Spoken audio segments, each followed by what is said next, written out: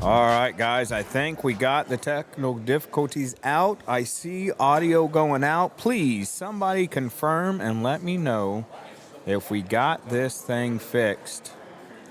And I will attempt to go through the whole spill I did before, yet nobody got to hear it from me. Once again, we're on the single side of the... Oh, he's got the mask out. We are on the single side for day 3 of the Badgerland Bag Brawl 2025. And Sebastian Schaefer Ford, he pulls out his Terrorizer mask. Swag baby. Swagalicious. You got a maybe?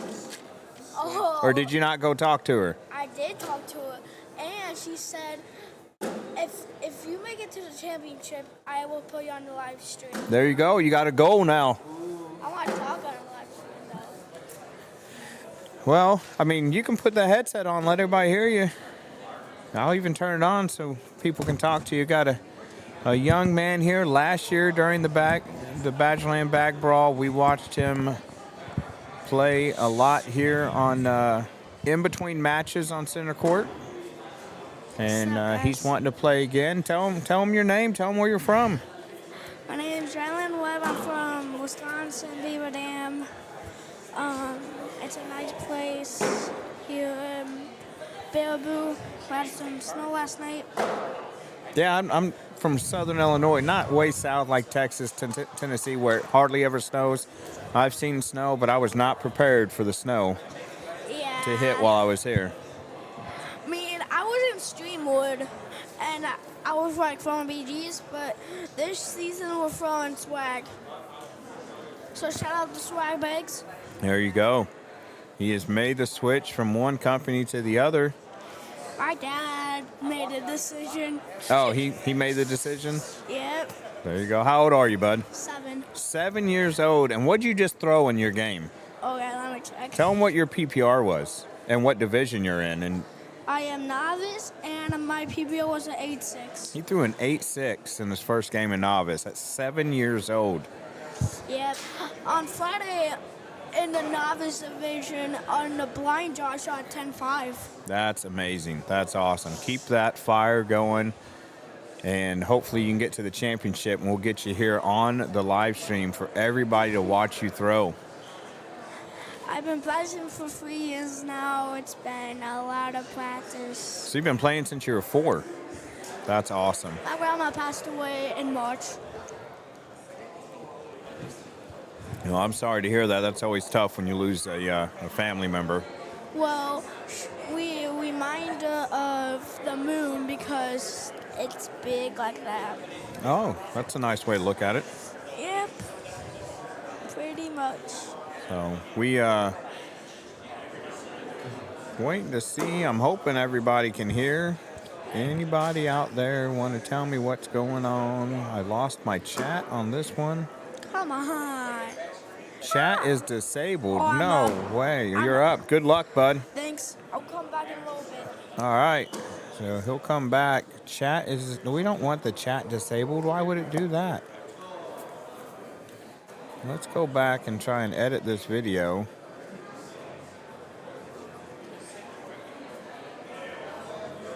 How did we get this chat disabled?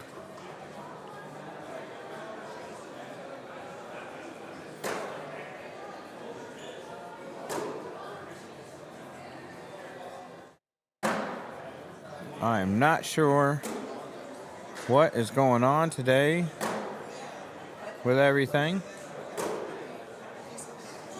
Permissions. That doesn't do nothing. We definitely want the chat back.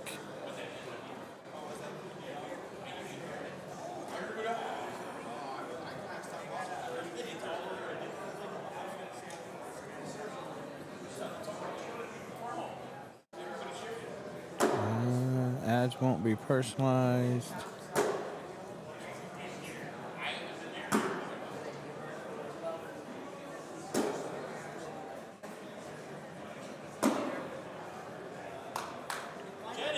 I'm trying to find where the chat's at,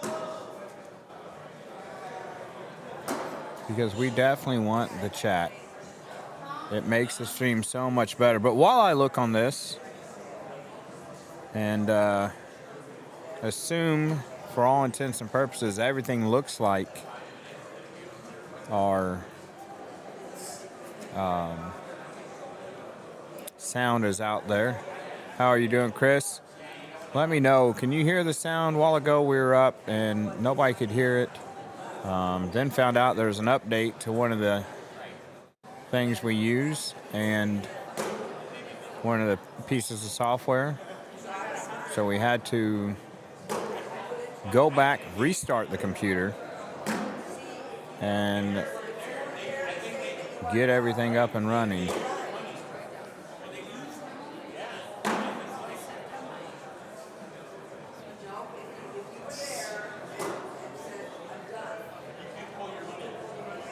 And I'm not understanding why our video has no chat.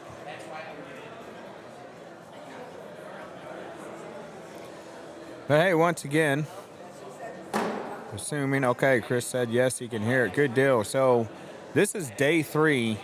This is what I call the long day of the event, as today we will go through all the singles. After singles, I will be tearing down, loading up, and then start the 7-hour drive back home. So long day for me. For the locals, they get to go home, maybe catch the Sunday night football game, and get some sleep. As for me, this is the long day. But this is what most people come to play for, singles. They want to gauge their ability against those of their peers.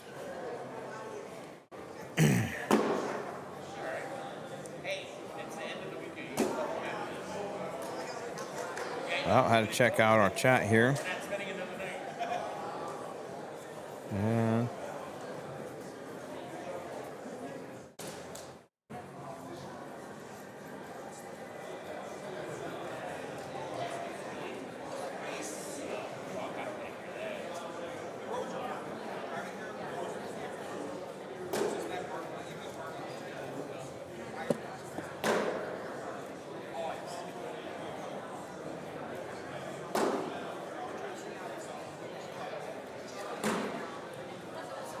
I'm trying on the YouTube chat. We are still here at the Whole Chunk Gaming in Wisconsin Dells, Wisconsin, for Badgerland Bag Brawl 2025. And we got through Saturday night without a streaker, thankfully. He was not here this weekend. So there were no banana hammocks to be censored from your viewing displeasure on that aspect of it. But hey, we are hoping to get some amazing matchups, some great games, and some dramatic finishes just like we had yesterday. And it was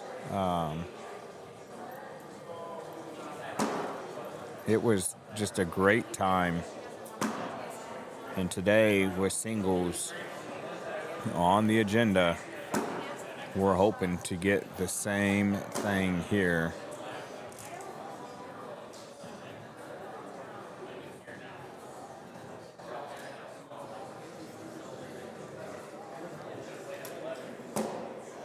Let's see if that fixed our chat issue.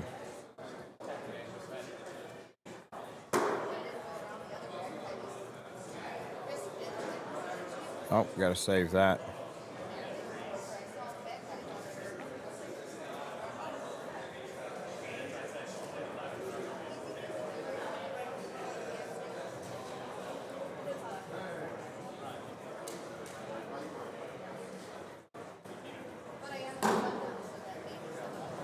Hey, we got the chat back. So apparently on YouTube, if you set your video to say it's kid appropriate, then it takes away your chat. So you have to say, no, this is not safe for kids. So I don't know what the age restriction is on YouTube for that. This is the first time I've noticed it asking me that, so somehow I've avoided that question on all previous streams and not got the displeasure I have dealing with that. And it seems like today the word of the day has become displeasure because it's all started at the bottom and we are trugging along on our way up. This is, I believe, intermediate that has started the day for us. Now I'm going to go and get into and see what we have going on. Doubles win last night. It was Ryan Windsor and Ethan Walker. They won doubles as they took out Quinn Reeves and Sammy Soto in the one-game playoff championship. It was quite a game. Jay Rubin and Mark Richards, that team, as well as the team of Matt and Brett Guy, they both finished, I believe, third in their brackets. No, Matt and Brett finished second in their bracket. They played Quinn and Sammy. And Jay Rubin and Matt Guy, or I'm sorry, that would be a team. Jay Rubin and Mark Richards finished third in their bracket.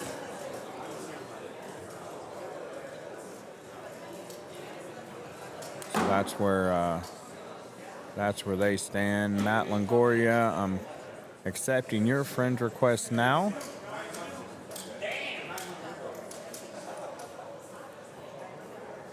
And it's always slow coming out the gate for this. And getting everything set up.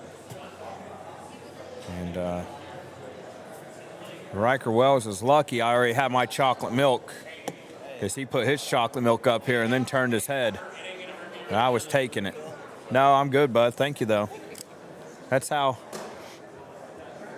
the medicine I'm on, they say I need to eat a lot of protein. Well, doing this, you don't get a lot of time to sit and eat. So you get some muscle milk and some Nesquik chocolate milk, and there's 78% of your protein intake for the day. So that's why the chocolate milk comes in there. Smooth, you know you are welcome anytime whenever I am going, and I don't know why those bags just never fell.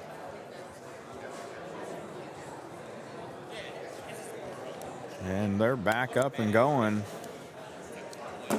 Jordan and Darius going on along, and I'm still trying to get the ACL website to finally bring up these events so I can for sure know what we are doing here on Court 1.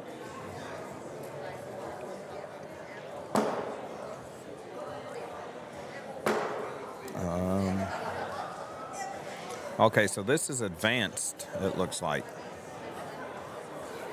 Intermediate must be upstairs. And I'll get all the brackets pulled up so we can follow along with them as the website wants to work for me.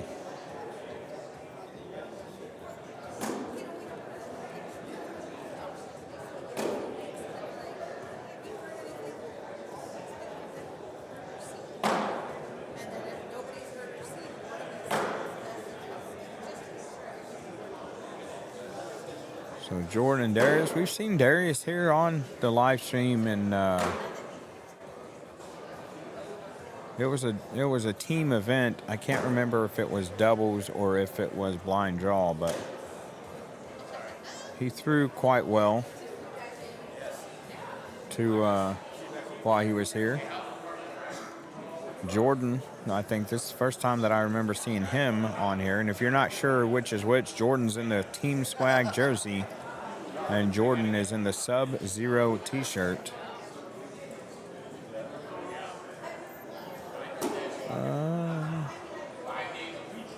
As soon as he went to warm up. As soon as he comes back, because he's parked his Zook and everything over here, I will ask him about the Prairie Knights Casino tournament. So for all you Northwest guys next month, or North players, Minnesota, Dakotas, Montana, hell, even Wyoming, Wisconsin, that general area, it looks like there's a tournament next month called Prairie Knights Casino in Fort Yates, North Dakota.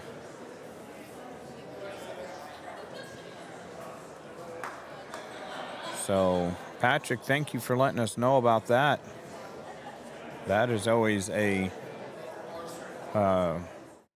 grand gesture when we get to know of other tournaments, because there's so many different ways that people advertise their tournaments, whether it's just strictly Facebook, a podcast, word of mouth, Scoreholio.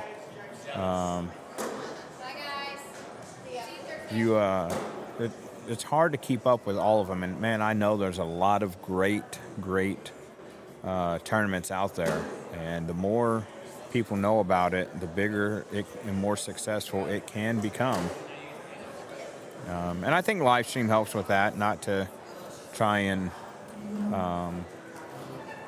push myself out there, but having somebody live stream it definitely does help out, getting it out there to many people. Brian from Shoot Your Shot Sports. Oh, you were here, yeah, you were here yesterday, but you had to leave. Hey, next time I'm at a tournament you're at, definitely come up. And hopefully you can find a way to make time to come to all the vendor booths and introduce myself and see what everyone has available. It's hard to do that because I'm very much an individual, like, hey, they want me to come here to stream. I'm going to sit and I'm going to stream, and I'm going to go from game 1 to game yesterday, probably 2012 or something. It was a lot of games yesterday. That's why first thing in the morning I get the muscle milk and the chocolate milk for the protein, because I know I'm going to sit here for forever. And usually the food comes from somebody stopping by and going, hey, I'm going to such place to get something to eat. You want anything? And I'm like, heck yeah, I do. Or like yesterday, having used the restroom, I was like, man, waiting for Nico to take a pause in his conversation and see if he'll jump on here, and he never did. So I just stood up, took the headset off, put it in his hand, and patted him on the shoulder and walked away. And it worked. And he got on here for a game, maybe 2 games, and yucked it up with Ed Begley to talk some cornhole. I'll have to go back and listen to it. Hopefully it was a good time for you. 10,000 added to the Prairie Knights Casino tournament. Man, that, you know, the old saying, money talks, and that will bring the players when they know that there's 10,000 added to the tournament. December 5th through the 7th. That's definitely got to be a good time. What's up, guys? Let me get you unmuted there, bud. There you go. Ryan's back. How'd you throw in your second game, bud? 7-2-9. All right, down a little bit, but did you get the win? Yeah. That's no, hey. Actually, I was 7-9-2. The best stat is the one that shows up in the win column.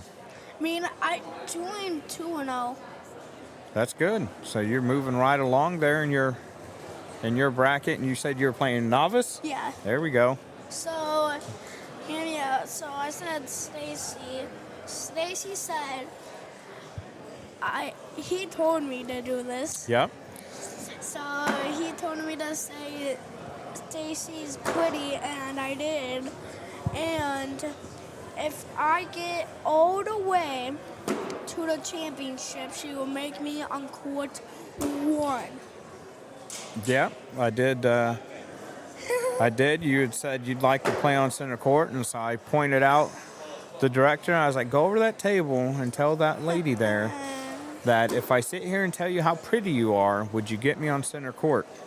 And he went and did it, and she made him a deal. If he makes it to the championship, that she will let him play it here on center court. So you'll see me later. That's what we're hoping. We're hoping, but if I lose and make it all the way here, that will be impressive. Because I might play. So if I win the next game and the second game, I move on to a championship game, King's Seat game. Then if I win that game, I go to a King's Seat. So how many wins to get you into the championship game do you need? Is that where are you at? Right here. That's you, so you need 1, 2, 3. There's a win get you there, 2 wins get you to the King's Seat. So 2 wins and you are going to be on center court. Yeah. That's what we want to see. Yep, pretty much you do. I will go by there, Brian. I just sent you a friend's request from my personal Facebook, actually, so we can discuss getting you on the podcast. Me? The guy in the chat. Oh. So we definitely want to, help guys like us who are just getting their name out there and moving up. We want to help get them up, and we both believe in supporting those who support you. Whatever it takes, podcast. Yeah. So, well, that's not our podcast, but we're on YouTube right now for the live. So, I am on YouTube. Okay, so whatever it takes, Cornhole will find the channel on YouTube for you.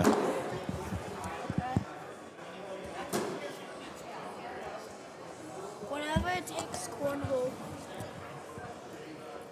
So let's see what we got going here. Okay, no other chats going on there in Facebook. All right, see, Ryan here jumped on. He subscribed on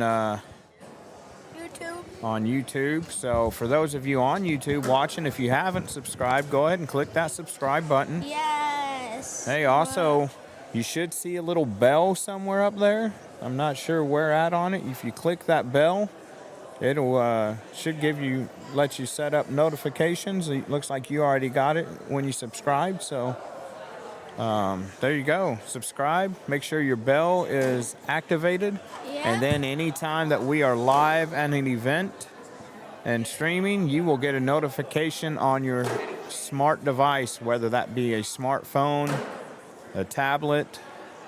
I don't know what else is considered a smart device. Computer, the original smart device. Well, not really. I guess encyclopedia would be the original smart device. I found it this morning one. There you go. Well, we had one with no audio, so it's probably a short one. Yep, that one, there was no audio, and they told me about it, so we had to come offline and fix it. But we got it fixed, and we're going. Yep, just how I expected it to be.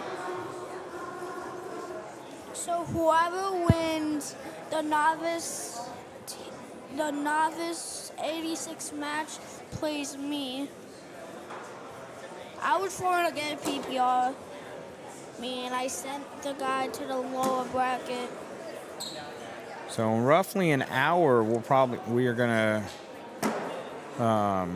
get over to getting the open division going. Yeah, that's true. That's true. And a lot of big names here: Matt and Brett Guy, PJ Knott, Jeremy Frazier, Ryan Windsor, Ethan Walker, Sammy Soto, Hunter Thorson, Quinn Reeves. Don't remember if I said his name. Logan Crabtree, Riker Wells. Trying to remember. Jay Rubin, Mark Richards. I assume they're here and playing singles too. Hey, Landon, was it you or was it Riker I was asked to say something to? Yeah, it was you. You going to the Prairie Knights Casino Tournament next month? 10,000 added in North Dakota. They said it's December 5th through the 7th at Fort Yates, North Dakota. So they're. I'm definitely not going to be here. They. Okay. Maybe try to keep that one hidden from pros.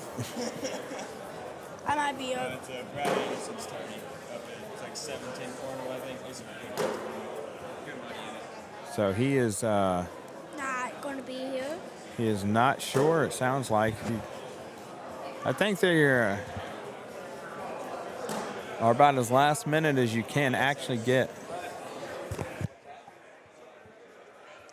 It's right now.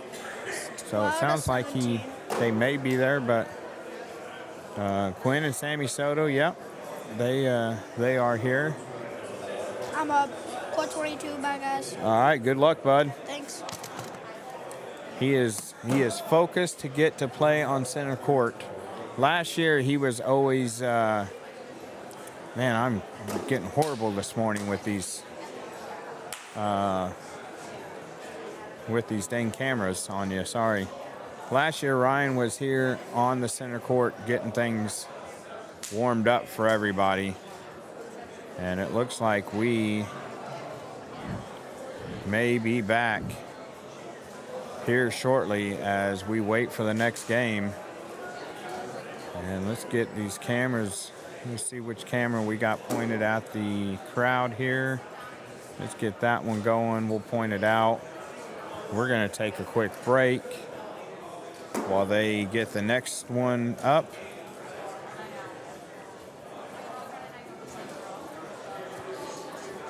Go right down through here for a little bit. Let's just see who we can catch showing up. And we will be right back.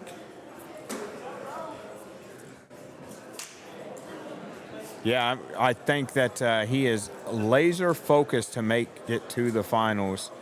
And he's asked me if there was a way to he asked me if there's a way to be mic'd up while he played. So he wants to play and be on the mic at the same time. It is possible to have that happen. I'm not going to let him know that. I want him to focus on his game, especially for center court. So we'll go ahead and take a break here, bring in some music for you, and we'll be right back once we get this game going.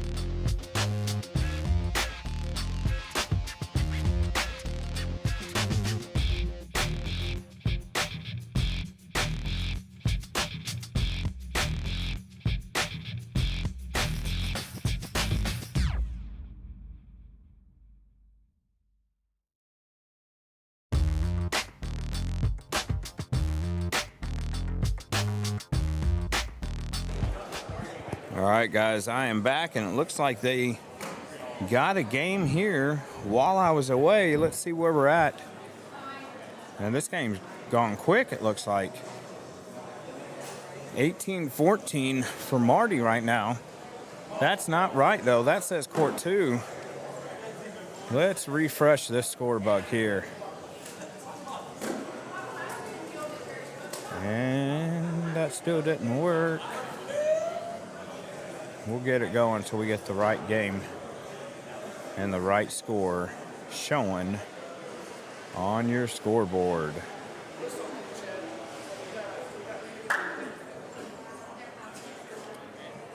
There we go. Tanner Dosky and Frank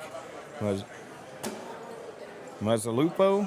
Tanner's leading 8-3. And we got to move the bug.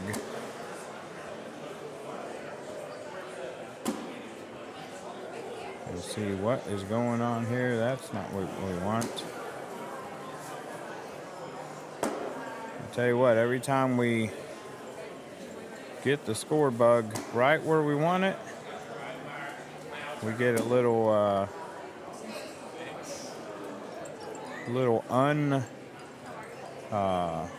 refreshing going on there. So now we got it there. Tanner, he is the one with the backwards hat. A joke. Tanner is the one in the shorts. No, the open-toed sandals? No, well, Tanner's the one that just threw. Seriously, Tanner's the one that just threw. Frank is the one in the Snoop Dogg shirt. And if you look at generations of people, every generation grew up with a dog. Mine was Snoop Dogg. My oldest son, well, all 3 of my kids, rather, was Blue's Clues, and my granddaughter is Bluey. So everybody's had a dog as they grew up to help influence their life. Let's see where we're at. Viewers, make sure that you go in there, like and share, and do all the things to get this out there and let everybody know, hey, we are up, we are running, and we are having a great day of cornhole. Somebody just walked by with some food, and it's going to get me to sneeze. And I muted just in time on that one. Whew. I tell you what. That food smelled good, though, whatever it was. Brian, if you are still on here, I did walk by the tent. I picked up the orange and pink color scheme jersey with some turquoise. I really liked the way that looked. I was kind of drawn to the flag jersey, being a veteran. But man, I'll tell you, you got a lot of nice stuff over there. If you guys haven't checked out the apparel that Shoot Your Shot has available, make sure you check them out. Shoot Your Shot Sports. I'm going to take a look here just in case Brian's not here.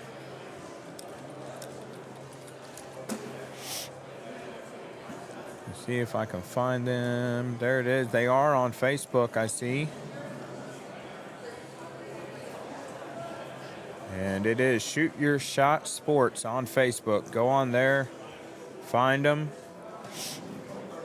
see what they have going. They also have BG bags, from my understanding. And the ladies there that I got to talk to, Brian, seem like some top-notch ladies. And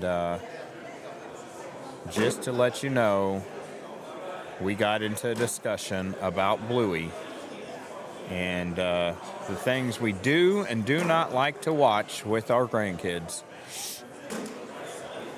So you definitely got a good group there manning your booth. And I would definitely be looking to to get with you, not only on getting you on some podcasts, but also I will be ordering a hat and some shorts from you here shortly, because I'm definitely somebody that wears a hat. I am follically challenged in my age and don't want to blind anybody, so I have to keep the hat on. And Riker is mixing chocolate milk with a serial killer C4 performance energy drink. And I'm not sure what is going on. It does say 0 sugar, but I feel like that's still not the best two things. And that's as bad as me going to a tournament mixing a Fireball, Busch Light, a Cherry Pepsi, and a chocolate milkshake all at the same time. That is some rock gut stuff right there, and I think that that's gonna have you so hyped you can't find the bathroom. So, oh yeah. All right. What's up, guys? Ryan, did you get the win again? No. Oh no. But I shot okay, but my PBR was a 7.25. That's not bad. I mean, you're still up there. Yeah. Your opponent, I'm assuming, had a pretty good game. 7-8-1. So it was a good game then. It sounds like close game. Yeah. It was 21 to 12. Everybody was watching, like Josh Quinn's, Tegan, Chase. Does that make you nervous? No, No? Does it pump you up? it's sometimes, but I shot good. Like, I was down 12-1. I shaped up. Right. What's up, Jeremy? Well, I at least shot okay.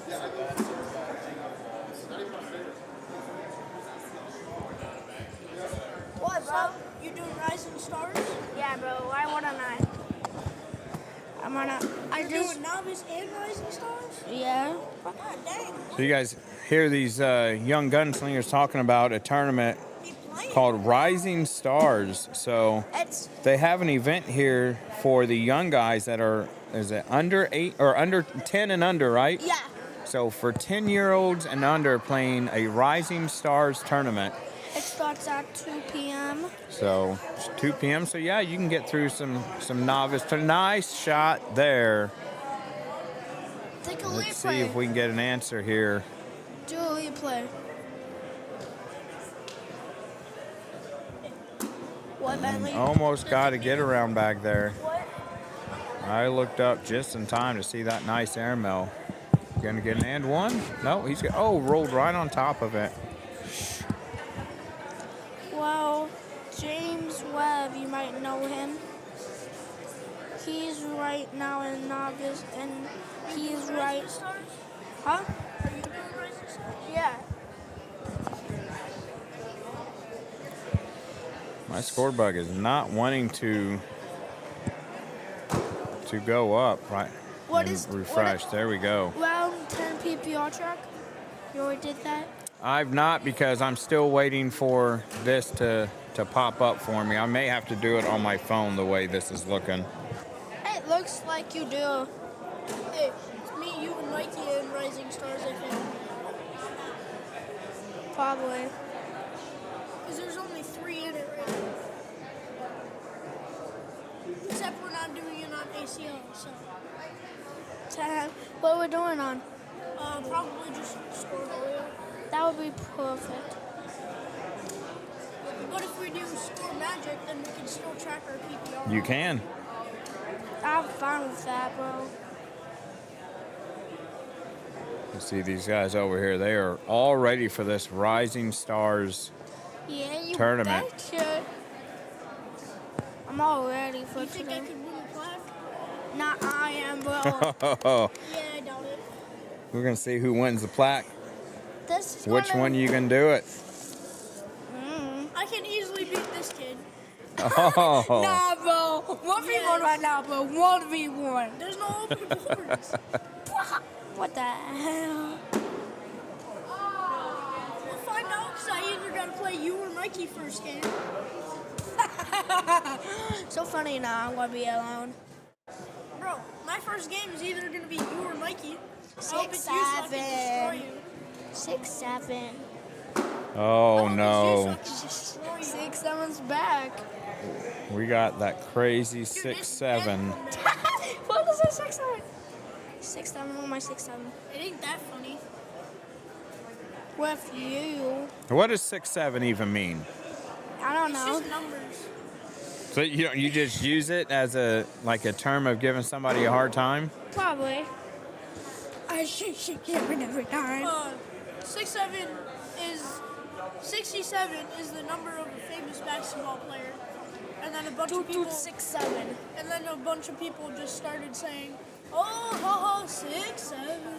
In your classroom, bro, everybody will say We're getting 6, 7.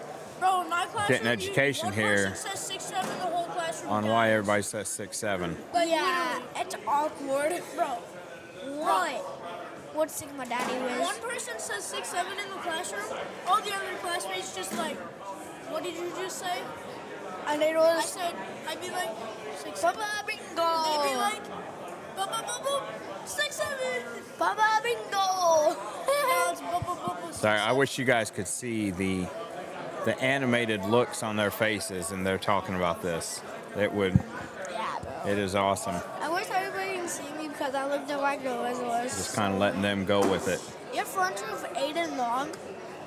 I am? Seabass, why do you You- have a bell? Why? What the heck? It was. But look at all the snow that had in. Look at all the snow we had. I know. That snow, I was not prepared for the snow. I was. Mentally prepared. I mean, I was walking in shorts. I wish I was walking on sunshine. What's right now? Let me see. I know there's going to be some of you guys that get that reference out there. It's gonna be like It's going to 30. be way too young for It's gonna be 30. Ryan here. It's gonna be 30 degrees. Ryan, are you a winter guy or a summer guy? I say I'm a summer. I'm allergic to cold. You're allergic to cold. I'm scared out of that. I bet there's a lot of people that say that too, that they're allergic to cold. When I take a hot shower, I don't even feel anything. I don't feel any pain. Oh, man. Yeah, that's not me there, bud. I can't do the super hot showers. I can. I just took a super hot shower this morning. The Philippines just had a bad storm.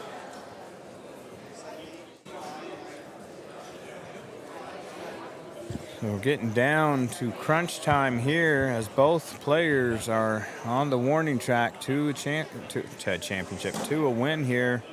Tanner with a 4-point lead right now.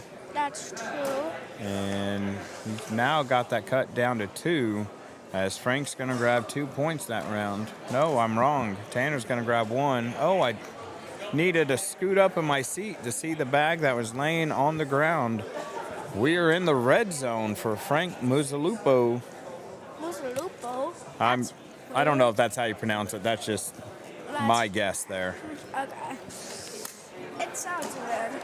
So, I got him backwards. Tanner, the one who's getting ready to throw now, Yeah, no.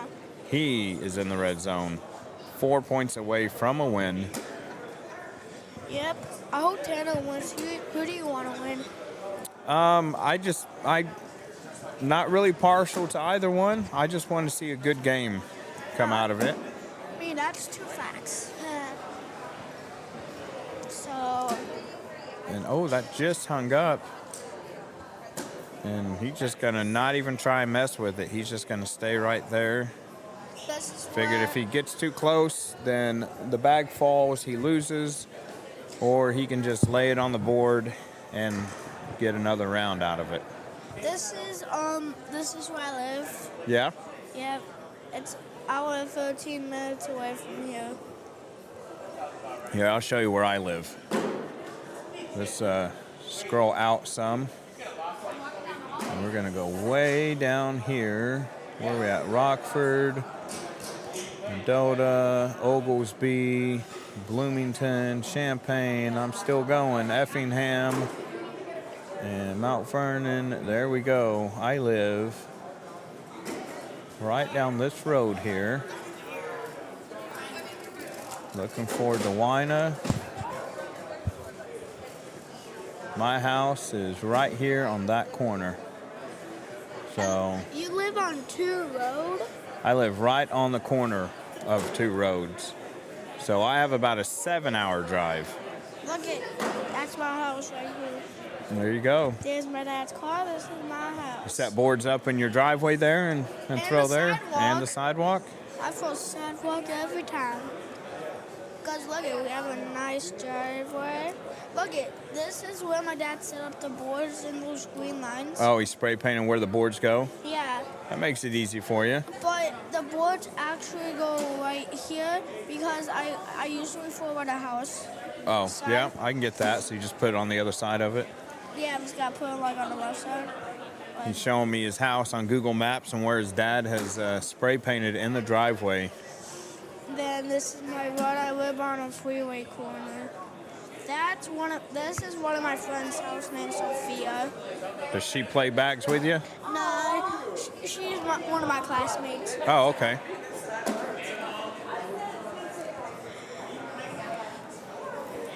This is my neighbor's house. They're pretty nice. Little blocker there by Tanner. That's not what he wanted. He wanted to go in, and that's going to be, I think that may be a 10-on-6 to give Frank 4 points and put him 1 point short of the red zone. 19-16. Close game now, baby. Yeah, he just took and closed 4 of the 7 points he was down. He is not going to finish, or I'm sorry, go away, I should say. Those He's bags fighting Tanner's- to the bitter end here. Those bags Tanner using, I had those bags before, but they had a little rip in it. So I can't use them for in swag. Well, my dad don't have swag. My dad has swag bags.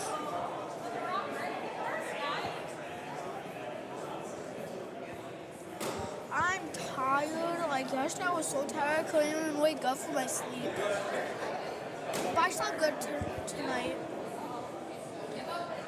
They're both throwing similar bags.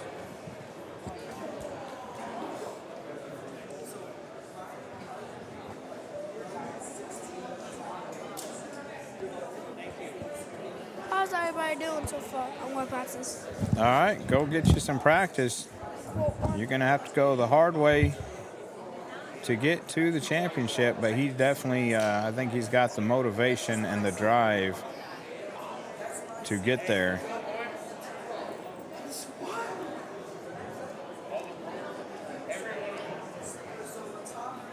As we wait for the next game, as Tanner has taken this one 21-16, and we're going to see Ryan there. He's going to jump on here and he's going to practice.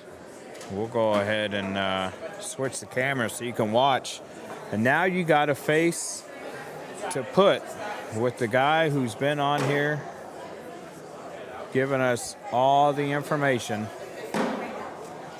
about his journey in cornhole. And now he's going to throw against the other young gentleman who we heard talking a little to him. They both are going to be in the Rising Stars event here later today.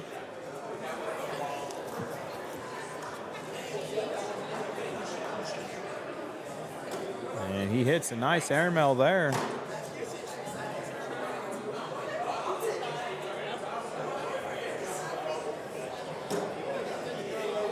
And Ryan went and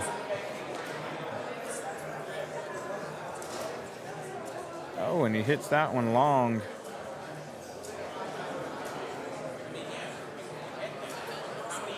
These guys are a lot of fun. I love seeing the youth involved in the game. The excitement they get when they watch these pros and all these upper tier level players. Ryan right now just kind of, I think he's just throwing more so than really focused on where he's throwing. He's just loving the idea of being on center court. As after every throw, you'll see him, he looks over in the crowd to see what is going on.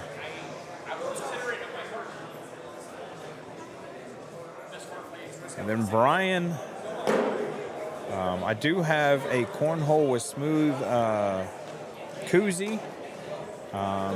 Next chance I get, I'm going to take it over there to the booth and give it to you through the ladies. That way you have some smooth swag to go with.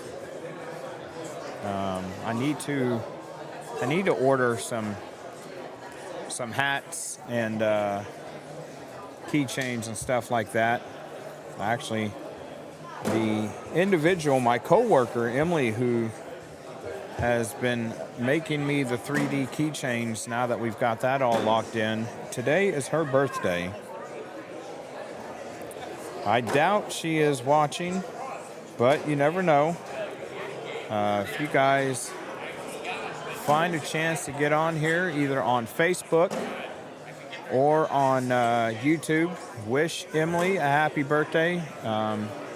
If you go on Facebook and you say happy birthday, Emily, I will make sure I tag her in every one of the comments, and we'll try and blow up her phone and Facebook with the birthday messages.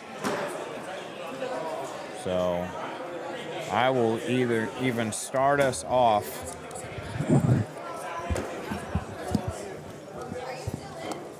I'm back. You are back. You just saw me played. Yeah, it looked like you were just throwing, having fun there for a brief second. Yep, Quinn Reeves. Can't believe it. We may have switched over to open now. Yeah, we here have. on center court. We have.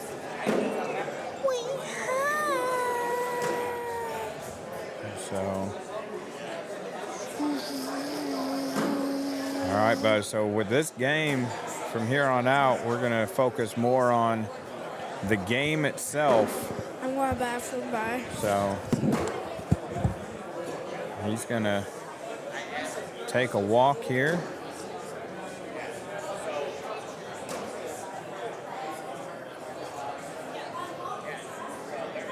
And let's see if they have this game. They do.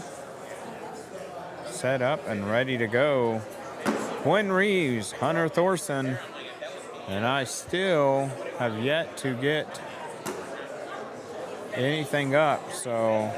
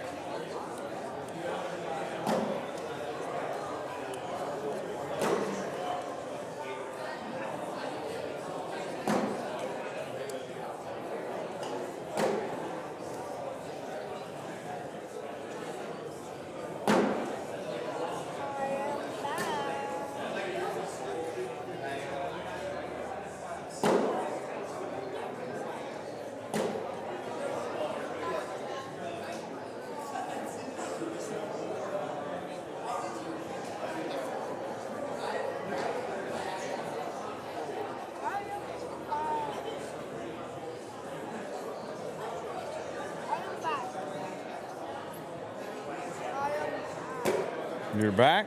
Yep. So, screenshot of us vlog, which, how can everybody not hear me? Because I'm muted. Now I'm back. Well, make sure we're calling the game though On what? for this game. We now's the time when we're getting locked in and Who do you want to win? doing it for real.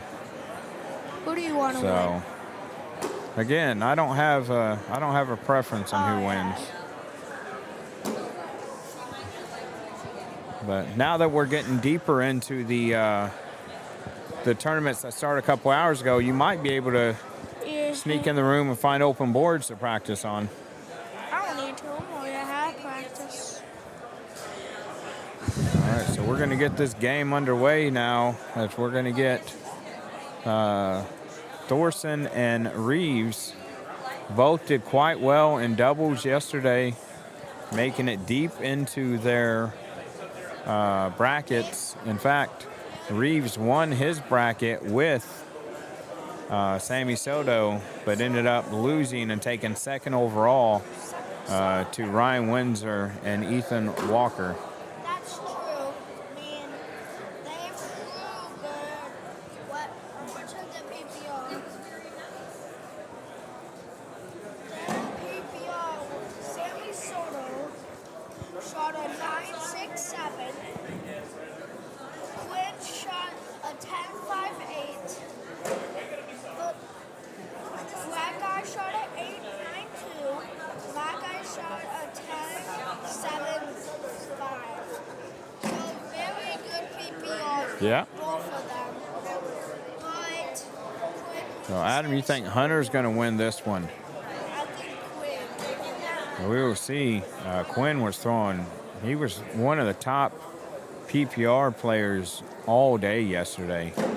And I mean, Hunter wasn't down. When I say top, I'm thinking like top 5.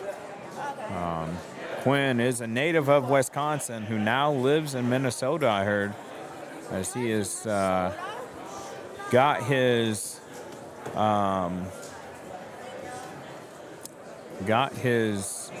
degree from college and got a job using that degree pretty quickly. So it's always nice to see when these guys get out of college and can get right into the field in which they spent all the time and money to get that piece of paper to show they are qualified to do it. Hunter's up 5-0 right now.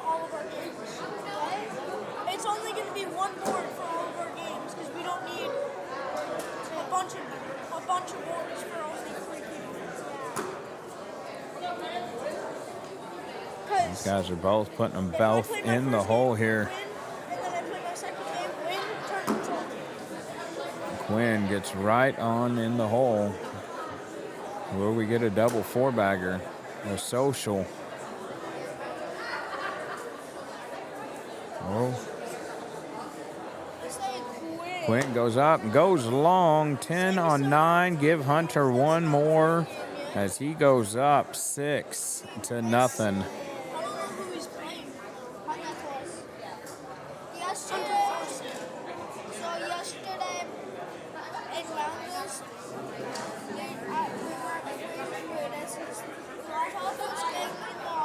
At some point, we will have Mr. Begley back on the headset with me.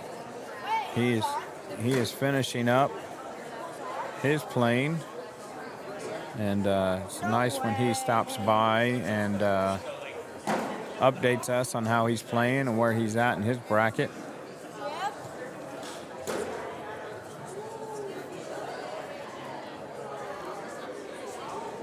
As Quinn stepping out here. He's going to go with the get-around bag there.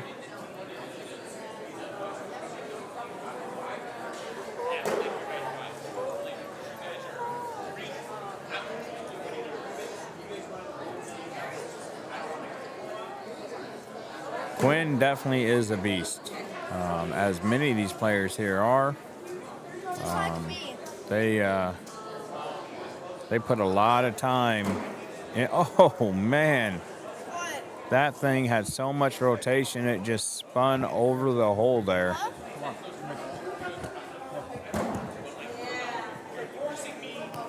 And Quinn's gonna grab 2. He's gonna get on the board. It is now 6-2 as Ryan was just summoned elsewhere. And I believe that was his father that grabbed him.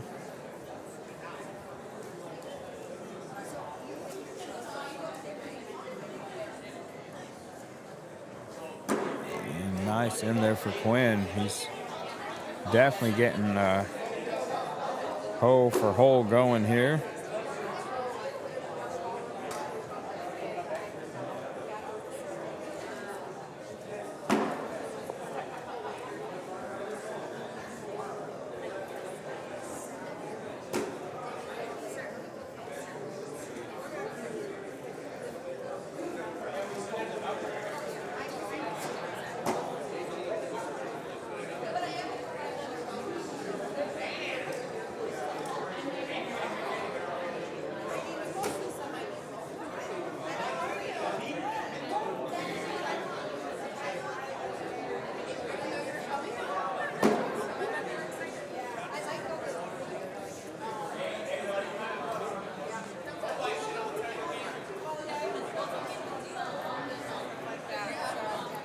And cleans it all up there. I wasn't sure what he was going to do, and he said, I'm going to clean it all up and help both of our PPRs out and see what I can get.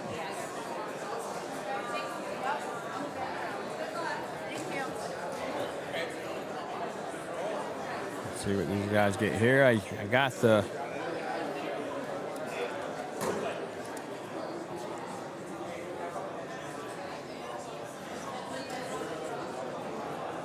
See if I'm getting the, there we go. I pulled it up some here. And let's see here. We are looking for open. And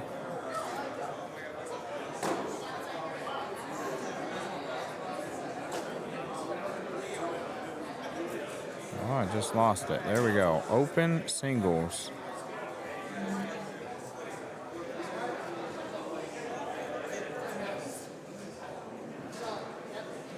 And here we go. The winner of this is going to get to take on Lucas Piper.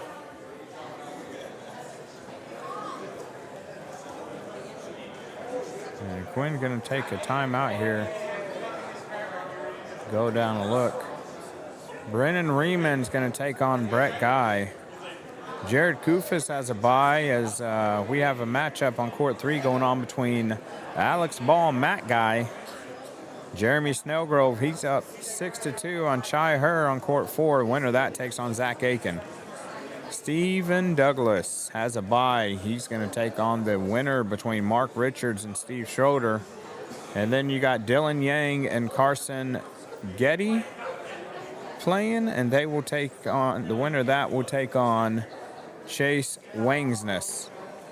Riker Wells waiting the winner of the matchup between YP and Robbie Ullman. Nico Morales, John Croft, they're going to be playing each other. Winner that takes on Tyler Harrington. Nice get around, cut roll there by Hunter Thorson. And Quinn goes and he rolls right in to grab 2 points too. That makes it 9-4. That is on the left side of the open bracket. Going over to the right side. You got Stephen Bloom. He's awaiting the winner between Sammy Soto and PJ Knott. And Langston Bennett will take on Michael Salisbury. Brody Gavlin awaiting the winner between Dole Lore and Brandon Jacob. Caden Harold and David Budnick, they're playing each other. The winner of that gets to take on Teresa Schroeder. Josh Quinn, he's going to take on the winner between Hunter Thorne and Ryan Windsor.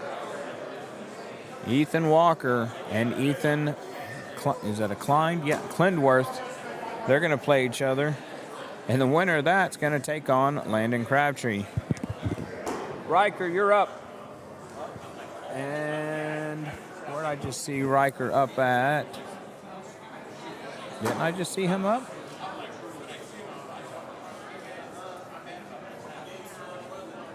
No, I was wrong. There's somebody else that pulled up. I just thought it was you. Oh, Ethan's up. He's not over there, is he?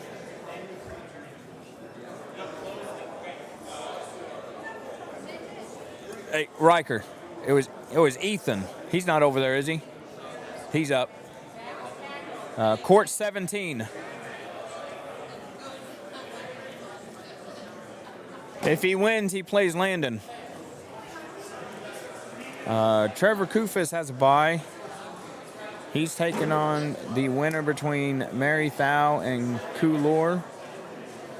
I believe they told me he goes by Posh, if I remember right. Sebastian Schaefer Ford. Going to take on Nick Swanson. Winner of that takes on Colin Powers. And that is the open bracket here. And what we will see. So we're going to get that pulled up.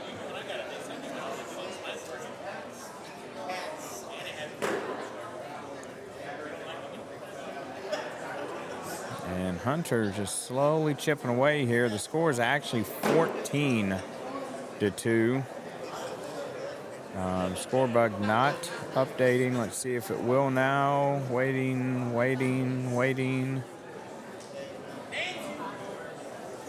The score gets inputted from the ACL website.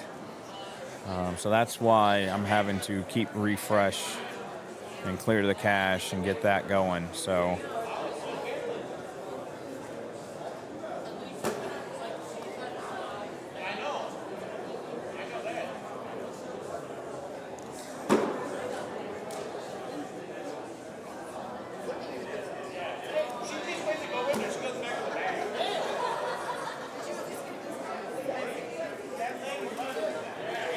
still not wanting to update. So we'll try one more round. See if it will update. And then go from there. If it doesn't, then we will update on our end. Once they are done throwing on this end, I'm going to run over there. You can see the girls throw too. A-frame has kind of gotten pushed in to the playing area. I'm going to go move that out of the way real quick.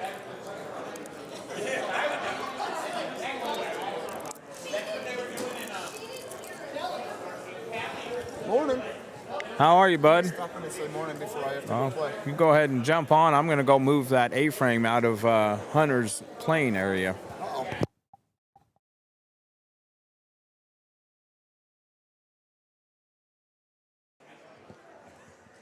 Morning, everyone.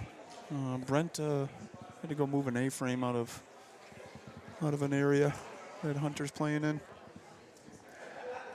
It's Ed back at you this morning, getting ready to play singles. We got a good match here, huh? Hunter and Quinn, and Hunter's letting Quinn have it this morning. It just slowly kept getting moved more and more into the playing area after each game. So Look at all those people. It was a rowdy night last night. it was, and look, I normally say that cornhole players do a good job cleaning up after themselves, but last night was the exception to the rule. But the staff here at the Whole Chunk Gaming here in Wisconsin, Dells, Wisconsin, nice. Oh, and one. Nice and one airmail there. They have this place cleaned up, looking incredible for us.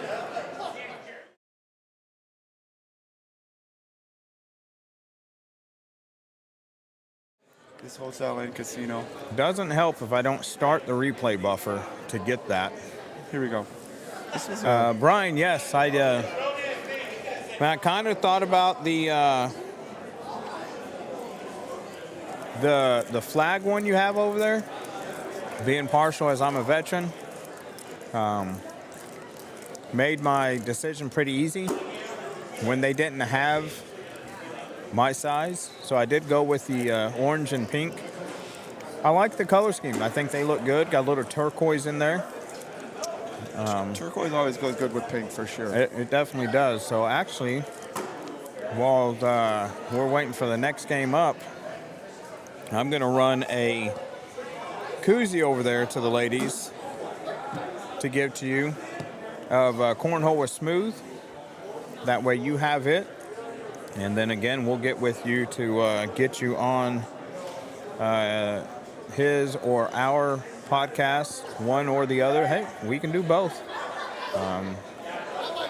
So I'll leave you to it with some music here. And oh, we already got a Hunter. So from one Hunter to the other, Hunter. And he's going to play Lucas Piper.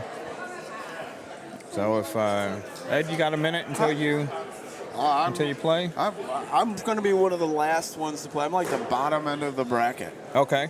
All right, I'm going to run this over to the Shoot Your Shot tent real quick. Shoot Your Shot tent. Go do that. For the ladies to give to Brian.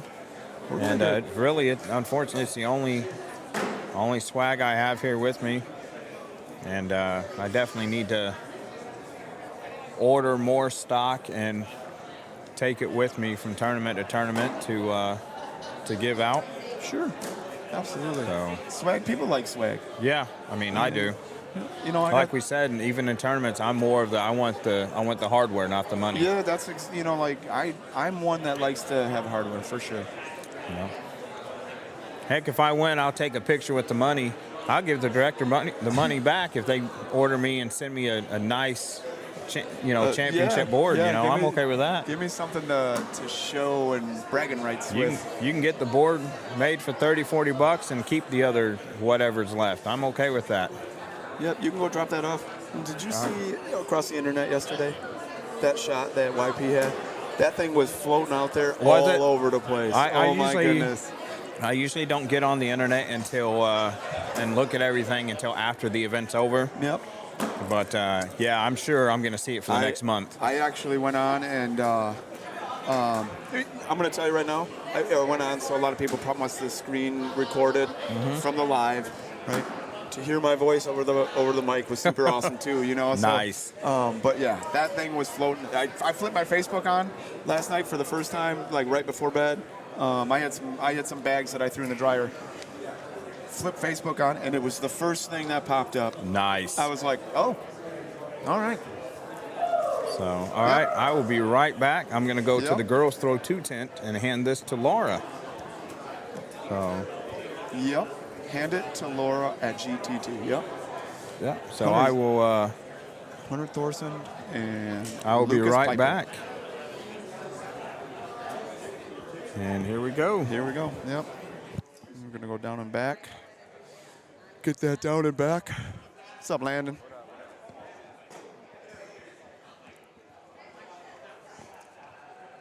Oh, it is a long day yesterday, that's for sure. Feeling it this morning for sure. Threw a lot of bags yesterday. Everybody threw a lot of bags yesterday. I know I've talked to some people this morning. They didn't want to. Some people were like, "Oh, I can't even throw singles today. I threw so many bags yesterday."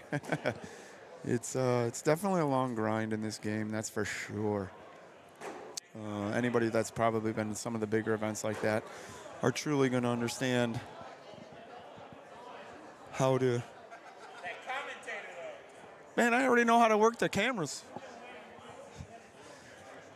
Everybody, all my group is giving me crap sitting on the mic.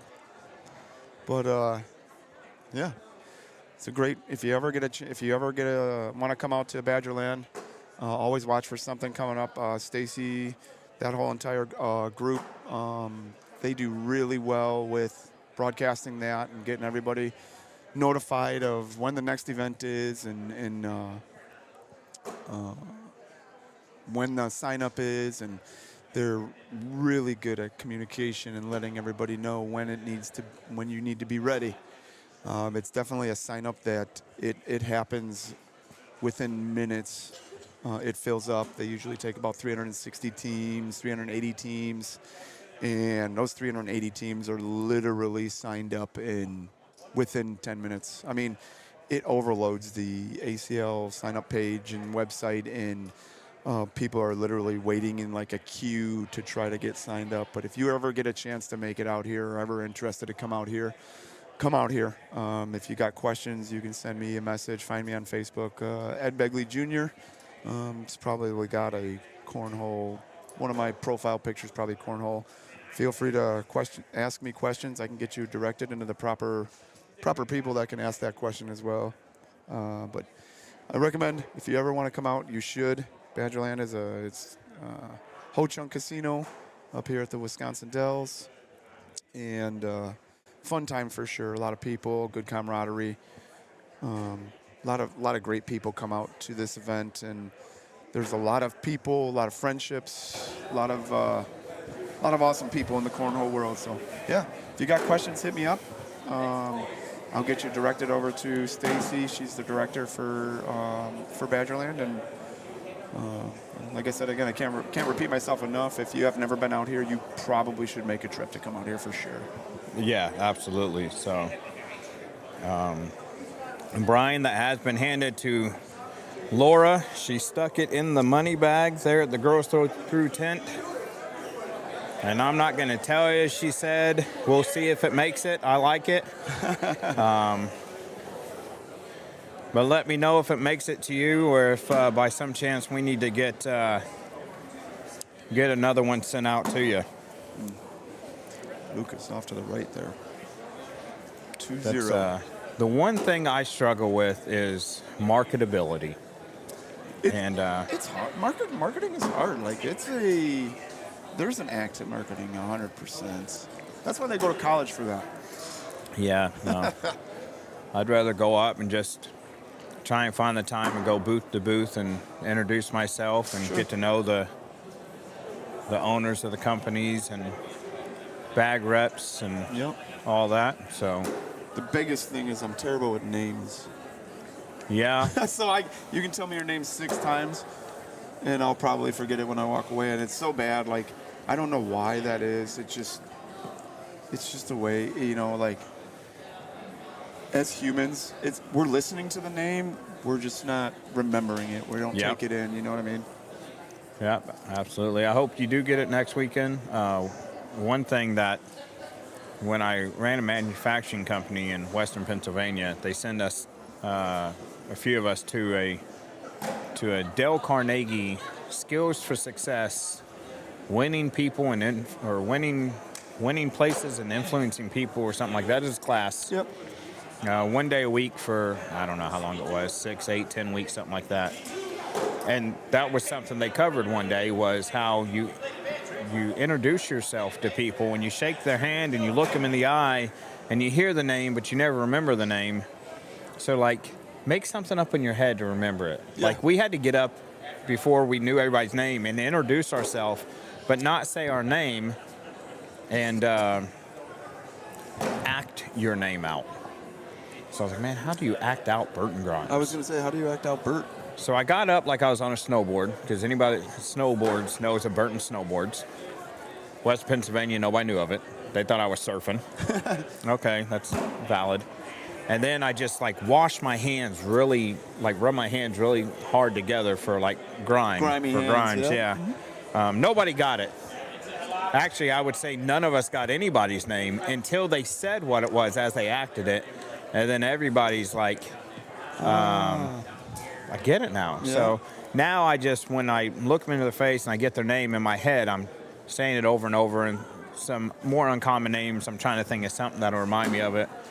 But more times than not, when I first start talking to the person, I will say their name like almost in every sentence. So it's just ingraining it in my brain so I can remember. Mm-hmm.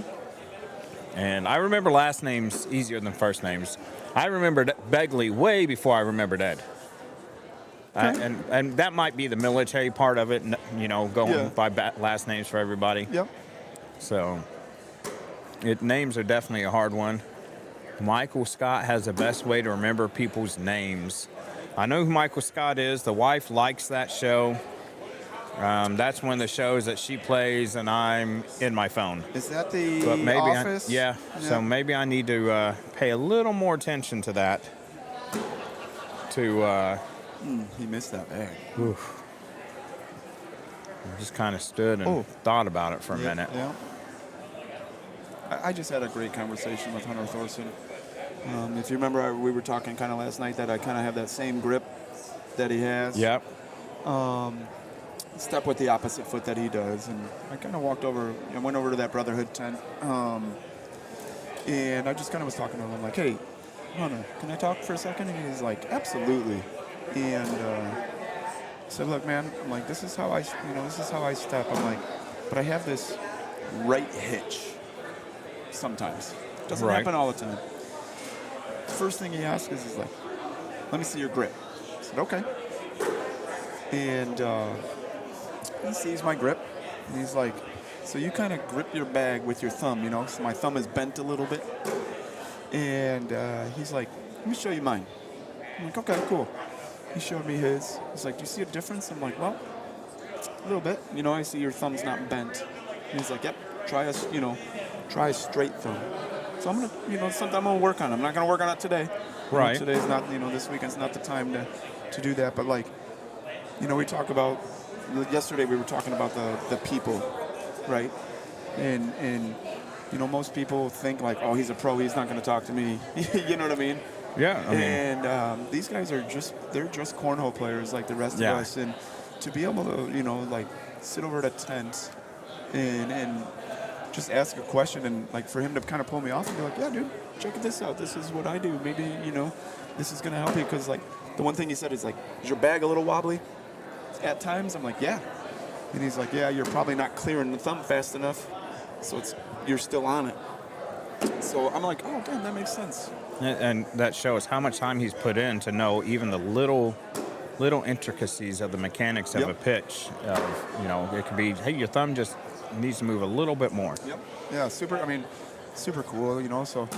And to me, that's what companies, they should, but I think they look for in a sponsored player, not so much. Obviously you want the guy to win all the time and get your jersey and bags out there on the camera and get your name out there, but you want somebody who's kind of a player of the people. They're personable, they'll talk, and help out. And it drives them, because ultimately, you were seeking out Hunter Thorson to get some tips from him. Yeah. And so who sponsored him. So like you said, you went to their Brotherhood Cornhole booth. Yep. Well, if they got a guy that is going to be at their booth at events and people coming up to talk to that person, now they're at their booth, seeing what they have. And chances are they're making sales and, they're getting their return on their investment. Yep, absolutely. Absolutely. I gotta go do this a couple group pics real quick. All right. We got that caddy sack crew here, so we're gonna go get a group pic with them real quick. So awesome. I'll be back. All right.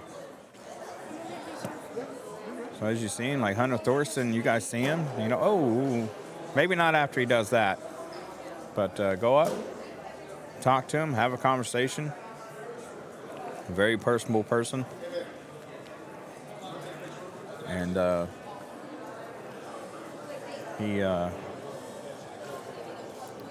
he's a man of the people, as you could say.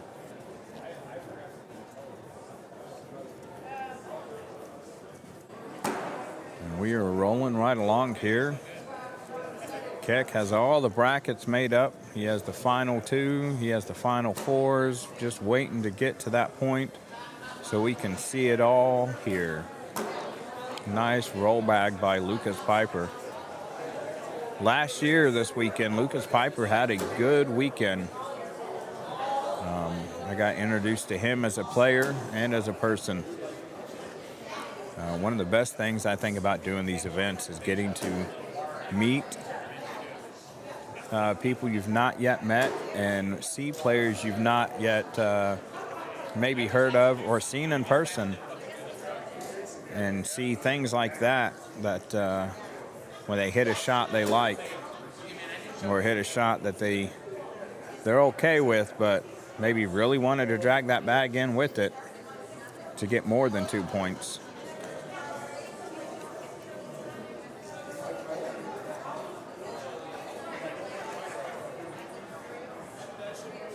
So it's helped. I recognize quite a few people that were here last year.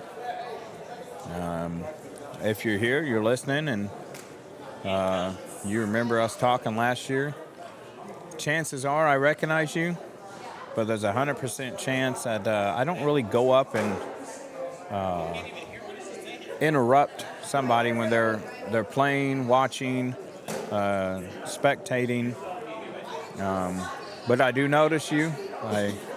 It is nice to see you, and if you want to have a conversation, even jump on the mic for a brief second, you're welcome to come over and talk to us. But please don't take me not coming up and starting a conversation with you as me not remembering you or me not wanting to talk to you, because I'm just not the individual who's going to go up and interrupt something you may be doing. And most times at cornhole, you're either playing or conversating with somebody. And I'm just not that guy.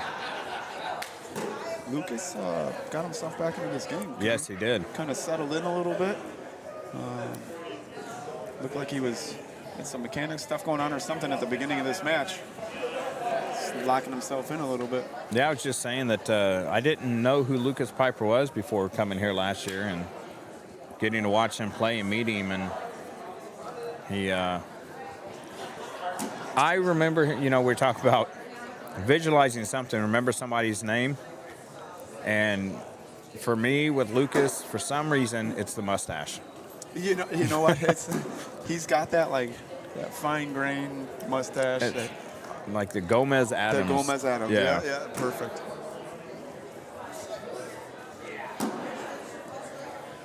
Yep, for sure. I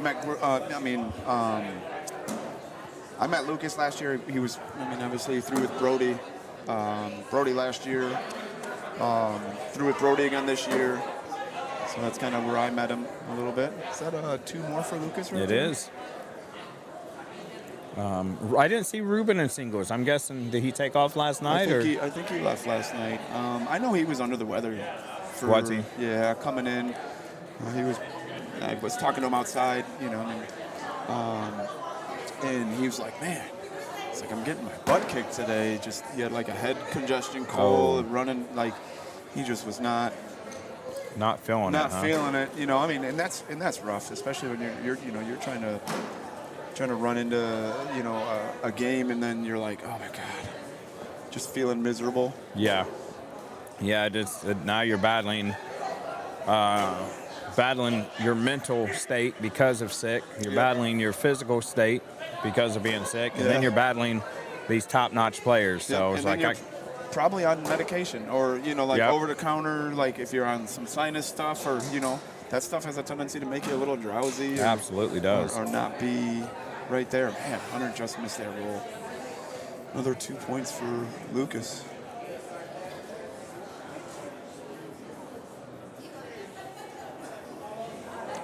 Hunter took that slow walk down the court to think about stuff for a second, I think. Kind of took his time to put the score in and hopefully give himself a second to kind of lock in.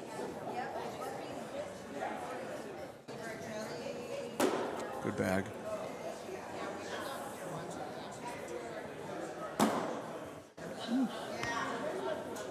There's a pretty good crowd this morning. There is. And you think a lot of them are still playing, but as they are eliminated from the novice and competitive events, they'll be down here watching. Well, yeah, you got the open class that's running right now, advanced is still going. There's quite a few people in the comp division. They have 4 brackets, I believe, is what I heard. I'm not 100% I think sure. it is. Open's 1 bracket. 1 bracket for open, yeah.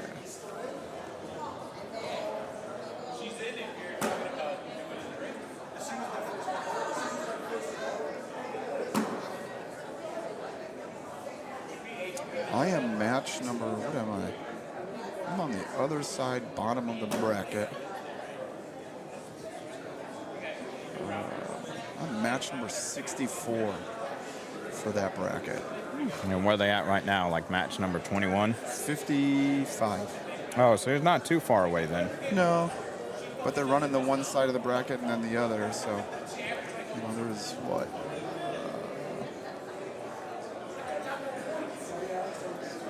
Brett Gallons to court 53. Oh, no, they got match 57 and 58 going too, it looks like. Nice. But they don't have. Oh, yeah, they did. They must have just updated. Looks like most of those games are going now. So we got a few more matches here. 1, 2, 3, 4, 5, 6 more. Should open up quick though.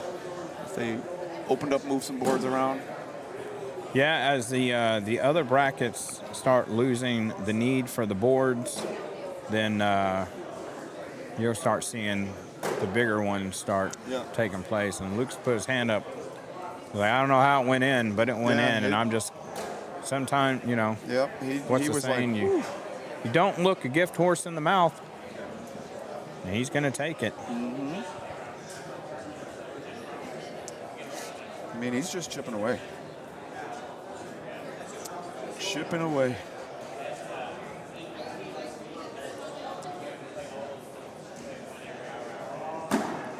Hunter just came off of a really good game, too. He did. He He's going to call time out here. he played Quinn and took control of that game pretty well. He's getting the mental focus back in. You know, we talk about that mental game. Here it is right here. He's like, you know what, I'm going to take a timeout. Lucas is kind of just locked in right now. Let me try to take him off his game a little bit.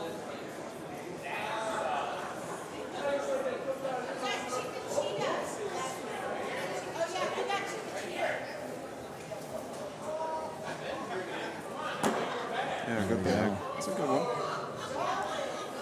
You see, you know, you don't see a lot of people take a timeout right after the first bag is thrown.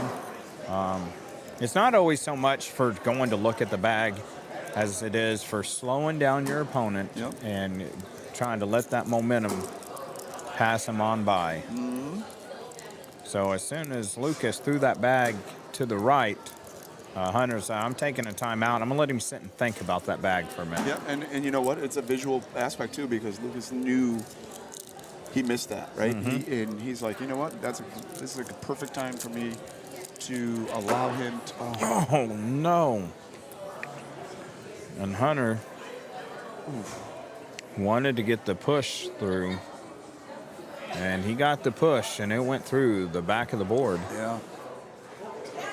And Lucas getting some water delivered to him. Yeah. Says, thanks, Mom. Yeah. Tell Dad thanks for the mustache. We hope it comes from Dad. Right? Nobody tell Mom that I said that and her come over here and beat me up. Yeah, she's going to beat you up. Ooh, that dropped.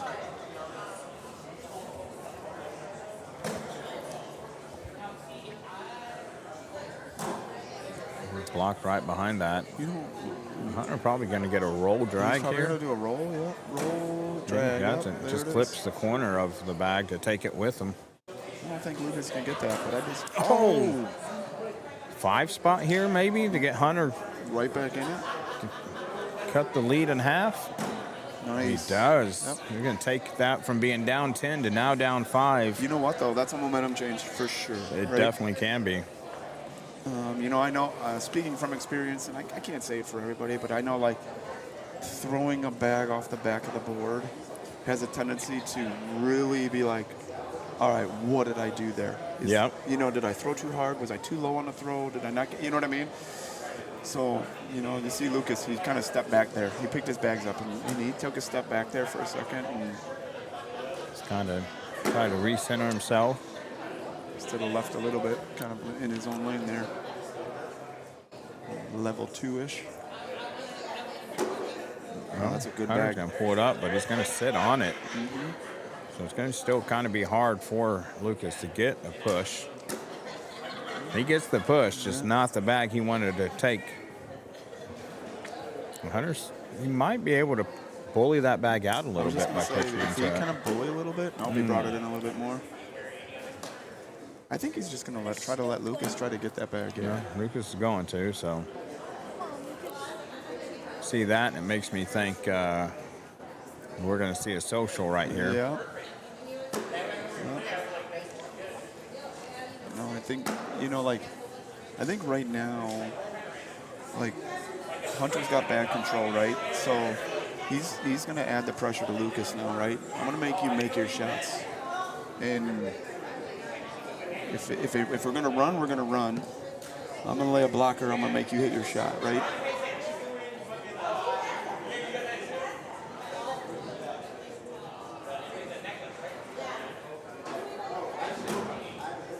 Hunter's in there.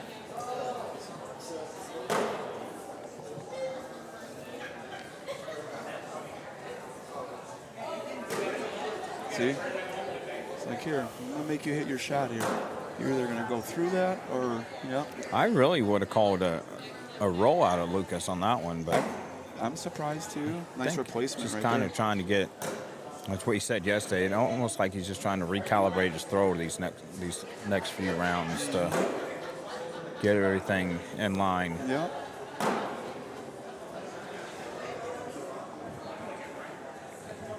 And we'll see what they do here. You been outside this morning? Actually, yes, I packed up everything from the room and took it to my truck. So I made sure my truck was there. It's cold outside. It's got this white crap all over I was it, going to though. say, it was frozen though, right? Yeah, I had to yank on the back door a little bit. It's cold. And it was chilly. It sure was cold. It was chilly. I went out there to put some stuff in the car, and I went out there just in this, and I'm like, I walked out there, and I'm like, oh crap. I'm like, oh god, it's so cold outside. So I'm hoping somebody turns up the heat outside to let that stuff melt. You know what? It's not too bad right now. The sun came up. Yeah? It's you get into that wind though. Hopefully the It's snow cold. melts. And some of the cars are starting to melt off, you can see. So, because I wasn't prepared. I didn't have a snow brush in the car. I'm not sure I own a snow brush at my house. So I definitely would bet money I don't have anything in the car. However, Good bag. I grew up using like an old credit card to scrape windows, so. But I'll go out there and I will auto start my truck at some point. Hopefully it works. I have my key fob's old and decrepit. I've got 2 new ones, but I didn't realize the incredible amount of money they want to program one of those. Yeah, it's ridiculous. I think you So- can probably use YouTube to try to figure it out. I know I looked one time and I couldn't find anything that said how to get the software on it, Because sometimes it's just but I didn't more spend of a lot of time looking either. Sometimes it's more of just the key, like you have a key function to program it to the vehicle. Some of them more, some of them you have to like roll the window down, honk the horn 3 times, and hit the gas pedal once, and the brake pedal's got to be released, and then you got to. Yeah, it's some weird thing. Although, you might be able to just take the battery and the circuit board out of this one and put in the other one, and then maybe you don't have to program it. You just get, a new cosmetic. Cosmetic, Yeah. Like the rubber piece that goes around it. Got Lucas has got one off to the left there. Opportunity for. He's letting Hunter to get take back 2. in here. Nickel and diming him right now. Got 16-13 to Lucas. Oh my goodness. I'm gonna have to go up and do like 7 down and backs.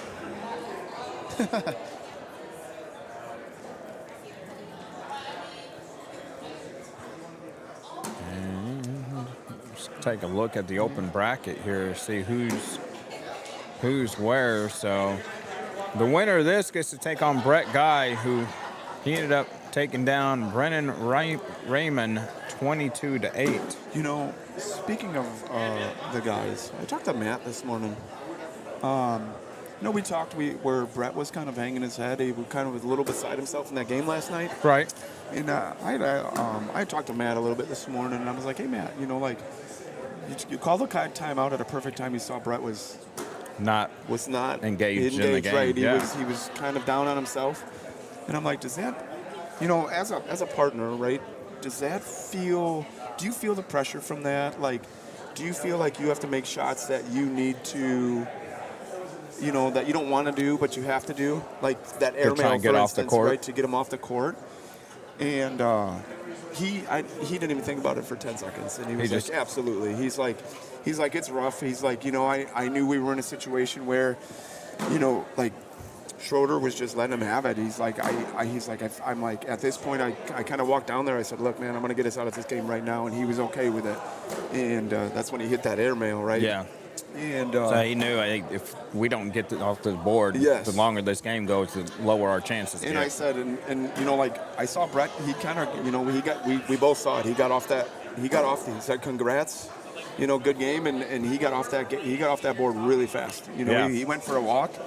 And then I think the next game he just got locked back in and went lights out. And Matt even said that. He's like, he struggled that game a little bit. He was getting worked over a little bit. And he's like, I had a conversation with him. I was like, look, man, I'm going to get us out of this game. It was kind of a really cool conversation to hear, because it gives people the aspect of, body language is a lot. Even when you're throwing bad, you're putting that added extra pressure on your teammate, your partner. And I guess I never actually even thought of that. You know what I mean? Like, I struggled a little bit in some games, and I probably had some body language that hurt my partner a little bit. My partner was probably like, damn, Ed, like, what are you doing here? Like, just let me throw my game. I'll be good, and I'll get it back in your hands. Just get it back to me. I could see, when Brett would have a bad round and walk off, and that, like you said, that body language, that energy, you could tell from Matt's body language, he was feeling it. Yeah. He was like, okay, I got to do something. And, as a partner and a father playing with your son, that's going to play a part in your decisions. And, yeah, like we said, when we noticed the score of the next game, like after like 6 rounds, it was like 19-4 or something. And we're like, well, whatever Brett did to get locked back in mentally, he needs to do it anytime this happens, and he knew. So how about this lead change? 19-16. Yeah. Lucas I don't think he's scored in probably about 6 or 7 rounds now. He's just not been able to take the opportunities. Speaking of Matt Guy, he's up 10-0 on Jared Kufis. And the winner of that game will take on the winner of the game going on right now between Zach Aiken and Jeremy Snellgrove. Aiken is up 7-5. Snellgrove, another good guy. Brett walks up to the boards, man, like that guy's smiling all the time. Yeah. And Brett Guy, he is waiting for the winner of this, and we had said that Lucas hadn't scored in a few rounds, and he's got a chance here to grab 4 points and retake the lead. And he does. So both players are in the red zone, and usually when a player or a team gets a 19, that's when I say it's danger close. Yeah, that's danger close for sure. It reminds me of a little of the Call of Duty times on PlayStation. Danger close. You got in some of those mini games that were there. I've never actually played Call of Duty. No. I know danger close just from the military, calling in aerial cover fire, and you're giving them coordinates, and you're telling them, hey, danger close. You're letting them know, hey, we have guys in the vicinity, so you need to be as accurate as you can get, because we don't want to take out any of our own guys. This would be an interesting round right here, I think. It's sitting at 2019. Hunter's got a chance here. He's going to lay a block. Look at that final score there between Riker Wells and YP. Oh, wow. That last round must have been a dagger. Doozy, yeah. As Riker Wells took that one down 29-6. Wow. Now he will await the winner between Nico Morales and Tyler Harrington, who Hunter's are going to go fast. tied at 11. Hunter's going to... Oh, what a bag right there. And he takes the game. He needed that Hunter. one. Incredible shot there. You know what? Lucas had the right idea. I don't think he got the block over what he wanted. He didn't want to give him that little bit. He gave him that little bit of cheeks, we say, right? Yeah. And Hunter said, I'm going to split him and fill him. And Richards is walking up. Richards is walking up. Him and Stephen Douglas are getting ready to take each other on here. And somebody let Mark know he's not a teacher. You don't need to carry a backpack anymore. Yeah, right. Although he is subbing now, so he might actually carry it quite a bit. Yeah. Because if it's anything like when I would sub, sometimes that school would say, hey, we need you to sub for this class. And then they're like, well, actually, we You got could about be- 3 classes we need you to sub in. You can be here the rest of the week. Yeah, I've had that too. Over on the other side of the winner's bracket for the Open. Go ahead. Did you hear Sebastian? His jingle, his Yeah. bell in his pocket. Yeah, he's got the mask too. Yeah, I saw that. So I didn't see him in the Open bracket though. Did I? Maybe I did and just overlooked He was it. playing. Up there he is. There he is. won Oh, he's against got Colin. 2 wins now. He's beat Nick Swanson and Colin And Colin Powers. Powers, yeah. He's awaiting the winner between Trevor Kufis and Mary Thau. And Mary's up 17-10 there. Mm-hmm. So Ethan Walker wins his first game against Ethan Klindworth, 21-0. Gets to take on his buddy Crab Cakes, Landon Crabtree. And Crabtree says, I don't want you up here anymore. Go down the loser side. I'm going to win 23-0. Now Crabtree's going to wait the winner between Ryan Winter won it 21-7 over Josh Quinn. So now Crabtree and Windsor's going to play each other. Dolor, I think they said he goes by Posh. Posh, yeah. He is waiting for the winner between Caden Harold and Teresa Schroeder, 14-3. Right now with Caden winning that one, and Sammy Soto and Michael Salisbury, they are up now. Yep, they are playing right now. And Mr. Actually, Douglas says, Mike's not even on the board yet. He's right there across the way. so Mr. Douglas has showed up. Shit. And YP and Alex Paul are playing each other in a elimination game. And again, if you don't know who YP is, it's Yufang Yang. And we said last night it'll be all over the internet. Yeah. And Ed found it last night as he checked Facebook right before bed. Yeah. And there are already screen clippings and replays of my replay of YP showing Ruben what it's like to be Ruben Facts. hitting that deep airmail. The absolute sickest backside for a game winner. Wow. Yeah, absolutely. I mean, I think you got, that wasn't the game, but I know when Matt Guy hit his, your watch said we hit the over 90 decibels. And that shot was probably, you probably should have got the same warning, right? Probably. Like, there were more people watching that Ruben YP game. And I know there was a lot of games going on during the Matt Guy when he smacked that backside one too. But this place, I mean, It erupted. there was dust that fell off the top of the ceiling that was up there that probably hasn't been touched in 20 years. Oh, for yeah. sure. I mean, people are going, well, not people here for the tournament, but people who are coming and going from gambling or going outside to smoke because there's smoking areas right outside the doors here. We can normally feel that cold air coming in, but during those 2 games, they were literally surrounding center court, both long sides and behind here as you see these guys pitching. And they were 3 or 4 rows deep of people standing. We could not feel the cold air at all. Nope. And then when the games were over and they dissipated, man, it got cold here quick. Yeah. I mean, I was like, man, maybe I need to put the hoodie on instead of wearing the jersey. Yeah. Well, you enjoyed this match. Richards and Banana Man here. Yeah. Better than the banana hammock that showed up last year. That is what they call him. They call him the Banana Man. No. Oh, Banana Man, okay. Yep. He's got banana bags. So at the one Open they got him on live video. He was eating a banana in the crowd. Oh, yes, I do remember that. That was him. I am up on court 54. All right, good luck, sir. Thank you. We'll see you soon. So we're going to get Richards and Douglas taking each other on here in an open singles matchup. And I believe, I'm going to go look, but this is a maybe 3rd round matchup on the winner's side. And why can't I find it?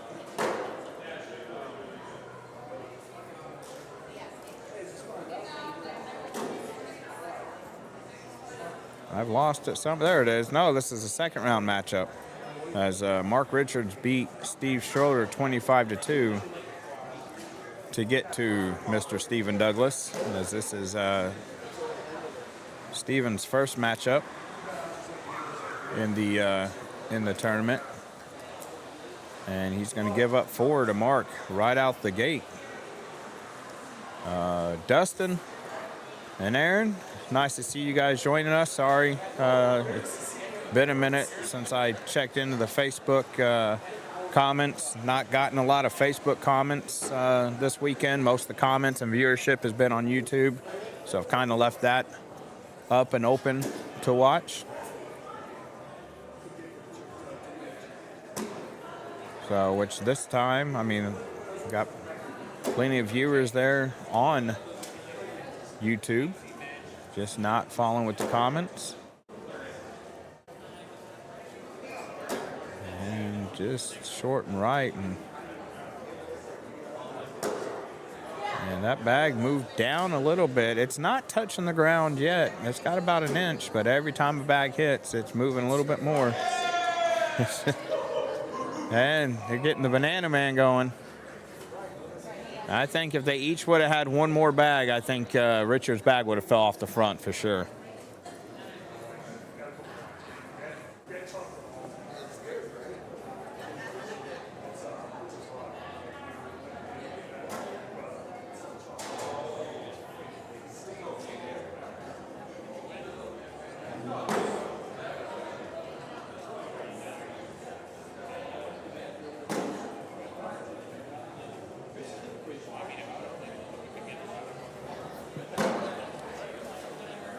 See how this goes here. And Richard supporting the Lucky Bags brand. Doesn't quite get the other bag to go. And laid it right up in front. Could be a lead change if he can get that. And it's definitely going to be a lead change as Steven's going to grab 5 to go up 8-4. He's doubled up on Mark Richards right now.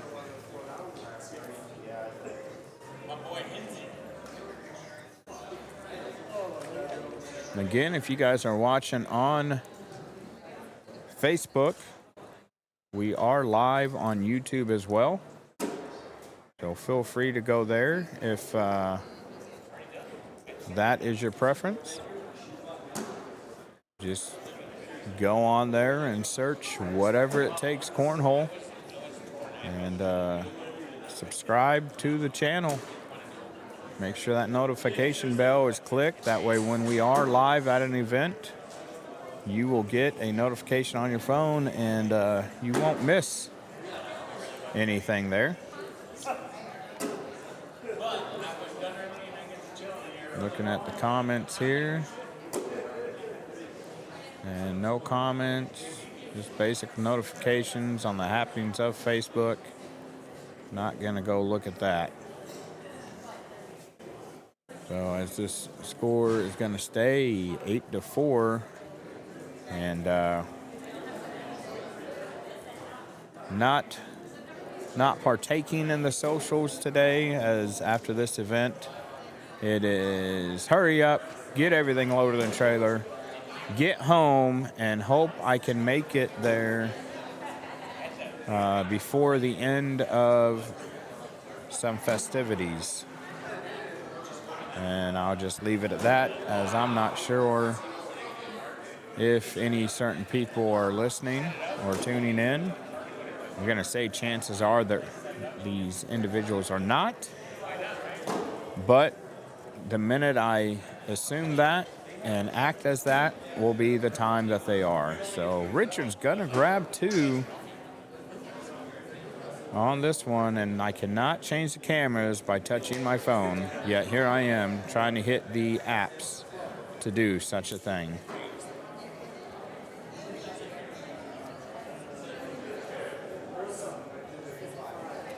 And we are back throwing there, and Richard's going right down. He threw with Mark Rubin. Where am I coming up with these names? I'm just adding names together of teams now. He threw with Jay Rubin yesterday. They finished 3rd in their bracket. They had a battle of a game with them against YP and his wife Mary. from Mon Cornhole. And they definitely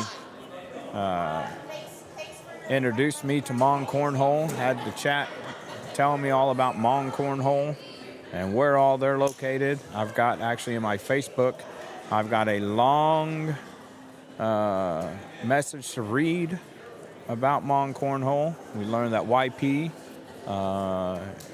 Yang Feng Yang is a top 100 pro. I did not know that.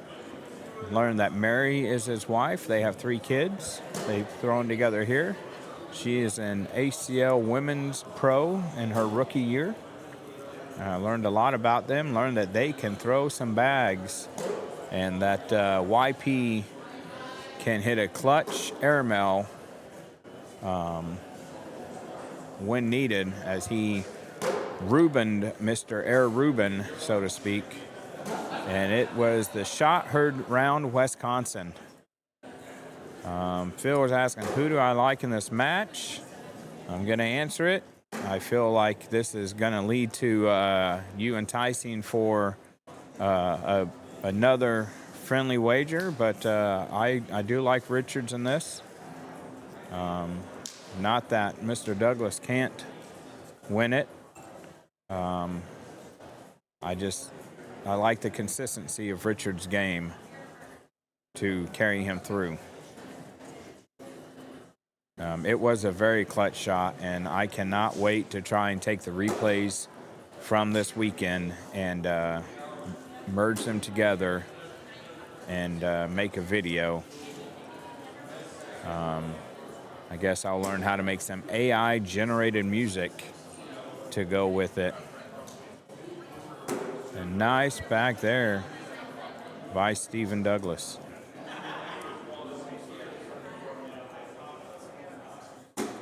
Throwing his Sub-Zero Cryo X bags, loaded with bananas. Oh, he goes off the back. Ooh, Aiken or Matt. That's going to be such a good game. I don't know if it's on or if we'll get it. All right, I'll do that for you, Phil. I haven't even looked and see if they've started or if there's a score or anything, but I'll take Matt. I'll take the experience and the calm throwing of the GOAT there.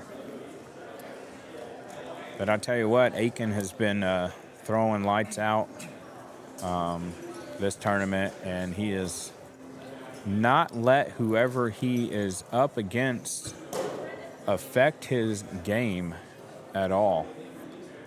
This is actually my first, I don't know, Aiken might have been here last year and I'm just not remembering it. But he's one that I'm becoming familiar with too. It says it's next on court 1. All right. Looking forward to that game, as we're at 14-8 here. And Richards got a chance to make some money on this one, and it didn't go in, but it's definitely got the opportunity to get in there.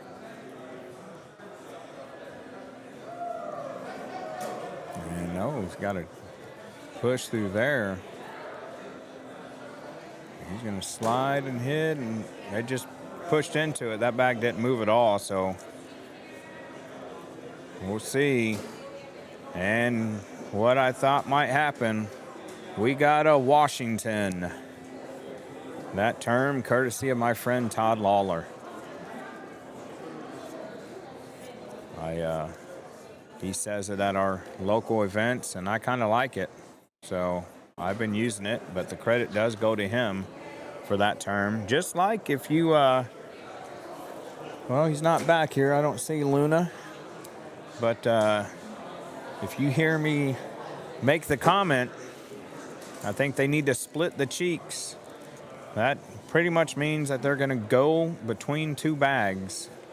That term of endearment, so to speak, coming from Luna. And if I can catch him when he comes over here and sits down, I'll see if he can't give us a little insight on how he came up with that. he heard me say it on the broadcast yesterday when he had ran back to his hotel room to eat. And he said he had his phone on the counter, and he heard me say it, and it's like, did he just say split the cheek? I own the rights to that. And right now Steven's got a chance to go slick side and push that bag in, and he does, and leaves Mark's bag. So let's see what Mark does here. And he bullies Steven's bag out a little bit. So still got a chance for 2 from Steven, and he's going to bully Mark's bag out too, even though Mark didn't have any bags left to throw. But both teams in double digits now, and Richards is up by 4.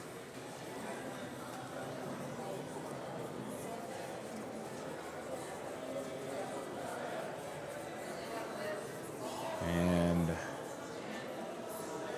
14-10. Hopefully that score bug will update itself. And Richards looking to get those 2 points back rather quickly now. And somebody has dropped something again out there somewhere. Oh, slid. At least it stayed on, didn't slide off the back, so could only be 4.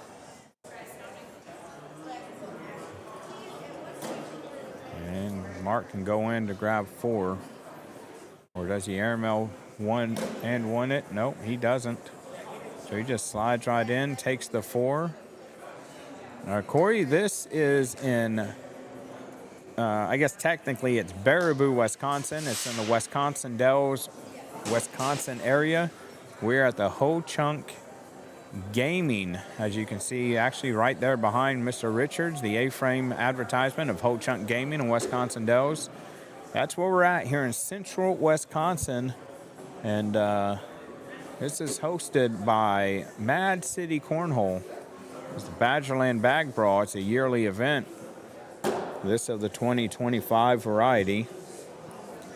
And it is a fun event. Yesterday we had 412 doubles teams. They did 6 games of Swiss rounders to determine tier and seeding.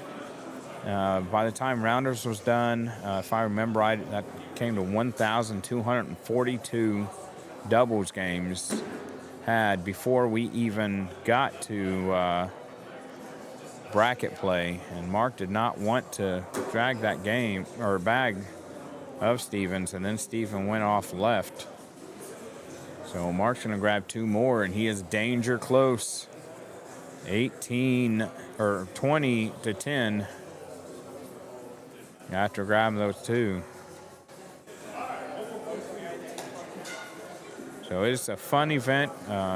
It is advertised on the ACL app and website. So when they do registration, that is where you have to go to register. It does max out fairly quickly. I think within like a couple days. So make sure when you hear that it's going live that you get on there and get registered if you're wanting to come. Mark 2 more bags, and he is getting out of here with a win. 1 bag away from a win now. The casino here, it's a hotel as well. So you can get you a hotel room, do a little gambling. They got restaurants in here. Pretty much not leave the facility the whole weekend. I haven't. I actually went outside today to put my bag in my truck, and that's the first time I'd seen my truck since Friday when I got here, or sorry, Thursday when I got here. So it was in the same place, and does have all its tires, and the trailer's still hooked up to it. So thankful for that. Richard's going to get out of here with a 24-10 win. And it sounds like we are going to see Matt Guy taking on Zach Aiken in this matchup.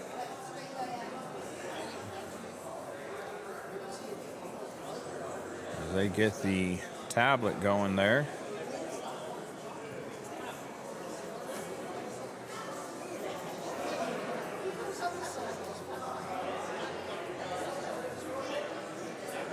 Matt Guy did take down seniors on Friday. Played Andy Graff, and he won that game. I don't know what he actually finished on, but he won that game 21-4. And you hear that score and you think, man, he just dominated that game. And when I tell you the game, you're going to agree that his play dominated it. But if you look at just the PPRs, Andy threw great. He threw around a 10-5.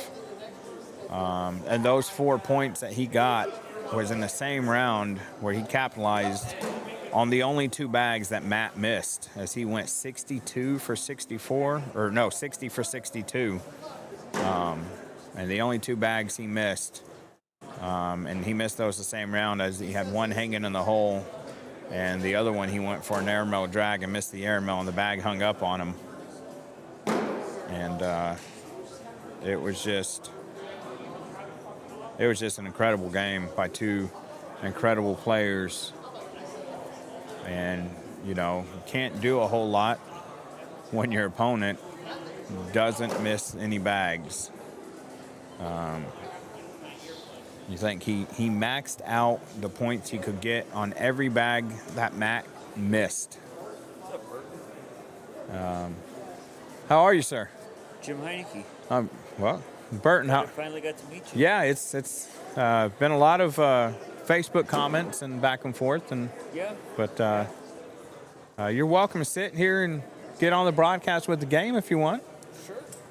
So we were just talking about, I don't know if you were here Friday, but the game between Andy and Matt for the overall seniors championship, and Matt made 60 out of 62 bags in that game. Wow. Andy's maxed out every point he could get on every bag that Matt missed to lose the game 20+4. Not a whole lot you can do when you run into somebody on fire like that.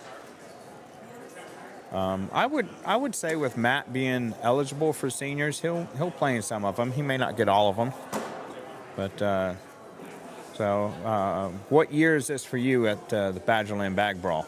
4th year. 4th year. So Yeah. you're pretty much a lifer. Yeah. I would say so. I've enjoyed it. It's my 2nd year. I hope to do this every year. I love the facility, the people who run it, and the atmosphere. I really been trying to let people know this is an event you want to come to. Yeah. But you gotta register quick, because it sells out Yeah. within a matter of days, doesn't it? It actually within hours. Oh, is it up to hours now? Whew. Yeah. Yeah, you better set an alarm to get on. And there's a Matt Guy airmail. So how have you been throwing today? All right. So played doubles yesterday? Yeah. Yeah. We went 3 and 3 and then 2 and out, unfortunately. Oh. Yeah, a lot of good teams up here this year. Yeah, there are. Man, it might help if I get the right board up there for you guys to see. I think Matt's locked in. And Zach he's not gonna be intimidated. Zach is a very good young player. No, they're So used to to this. speak, They don't so. have the bright lights of ESPN, so. Yeah. Yeah, definitely. So, you want to let the viewers know about anything? You know, IVCA or I think they have one coming up pretty soon. Do they? Anybody that's under 70 for SPR. So if the IVCA, what that is, it's International Virtual Cornhole Association. Yep. Bill Like- Marino down in Florida, I think's where he's located. Captain Bill. Yep. I say Captain Bill because every time I send him money for an entry fee, that's his Venmo or PayPal. Yeah. Well, I don't know if you know it. He's a captain in the fire department down there. I didn't know that. I was thinking Florida, he probably owns a boat and calls himself Captain Phil, but I didn't know that that he was the captain of fire department. And it sounds weird, you know, how do you play virtual cornhole? It's harder to explain than it is to set up. Yeah. Find somebody who's playing it and go see how they set it up, and then you'll realize, man, this is actually kind of easy. And it really does help your game, even though there's not somebody on the other side of the board when you're throwing. It makes throwing a lot more fun than throwing just straight ghost games, I would say. Yeah. Yeah. And it's nice too because you can throw from literally anywhere.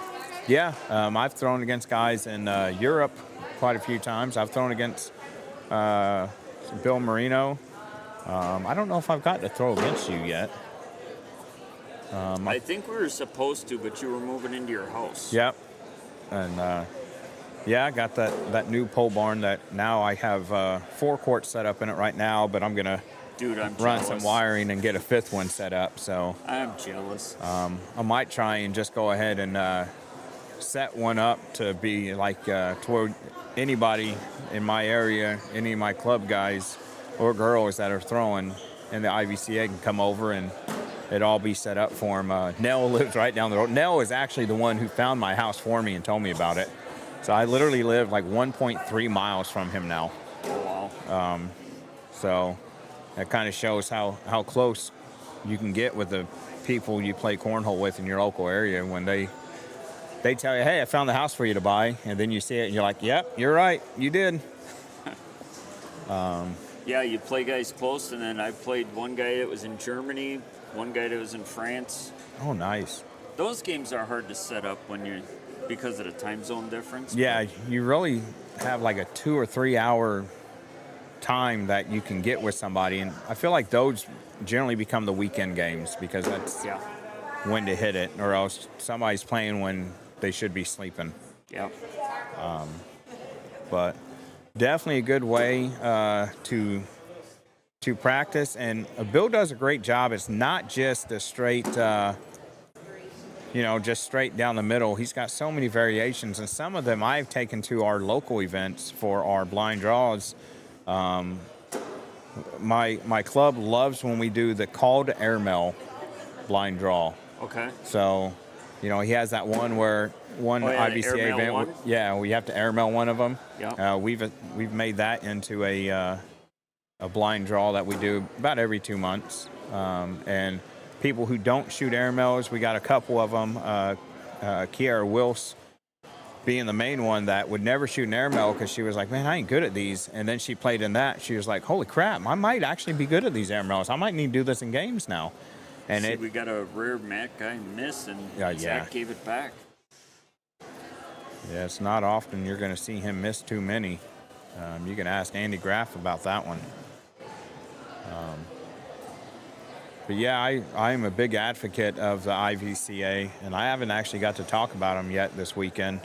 I was kind of saving it for when I got a chance to run into you. Yeah. How long have you been part of it? I'd say probably about 3 years. Okay, so 3 years. I think they do have other stuff like block party that you have to start with a block or. That's a lot harder than you think. Yeah. Because what constitutes a block in this is just one on the board. It can't go in the hole, and you're trying to set a block that you can push, and I struggle with that one. I end up usually putting the first bag, taking it to Side Rail City. I actually had one round that I tried to throw a block. It went in, next one went in. I ended up throwing a 4-bagger and took a 0. Yeah, that's one of the few ways where you can throw a 4-bagger and get no points out of it. Yeah. But for ones like that, we normally, we're not using score magic on Scoreholio. We don't want to mess up anybody's stats. But it is quite an event. The first one I played in was a under 55 SPR event, and I ended up winning it.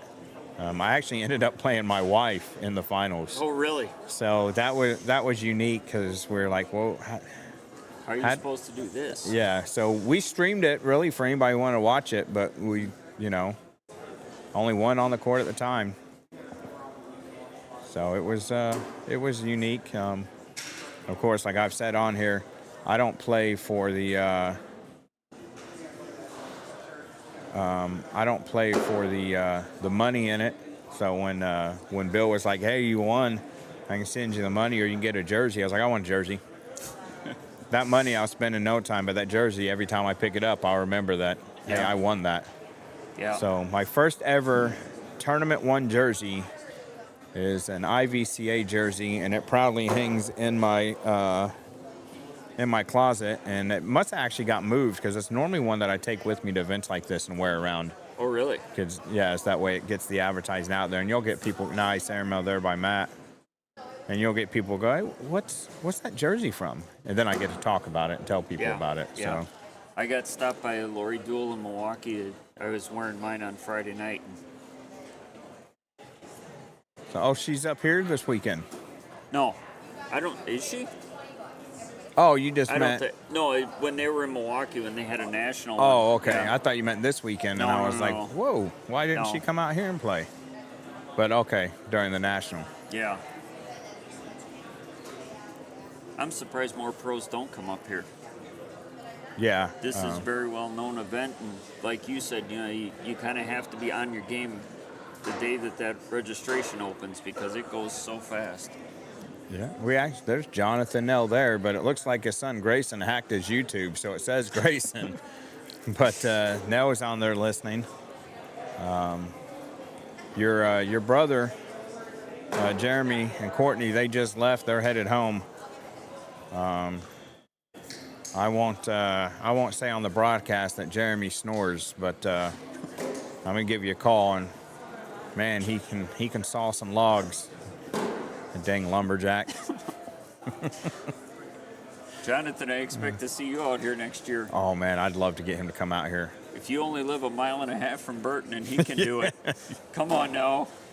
I mean, heck, you could walk to my house as close as you are and just jump in the truck and come with me.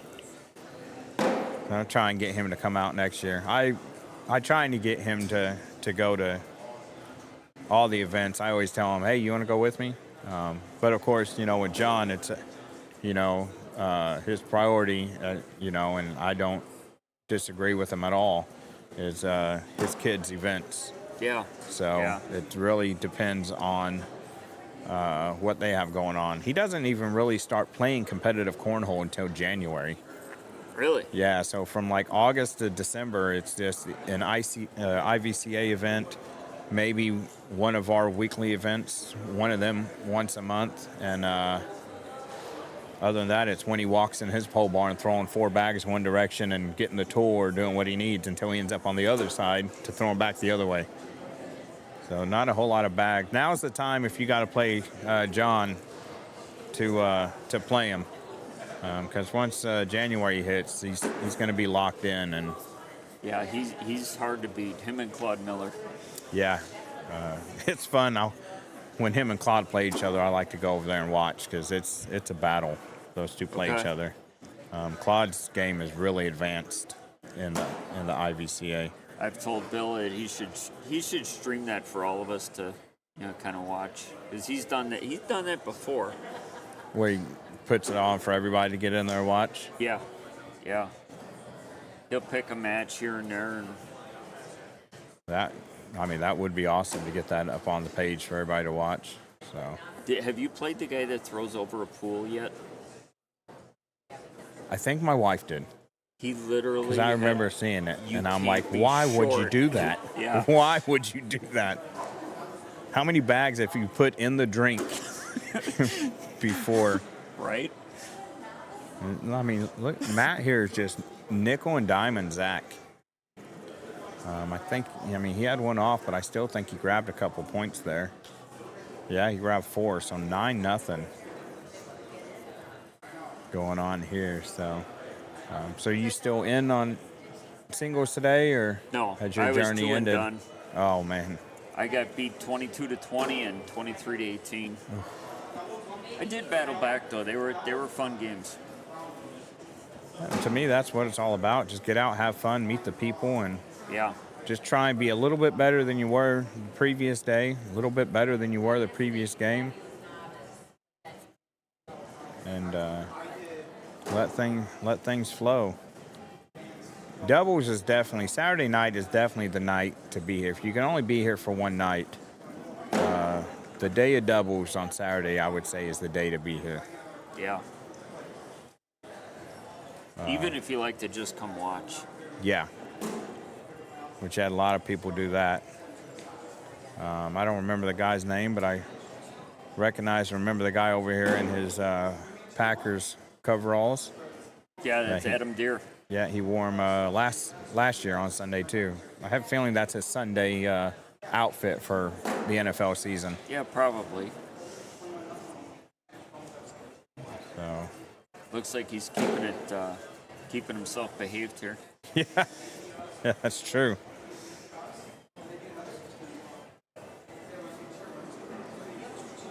Grayson, if this is a busy time of year for you, it's usually the second weekend in November. Put it on your calendar. Remember, that's Jonathan. His son took over and renamed his YouTube account. Oh, So that's actually Jonathan. Nell, yeah. Okay.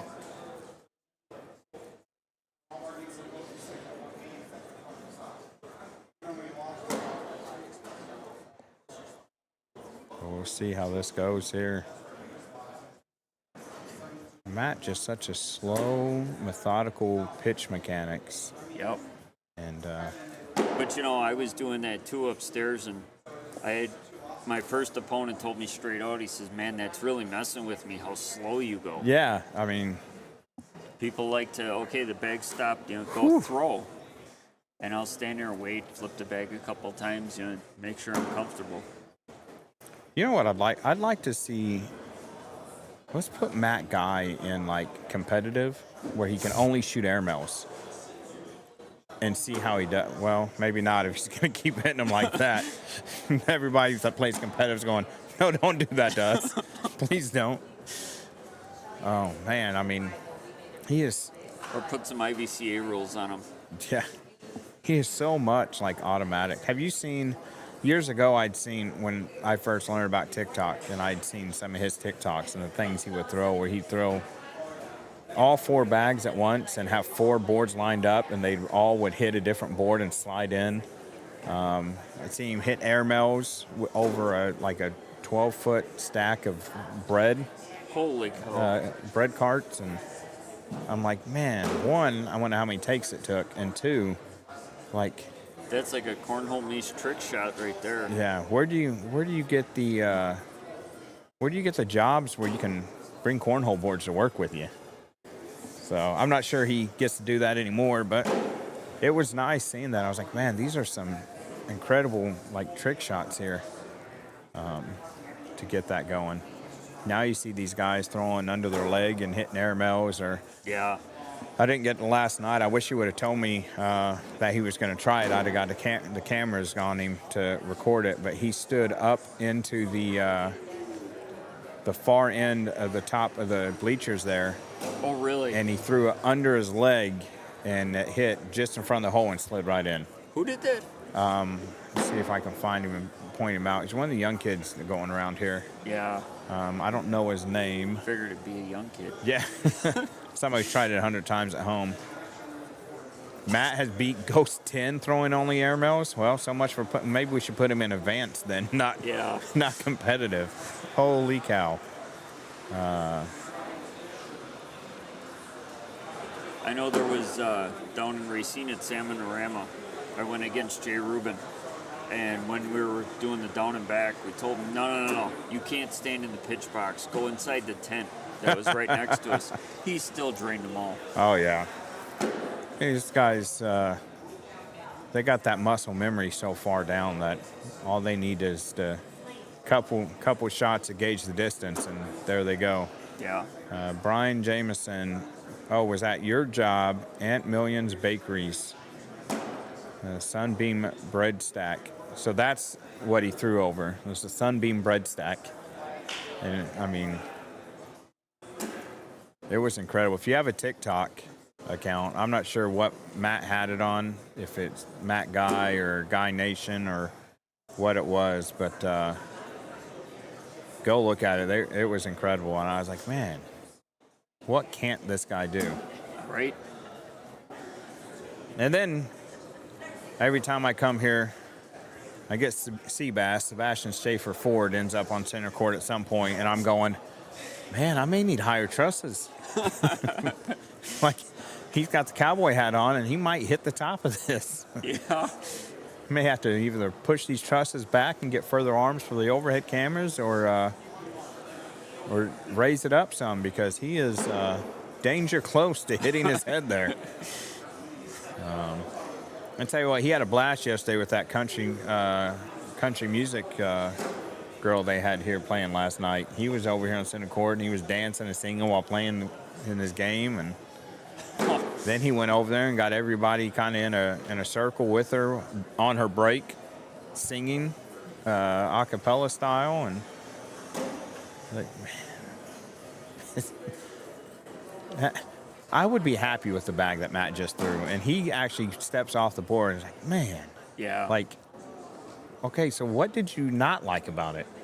It hit the opponent's bag. It didn't drag it in. It went around it and went in. Like, it did everything I thought you would want out of that bag. Half the time I'm happy it just goes in the hole. Oh, yeah, that's me. He's such a competitive guy, too.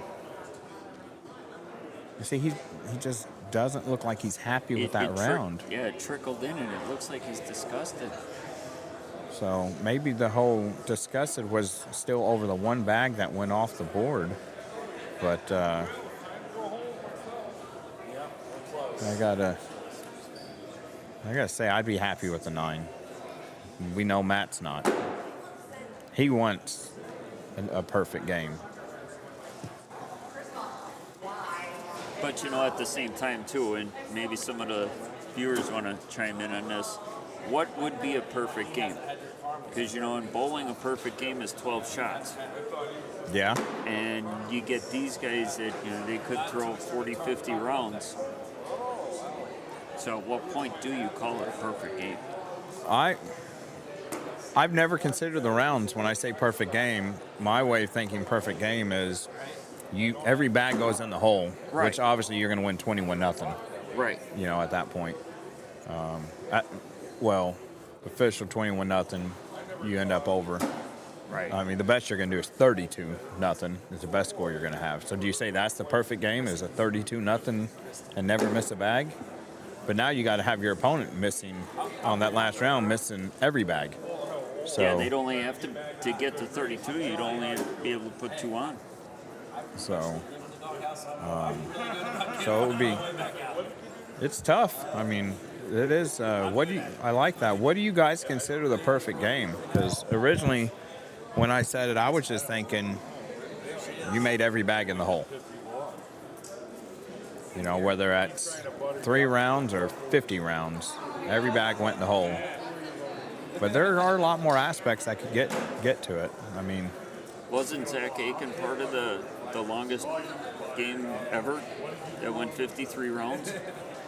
Was that him and Cash? I'm not sure, but now I'm wanting to know.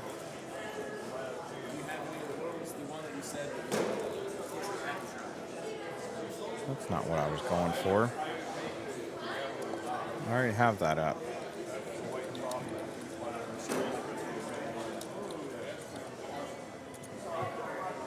That's longest cornhole toss, longest 151 feet for longest cornhole shot. Oh, that's made with a slingshot. No, we don't care about that.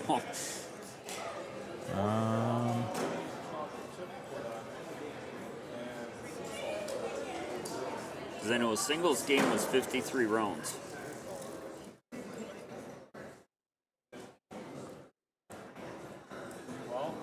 I'm not sure. There's so many people that want to put this, saying this is the longest, that's the longest. I can't just Google and just put longest cornhole game played.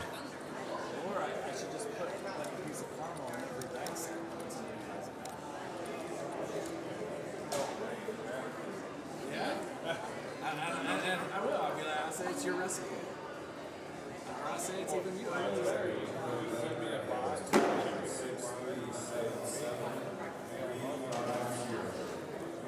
I send you some bags.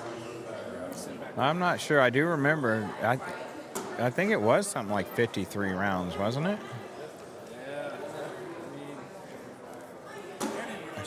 Yeah, I can't remember. Haven't you seen me play like what? Where you don't make a bag? Oh, I can definitely play like that.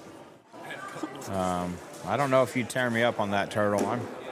I'm pretty good at the floor bagger. I will throw floor baggers all over you. Actually, if you guys look on Scoreholio under IBCA, they have 3 of them.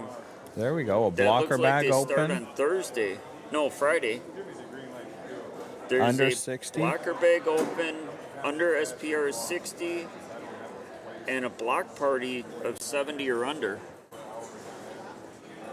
So yeah, if you guys, that's definitely one to jump in on and experience it. It's it's a good time, and it will help you out there. And you get to meet lots of different people, and it's a blast. So yeah, they said it was Cash and Aiken, but then that game was beaten 2 weeks later by Sammy and Devin. Oh, really? I didn't hear about Soto that. and Devin went 54 rounds.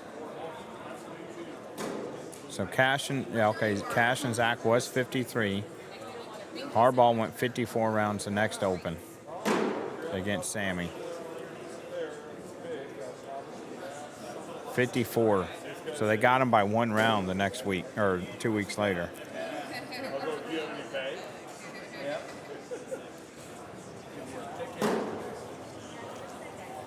Eat a cookie before I go? Sure. I'm not going to turn that down. What flavor? Oh, those M&M ones you had were pretty good. I'll go with those. How about these M&M bars? Yeah, that works too. You just want those? Yeah, I'll eat them throughout the day. Thank you, sir. Safe trip back. Thank you. I will see you next year for sure, if not before. There's Andy Graff there, loading me up with some cookie bars before he heads home. Looks like we just had a lead change happen. Yeah, we here. did. Zach got in there. He's had the momentum his way. He was down 9-0 at one point. So he's on a 15-4 run. Let's see, what are they throwing right now, PPR See, no, wise? I guess I don't understand why Matt doesn't step out more to attack that bag, to push it off to the side. I think kinda he like just that. likes to make the other person make the mistakes. I mean, Matt's throwing a 10.27 thus far. Zach's throwing a 10.4. Zach's got 8 4-bagger rounds in 15 rounds. Matt's got 6. And Zach has not thrown a bag off the board. He's thrown 48 in and 12 on. It'll show 4, but it always shows 4 until the game's over. Why does it do that if it wasn't off? Because they know it's a game going now, so right now it hasn't been reported. So in the algorithm, it says, hey, we got 4 bags off right now, until you go in and tell it where those bags went. It's weird, but when it gets submitted, that 4 will turn to 0 if he doesn't throw any off. I noticed that yesterday, and I was like, how are we in round 2 and they're both throwing a 12 PPR and nobody's throwing a bag off, but it says they each have 4 off. It is unique in how it shows that. That's crazy. Refresh that. Matt's thrown 52 out of 60 in, or 52 out of 64 in the hole, as he's got 8 on and 4 off. Zach's thrown 51 out of 64 in the hole and 13 on.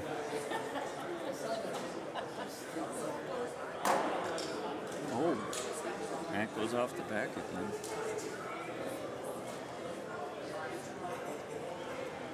I stuck looking at the stats and forgot to switch over your cameras for you guys. I apologize.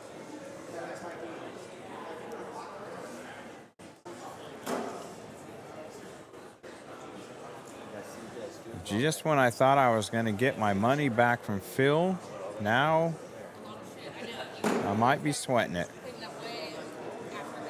What do you got going on with Phil?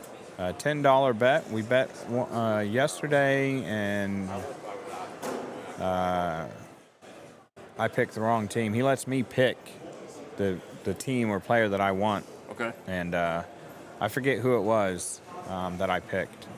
And I lost, so I PayPal'd him $10. And then during the previous game, he had noticed that this game was next on center court. And he's like, who do you like in this game? And said Aiken and Matt Guy. And I was like, I know where this is going. And I was like, I'm going to take Matt Guy for the experience and consistency that he has.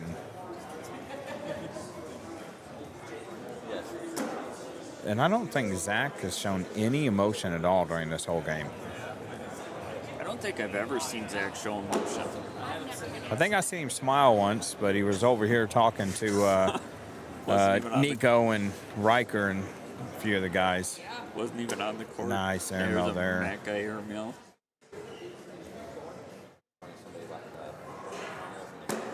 Ooh. Will Matt go back edge?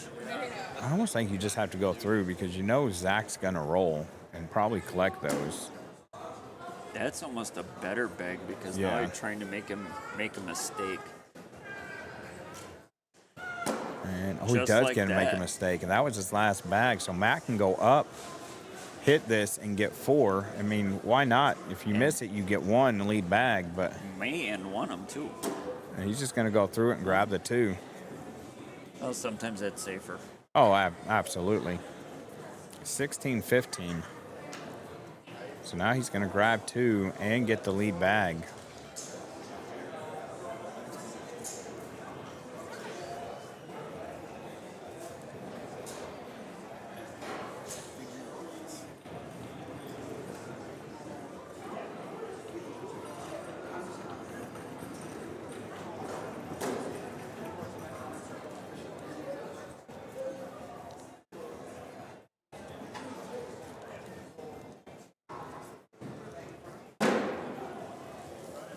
See if Matt just decides to run bags here and see if Zach can keep up.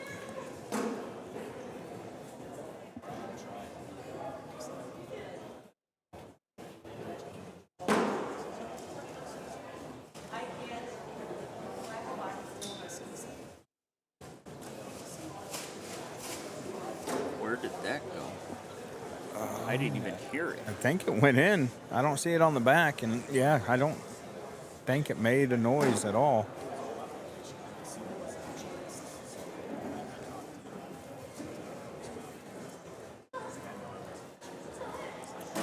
Donald, I am not part of Jefferson County Cornhole. I am actually from the southern Illinois. Wow, how does he do that? I'm from way down south, southern Illinois, about 40 miles north of the Kentucky state line.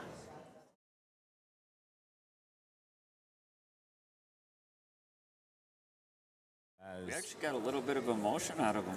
Yeah. He's got that pump fake, and then he's like, oh, I got to put that up. So Jefferson County Cornhole, yeah, I'm going to say is here. Yep, I still see a guy with their jersey. They well represented, and they always represent themselves well here at this tournament. Did not get to see Clint this weekend. He didn't make it. But they are a great group of guys.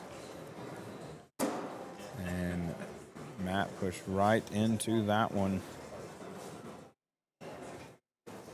And I think he's trying to force a mistake here. Yeah. I don't foresee Matt going for anything crazy. That one might have got away from him there.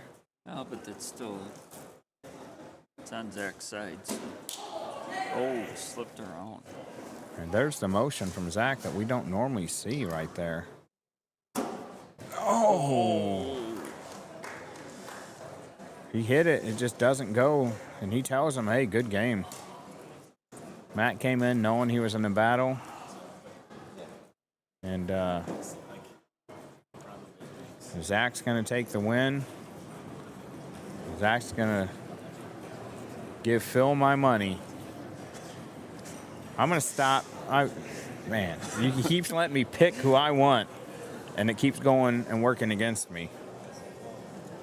And let's Maybe see. you should give him the option first. Yeah. See if you want to take that bet. Yeah, that was a good game, though. That was. Yeah. I look at it this way. When you get a game like that, and you're like, man, I lost $10. You know what? I paid $10 in admission to watch that game, and it was okay. I don't mind that at all. Let's check the updates of the Open. So now Zach's going to take on Hunter Thorson to get to the quarterfinals on the winner's side.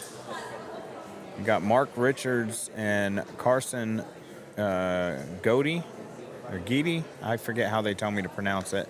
They're playing each other on court 9. Riker Wells, Tyler Harrington tied at 19 over on court 4. Let's go look at the other winner's side here. And you got Sammy Soto and Caden Harold. They're about to play each other. Ryan Windsor and Landon Crabtree, they're tied at 15. Winner of that gets to take on Sebastian Schaefer Ford. Now down on the loser side, we got Langston Bennett and Brett Guy playing an elimination game. Brett's up 6-0. Matt Guy's going to go over to court 7, play Brody Gablin. And if Brett and Matt both win, they are going to end up playing each other. Ethan Walker, Colin Powers, both sitting on the loser side, waiting for the winner side games to conclude so they can find out who they're playing.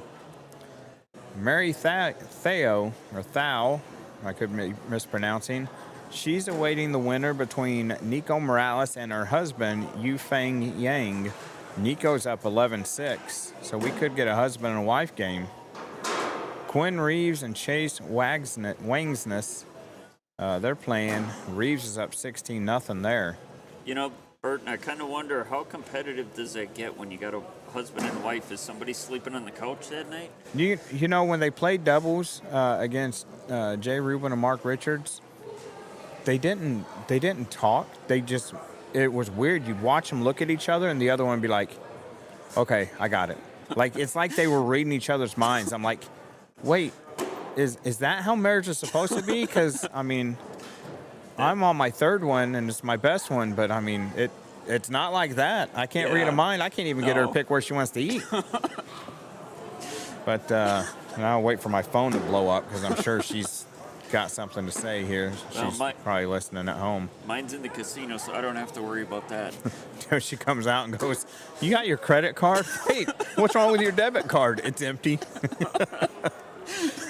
So, got Posh Lore and Jeremy Snellgrove. They're playing each other.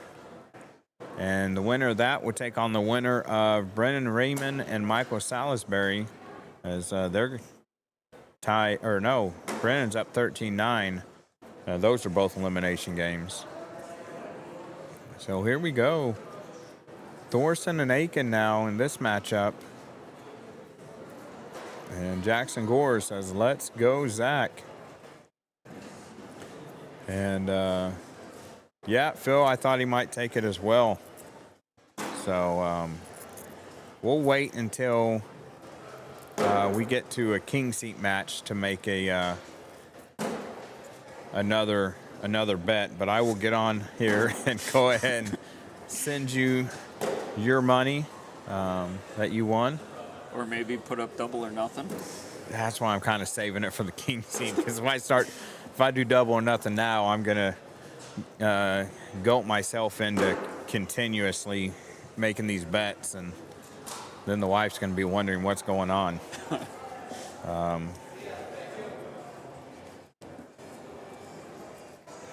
So it looks like upstairs play is just about done.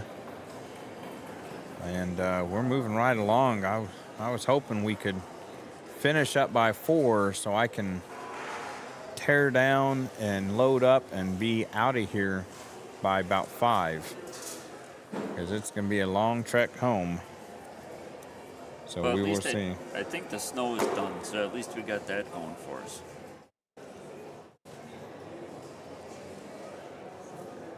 And you know, it was weird because the weather up here was so nice, and then you get to Bag Brawl weekend and it Yeah. nosedive. No, I haven't paid attention. I haven't went back and looked at last year's the date. I know it's in November. Is it always the weekend before Veterans Day? It's always been the second weekend of November. Okay. So I want to say year 2, it was on Veterans Day, and they did a big thing. They always, start with the national anthem and that, and they did a big thing with the color guard, and it was pretty nice. Yeah, I like that she brought in a live musical artist that came and performed a little bit out here for a few hours. Yeah, that was the first year of that, but they always add on more. And she does a great job of getting this thing going and adding to it year in and year out.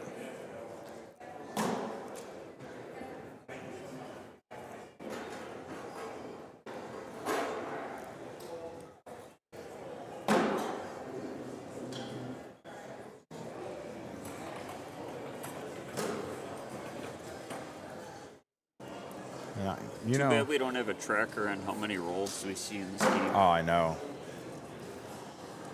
I think your hand and finger would get tired clicking the button. Right? And I've tried throwing a roll bag. Mine looks like a wounded duck. Does it get to the board? Because mine don't. Mine goes and it's like it's scared of the board and drops like 3 feet in front of it. Like, whoa, what are you trying to get me to do? I don't want to go anywhere near that. Yeah, mine kind of... When I very first started trying that, I don't even know that I was getting it halfway, because I was so worried about making sure I had the right grip and put my wrist the right way and all that, and it wasn't pretty. Yeah, it's... So my son can roll it. I just stick with airmails. But no, the wife, on the other hand, we can be playing in the driveway. I'll back block that, and then she'll roll over both of them and go in. I asked her to teach me how, and I don't know. Like, I'm not sure. It's all just a feel thing, and okay. What's that feel like so I know if I'm there or not? Right? Like, I need to know. Yeah, it's a feel thing, but I don't know what the feel is to know if I'm there. And pushes in, nothing falls. Let's see if Hunter, he could probably get that back one. It's almost plugged up there. Yeah, now it is. He just came down on top of the pile.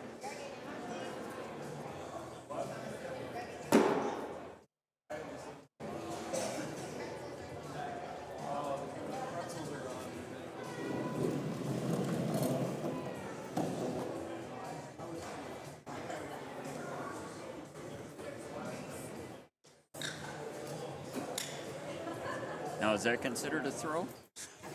He's got first bag. It went over the line. But he threw 3 at a time. So is that out of turn and 3 dead bags all in one? Holy cow.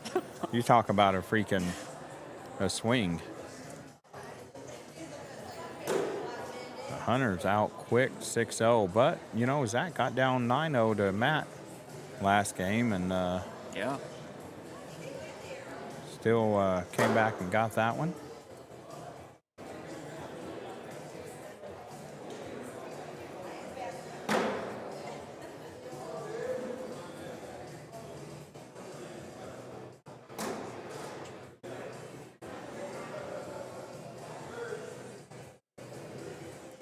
I'm sure they will be just as good. Oh, yeah, absolutely. And I'm sure the crowd's going to be growing too, so it'll fire them up more and more. Yeah, it's definitely going to be a good game here. I'd say all the games we get in this open bracket is going to be a good game. I watched Nico play on, I think it was court 63 or so. No, it was outside in the hall yesterday. It's 73. And there was a crowd almost all the way around the court there. Nico's one of those guys you just kind of gravitate to for in cornhole and wanting to watch. Yeah. Well, that's one thing I like about the pros in cornhole. None of them are stuck up, or No. they don't think they're better than anybody. They'll stop and talk to you. I was going to my court yesterday, and Matt Guy was there, just throwing a random practice round, and he waited to let me finish. Let me get there, and we finished the round together. Yeah, he's such a great guy. He's actually the first cornhole pro I ever met. Okay. I was at a USA cornhole event in Nashville, Tennessee. I forget the name of the arena there where the Nashville Predators play, but I was down there for that and got introduced to him. And we talked a little bit about cornhole. He gave me some pointers as a starter. We took a picture together. And then after that, it was, meeting various guys. And right now, I'm not going to be able to think of their names. I know the first. Maya and Donald, what is their last name? Husband and wife, they were out of Michigan. She would always throw. She would throw, and she was doing good. She'd yell, "Maya on fire!" And I was like, "Yep." A cup. Okay. Yeah. They were there. It was just a mixture of ACO and ACL guys at the event. It was a state teams game, so it was a lot of fun. Illinois did win it. They beat the Michigan team, which had Donald and Maya and Jordan Powers. I remember them three being on it. And a lot of the other people I'd met there actually ended up making pro that year for the various organization that they throw with. So official pro was Matt Guy. By the end of it, I probably met 20, 25 pros. Okay. And didn't know it, but it was a fun event. And he was actually just there to warm up with a guy. I forget who it was he was throwing with, but they were doing a celebrity tournament, where it was a pro and somebody who doesn't play cornhole, but a celebrity. Oh, like Super Hole? Yeah, something like that for the ACL. It wasn't called Super Hole yet. It was just something I think they were kind of testing the waters of before they made it official. Okay. So he was there giving lessons to the guy on how to throw and things like that. So. Ooh. I see Zach put the brakes on Hunter. Got it tied up at 6 here. That he did. That's one thing I like about cornhole, though. No lead is ever safe. No, it's definitely not. Not at all. It doesn't matter if you're pro, amateur. Ooh. Landon came over here and gave me a look. Like, that. It was almost a look of somebody who's like, man, I just lost a close game. But he won 22-18 over Windsor. So now he's going to play Sebastian Schaefer Ford. And the winner of his game will play the winner of Sammy Soto and Caden Harold to play for a King Seat match. So there's some good games that's happened. Good games going on right now. Richards and Getty, 9-6. Richards up right now. Winner of that plays Riker Wells. And that's to get to the quarterfinal on their side of the bracket.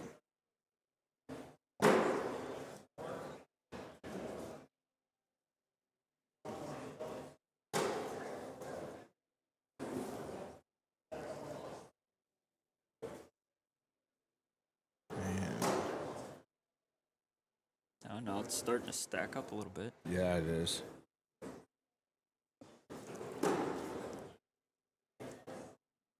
Be nice to try for the roll bag that he's got going. And, oh, it just cut to clipped the his left. Yeah, it clipped his bag and kind of knocked it to the left a little bit. That's right. And he followed suit.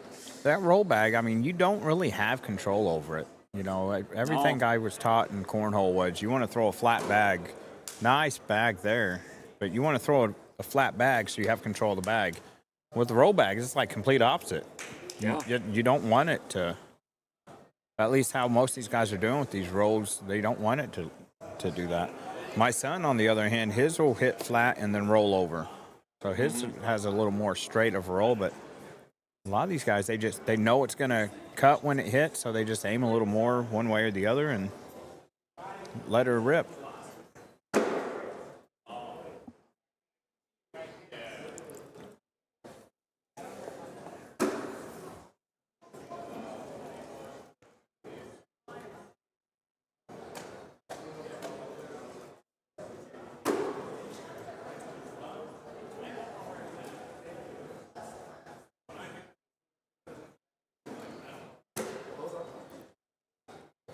It's starting to pile up. I don't think he can roll over that. No. But now watch Zach prove me wrong. See, there it goes. Well, now it's sitting on top of that yet, too. See what he has here. Got room for a coin slot. And he's going to push Clean through it it. up. Zach going to step out and see if he can't get his bag too. Yeah. Oh, He hits, rolls on top, and drags it in. rolled, rodeo, drag, Oh, no. all in one shot. Hunter doesn't get that, so now we're going to get a tie game here. Are we, or is it 8-13? You know what? I'm looking at the score bug, and if you look real quick, it hadn't updated. Oh, okay. I see. I'm going off that because I'm watching the screen, the computer, and it hasn't updated the score bug for me. And then, yeah. so when Yeah. you said that, I looked over at the tablet, and it's like, yep, didn't update right away.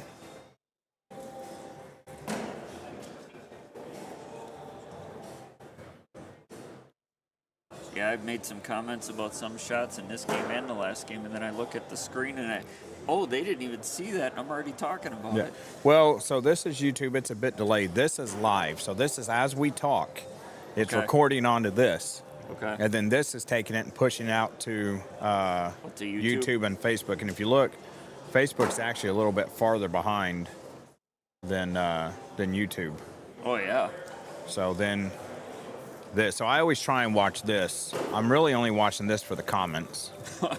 is what I'm doing. It's kind of a chain. As it records here, it and streams. It goes from here onto this site, which, it's always going to show way behind, but it's not because it's going from here and then pushing to the other two. And then if I want, I can look here and see at the same time how many viewers are in each of these. But most of the fan interaction and comments has been coming from the YouTube channel, so that's where I've been keeping my chat up, because they seem to be keeping things lively here. And then I'll think every once and be like, oh, let me go check on Facebook. And y'all ain't commenting on Facebook.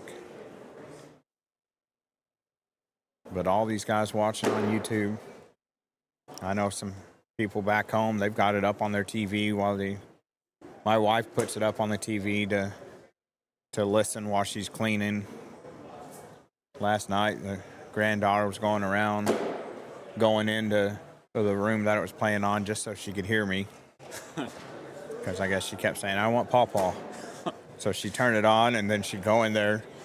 I mean, she'll watch cornhole at the events and stuff, and she likes to watch it. Okay. But what's weird is when she was a week old, they brought her to the weekly blind draw. Like, it was her 1 week birthday because she was born the Wednesday before. Okay. And she slept right through it. And ever since then, I mean, bags are hitting boards. It's loud, people talking, how it gets at an event. Yeah. And she'll go right to sleep during it. Like, it doesn't bother her at all. It's almost like it's comforting to her. I know my oldest son, he slept through. I used to bowl down in Milwaukee, and we were at a tournament. The guy was throwing a 300. Ooh. And every strike from about the 7th frame on out, the crowd got a little bit louder with each one, and he just slept through it. How? Some people can do it.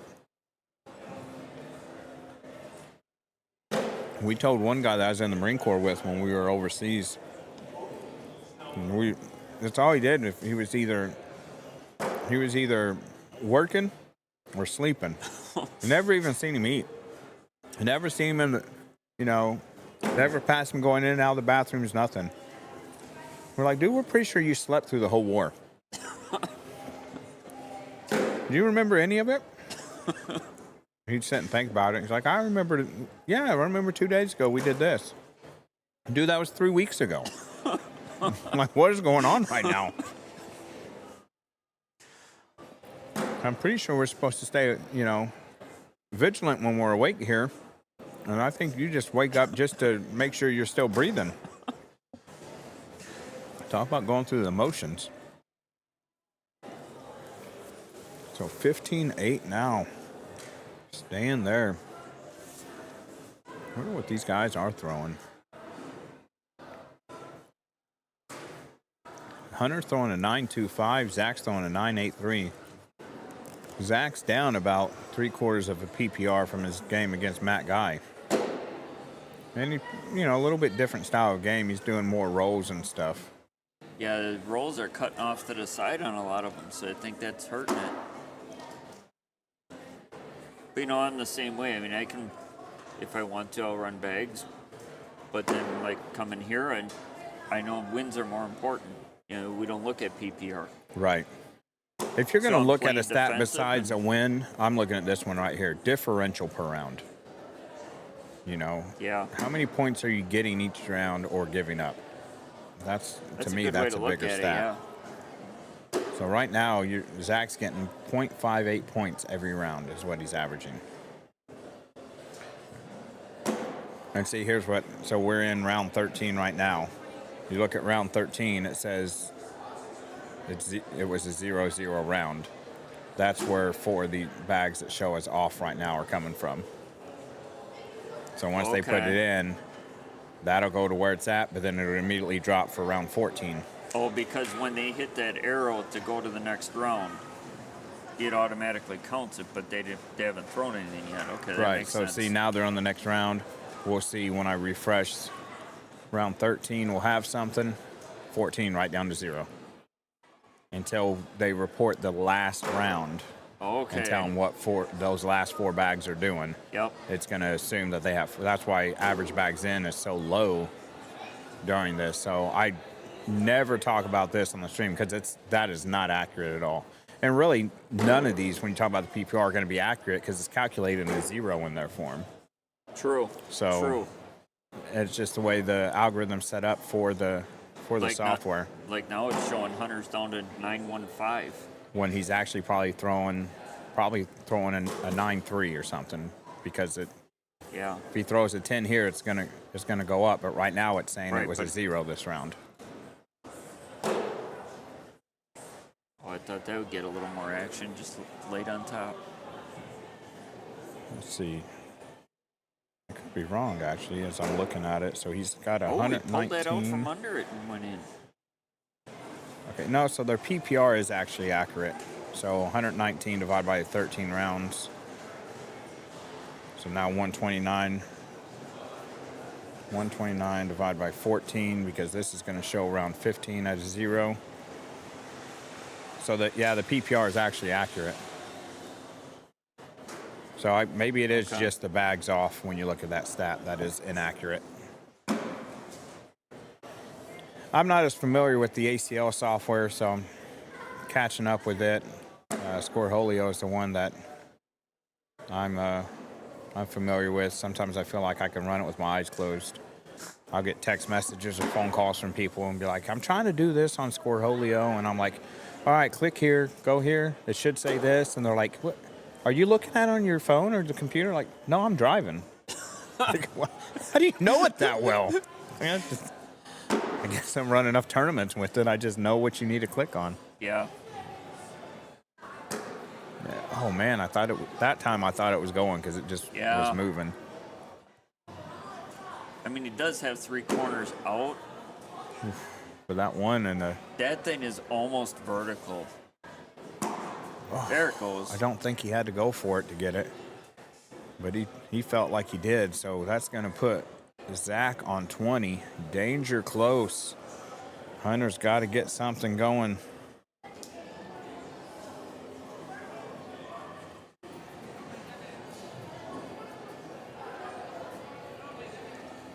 Well, no, Hunter's going to have first bag the entire rest of the game. Yeah.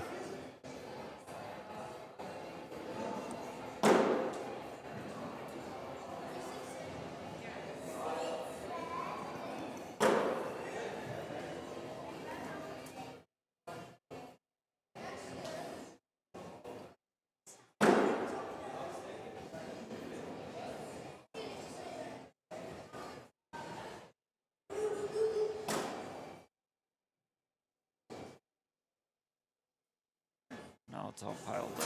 He's going to go and... Oh. I think it can still fall, though. I don't think it's too packed. No. And there it is. That's pretty much going to be game if he just puts this on the board. Because one went off. Yeah. And why not? Hunter's just going to zip it on there. Zach's going to get the win after a 10-2 round. So he's officially going to be a 28-8 win.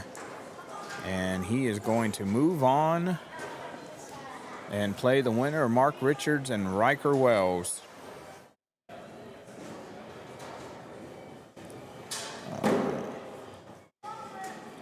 And while they get the next one to come, I'm going to go ahead and run and use the little boys' room while we wait. And we see the owner of, we'll spy on Zach Aiken and Hunter Thorson there, or Hunter Thorne Riker Wells? talking, and Riker Wells and the owner of Alien Cornhole talking. And I'll be right back. I'll give you guys some music here. We'll be right back after a few minutes.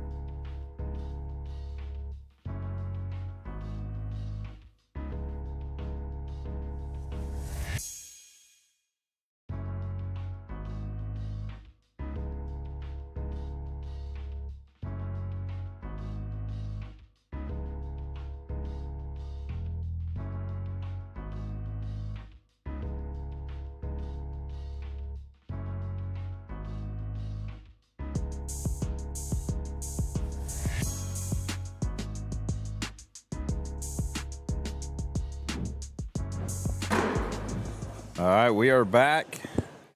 Had that long 10-yard trek to the bathroom and back.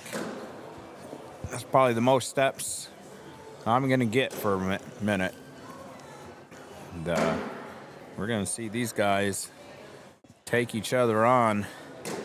The winner of this gets to go play Zach Aiken and end up in the Final Four on the winner's side of the Open Singles Tournament.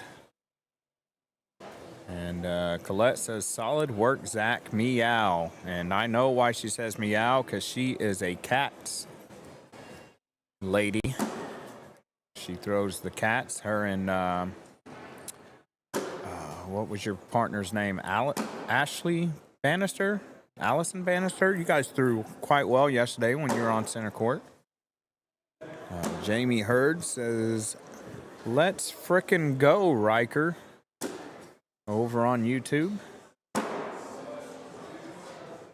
Again, if you guys are on Facebook and you'd rather do and you would rather watch on YouTube, we are there. If you're on YouTube, you want to watch Facebook, we're there. Either way. I've been trying to keep up on the Facebook when a friend's request is sent to go and look, and the first thing I do is I go in and make sure you're an actual person, not somebody trying to sell me, we sell jerseys, patches, hats, all material. What can I get you? Can't get me anything. I have somebody that does that I'm very happy with, and I have another individual that I know that does it should I ever need something made in a pinch. So, unfortunately, bud, you're barking up the wrong tree there. And on top of that, I'm a U.S. veteran, and I stay American-made on my stuff. So nothing against you or your product. I've seen some overseas products, and they look good, but I just personally choose to keep it in-house, so to speak. But if it is your own Facebook page and you have more than 50 friends. I'd probably say more than 100 friends. And you have pictures of you and your family, and not just random pictures of Google looked at cats and dogs and stuff like that. I'm going to accept it. Like you said before, make sure it's a legit person. Yeah, every time. Because I'll get people, and before I would click, okay, maybe they can help somebody who's on here. And then they start trying to take over the comments. And I'm like, all right, this guy's gone. That comment's deleted. And I have enough trouble switching these cameras. I don't need to be babysitting the chat either. So Mark jumped right out to that 4-0 lead after the first round. And you see Riker representing Tier 1 Cornhole live streaming, and we do share this on their Facebook, and you can actually get all kinds of viewing pleasure with them on Facebook, seeing all the different people who get on and share their streams. So check it out. And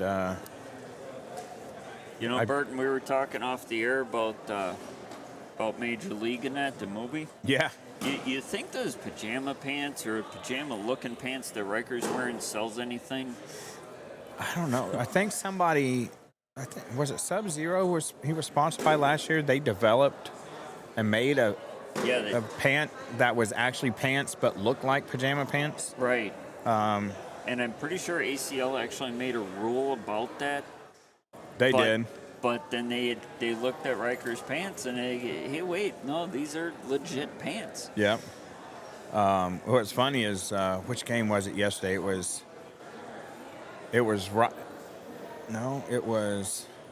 Windsor. No, it was Soto, because Soto is the only one not doing it. So it's Soto and Reeves, Crabtree and Wells, Sammy. Okay. So it was funny because you had Reeves with the open-toed shoes, which they recently made a rule for no-no at the Opens. Then you had Riker wearing pajama pants, which is a no-no at the Opens. You had Crabtree with the AirPods in, which is a no-no at the Open. And then you had Sammy Soto. Who played by all the rules. Yeah, and I was like, all right, somebody needs to tell Sammy he needs to start stepping over the line every time so he can join this club, because it's funny. And somebody in the comments brought it up, and I mean, I had talked about it offline with Ed and here at the booth, and then I guarantee there were people had noticed it and said something in their head about it. But one guy put it in the comments making a joke about it, and we laughed and talked about it. Like, yeah, we've noticed it. We talked about it a little bit. It's funny. It's comical because we all know that's not going to affect how the game is going. Right. And that's not why they making the rule. They make the rule because they want to have a more professional appearance when they sell their product to sponsors and stuff. But then there was one person that came in and he wanted to have a serious conversation. All they're trying to do is they're trying to be professional. They're trying to do this, that, and the other. We're like, yeah, we know. He said it joking, so we all were just going with the joke about it. Mm-hmm. But that's what they're doing. They want to sell their product to sponsors and show a professional look. Anytime any sport makes a new rule, it never goes over well right away. The pitch clock in baseball, didn't go. It wasn't well received. The 3-point line in the 80s with basketball, it didn't go over very well. I mean, the NBA had it for 2 or 3 years before it really got used in their games, and before college even put it in theirs. Okay. The NFL with their kickoff rules, they're like, you're taking away from the game. Like, but they're trying to make it safer for their players. So that's just kind of how sports goes. They make a rule for player safety or to make the product more receptive to sponsors and viewership. I guess one thing that I would kind of question them on is the whole AirPod thing, because that really wouldn't play into safety at all. No. I mean, if anything, it would block out crowd noise so that they can focus. But it's still, it keeps a decent professional appearance. Yeah, I mean, everybody's wearing AirPods now. You go out and you go to a drive-through, fast food, and, usually person working's got an AirPod in now. I see at restaurants, my waiter or waitress will have an AirPod in. I've asked them before, hey, what are you listening to? And they'll be like, oh, actually, this is what we're doing to talk to other people we're working with. So there are some that they're using that to talk there at work. So, I mean, hey, to each their own. I get the whole making things, you want to make it more a professional appearance. Sure.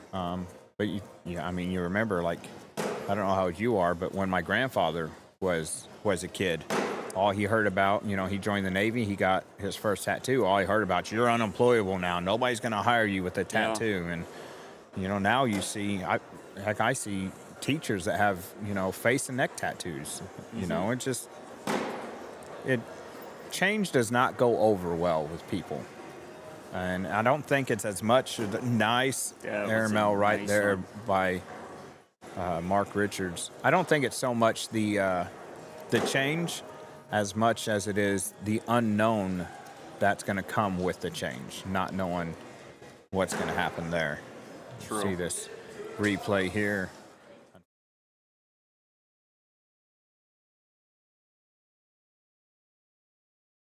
Boom with that there.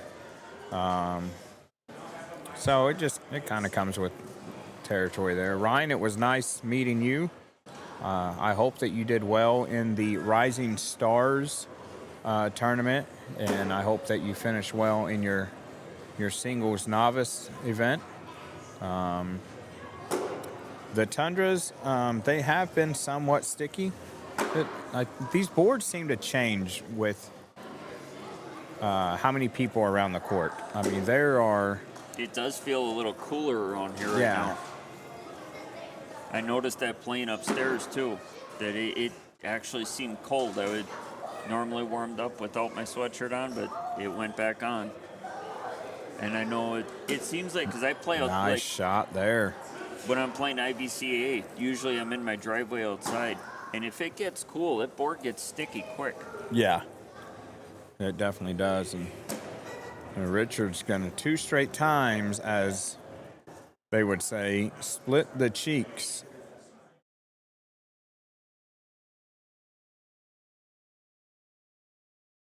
Actually, one of the Chicago players that sat back here, I guess it's a term he came up with at their locals events, their weekly events. And Ed Begley had explained to me, I usually just say, hey, split them. And I guess the other guy had said split the cheeks. And so he brought it up, and I was like, ooh, I like that term. I'm going to use it. It wasn't me that made it up, though. I want to say his last name is Kano. But I guess... Gavin? No. But I guess whenever I said it on the air, he was actually in his hotel room getting something to eat, and he was listening, had his phone set down, and he said that he heard it, and he goes, what did you just say? Hey, I own the rights to that. He goes, that's awesome. And I was like, yeah, I bet you didn't know we knew you were in the bathroom, huh? So it was fun, and it was the group of guys back here yesterday. They were wearing their jerseys that say refried beans on it. Okay. Well, if you actually look next time you see one of them wearing the jersey, on the back of their jersey at the very bottom it says split the cheeks, and it has arrows pointing out. And I'd never noticed it until they pointed out, and I was like, yes. And now you're never gonna unsee it. Oh no, definitely not. They got on center court at one point, and I think I don't remember if I had it on the live stream or not yesterday. I think I did. But when they went to take the picture, they all turned around and did like the butt out, and it was so that you could see where it said split the cheeks on their jerseys, and I was like, that's awesome. And just a good group of people that just like to play cornhole, have fun. Jay Rubin's part of the group, so they have their home pro that they learn from and stuff. So it's always nice to see the groups that the pros come from, and they're all just having a great time. So Mark is from Indiana. Mr. Christ, have not seen you in a while. Hope that you and the wife are doing well. He is from what I understand, he's a now former full-time teacher, and he is now being a substitute teacher, which all that really means is you're still a full-time teacher. You're just not in one place full-time, because I had subbed for a while, and you're going to work every day. The only difference is you don't work at the same school, and you don't have the benefits that come with it, as in retirement, medical, all of that. That was pretty unique how he went back into his pitch motion and dropped the bag, like came up and said double-clutched. timeout. Yeah. And even Riker was like, what was that? I thought you were throwing the bag. I'll tell you what you're talking about with that substitute teacher thing. I give you even more props for being a substitute. I don't know about you, but when I was in school, when we got a substitute, what can we get away with today? Oh yeah, it was tough, and a lot of teachers now they have their desk behind the kids so they can see what they're doing. Okay. I still felt more comfortable being in front of them. Yeah. Because way I looked at it is, I want to see your face. If I can't see your face, you're up to something. Right. So that's just kind of how I looked at it. But everybody has their own. But even now, is there a good angle? Because now they can be on their phones under their desk, or who knows what. And there's the Washington there. Another term I use when it's a 10-10 wash, we call it a Washington, wasn't it? They don't look like they're going for They anything all off came the board. out. So it just didn't get an updated score bug. That's what threw me off once again. Another term I use, 1010 Washington. That term I have stolen from Todd Lawler, a guy at our local blind draws in the local area, and he uses it. And I was like, man, I like that too. Yeah, I think I'm going to steal that. So I will, if it's a good term, I'm going to take it, use it, but I'm going to give you the credit. Yeah. Because I'm not going to let people think I came up with something I didn't. Really, the only thing I've came up with that I've used this weekend is noticing on this ACL software where once you get into double digits, you get a yellow or an orange color behind your score, such as what Mark's showing now, and I call it the warning zone or the warning track.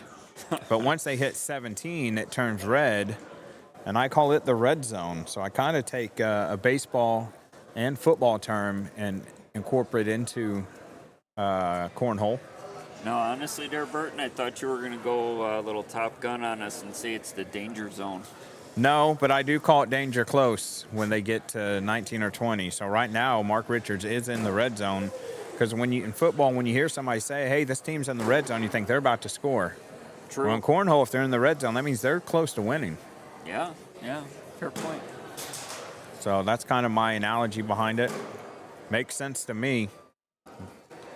It doesn't, things I come up with doesn't always make sense to others. A nice bag there by Mark. Nice little collect to try and Yeah, get some damage control. He needed that, that's for sure. Mark's going to get a 12 spot. And, no. Turns into a 4. That danger close just game. went to slamming Sammy Richards with the win there. So what a game that turned out to be.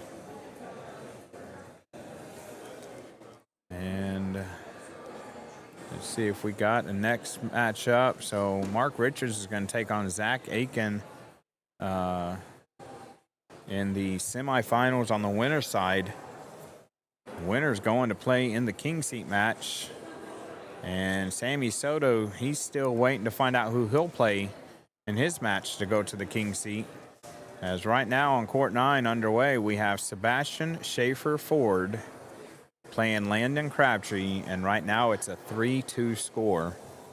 And I wonder if Sebastian has his terrorizer bell in his pocket during the game. Over on the loser side, we do have Brett and Matt Guy playing each other. Oh, look at that. Matt Guy's up 20-16. The winner of that gets to take on Caden Harold. And on the other side of that half of the losers bracket, you got Ethan Walker just beat Colin Powers 22-10. So he will await who he's going to play once the winner's side catches up to him. Riker Wells, who we just seen lose to Mark Richards, drops down to the losers bracket. He's awaiting the matchup going on court 2 between Ryan Windsor and Yafeng Yang, with Windsor up 13-7. Winner that's going to take on Wells. And we did get a husband-wife matchup before that, where Yafeng Yang, or YP as he's known, beat Mary, his wife, 24-6. That is not a domestic violence situation. It is a game that he won. When I say beat, he beat her on the cornhole boards. Let's not start calling 911. I do have a shirt, though, that I wear at cornhole, and I stopped wearing it outside of cornhole. I bought it for cornhole, but I stopped wearing it outside of cornhole because I was like, man, somebody's going to take this the wrong way, or there's going to be somebody who's a survivor of domestic violence, and I don't want to upset them. Okay. Yeah, but it says my wife beats me. And I was like, yeah, I bought it for cornhole, but everything I wear is cornhole related somehow. And I just happened to wear it one day and we were out, and she was like, you realize what shirt you have on?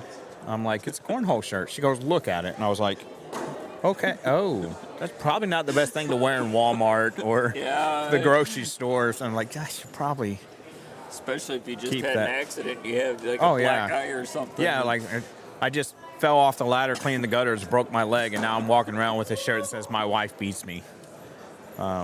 Yeah, probably not the best one to Or that to could- have. Or I guess that could also go in a route that we probably shouldn't be going online. Yeah. Don't go online and buy your clothes. You end up with shirts like me. In that same bundle of shirts that I bought, I got one that says, I'm sometimes mistaken as an adult because of my age.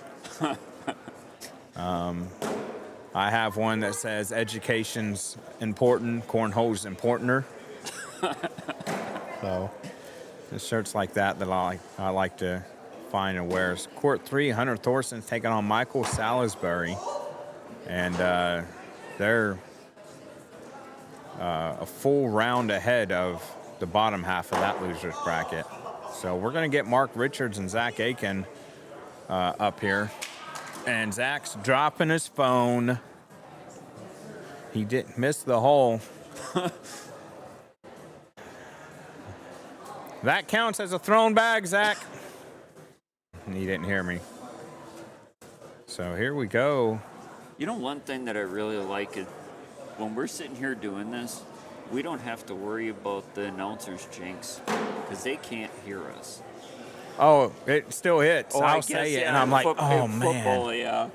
Football, they can't hear them either, and it still happens. Yeah, it still hits because Nope. I'll say something and it'll be like, oh, Brett looks like he may be leaving, so I'm going to guess Matt did pull that out. Or maybe he's just setting up shop here. I'm assuming they rode together. But I'll say it, be like, oh, 4-bagger in for the win. Oh, man, I shouldn't have said nothing. You know, or like, this is what he should do. Oh, he's going to do it, and he missed. And that's my fault. I'm sorry, guys. Or I'll call a double 4-bagger coming out, and that's like, okay, I'm just done calling the stuff. I'm put my brain on a 2-second delay from what action is going on right now.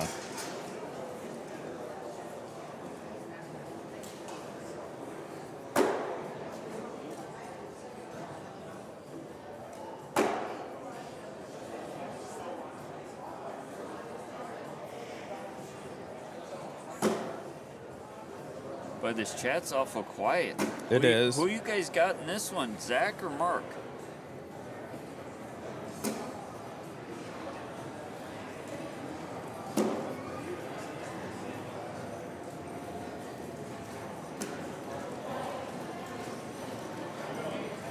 I got to reply to a message here.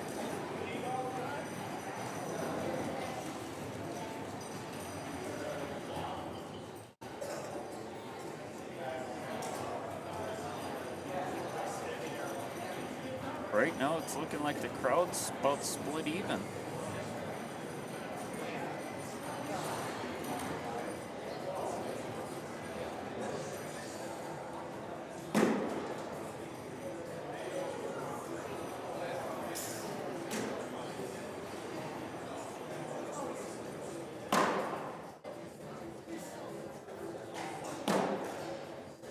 All right, here's a better question for the chat.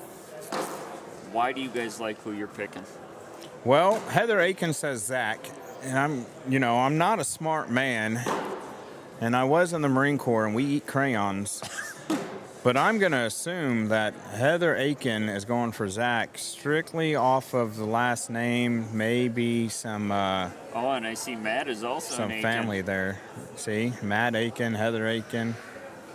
So, because he my kid, he even put it in terms that I would understand. So yeah, that was my assumption there. There's no bias there, is there, Matt? And I'll tell you what, Matt, and I'm assuming Heather is some relation to. We'll say that Heather was mom. That's where I was going. You've raised a great kid. He is a very good cornhole player, but that is beside the point. He is such a respectful young man, and he carries himself very well on the cornhole court and just around here in life, honestly. So, cornhole aside, should be very proud of this young man, and he's got a bright future in this game. Honestly, I wish more parents taught their kids to be like that. Yeah, as a father, the only suggestion I could give you, and part of this is from the military aspect of me, is find the kid a good barber. That hair is... Cut that mop. I can't remember is it No, not Krusty the Clown. His sidekick on The Simpsons. That's what it makes me think of. But Oh, I don't know. Sideshow Bob? there you go. It's the hair. No, really, all these kids wear their hair. I think most kids nowadays don't even, they don't know how to drive a stick shift car. They don't know how to write and read cursive, and they don't know what the hell a brush is for their hair. So, I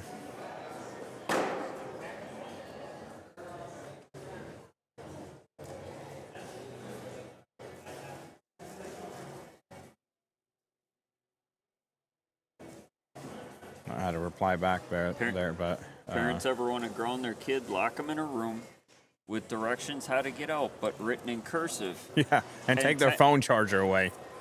But leave a rotary phone in the room.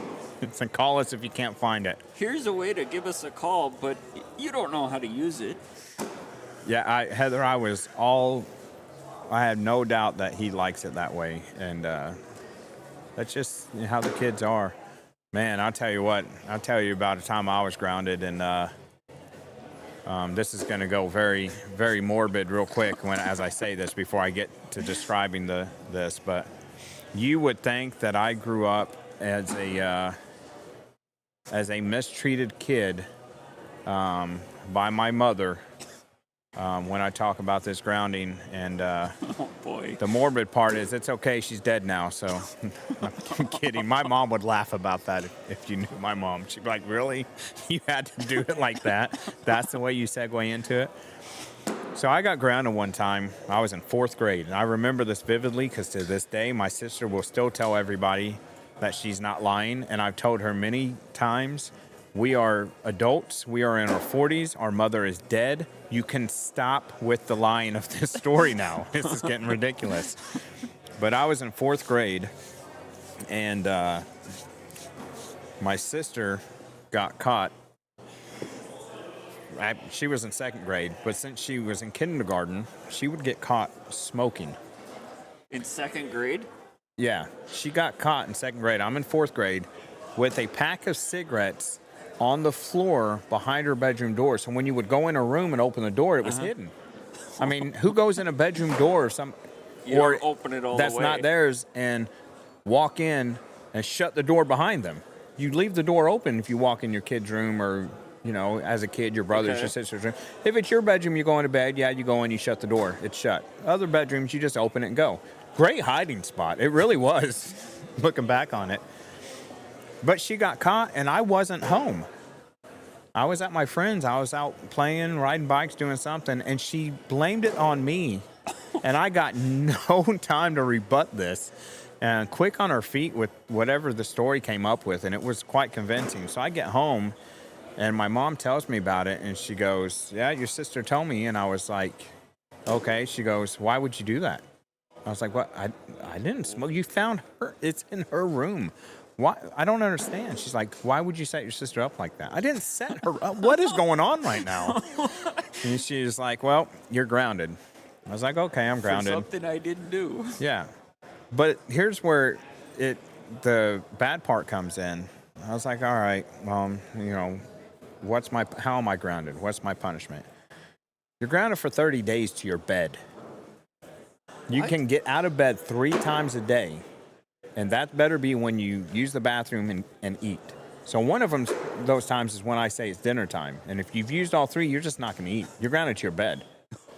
30 days grounded to your bed. Like what? How the hell do you come up with that kind of punishment to, a freaking 9-year-old? Like what is this? You don't even get that kind of treatment in prison. I know. I mean, like, at least I have access to a bathroom, Right. in prison all the time. Like, come on. So that is where that came up with that punishment. Luckily, about 2 weeks in, I had a girlfriend. that was walking up and down the street. Because we hadn't gotten to hang out outside of school. And I actually think this was summertime, so we really probably hadn't seen each other. Walking up and down my street with a boombox, with a cassette tape, playing Billy Ray Cyrus' Achy Breaky Heart. And it just somehow annoyed the ever-living hell out of my mother. And she was like, all right, I can't take her anymore. Get the hell out of here if that's going to be what gets her off the street playing that damn song. So, the only bad side to that story, now I have a 9 and 11-year-old. They're not going to be able to hide stuff behind the door anymore. I never thought of that. I mean, you think about it. When you walk in really any room in a house, besides a bathroom, how often do you shut the door behind you? But, right, in my daughter's room, there's probably about a good foot, 18 inches behind the door. Yeah, I mean, it is an ideal hiding spot. Unfortunately for me growing up, like I tell people, I grew up pretty poor. I was one level above having dirt floors. So growing up, we could afford 2-bedroom houses. Well, it's me and my sister and then my mom. And so my mom got a room. My sister got a room. They had doors. My room was usually what you would classify as the back porch. Oh. So I never had a bedroom door. I had a door that I could get out of the house with, but I never had an actual bedroom door, never had a closet.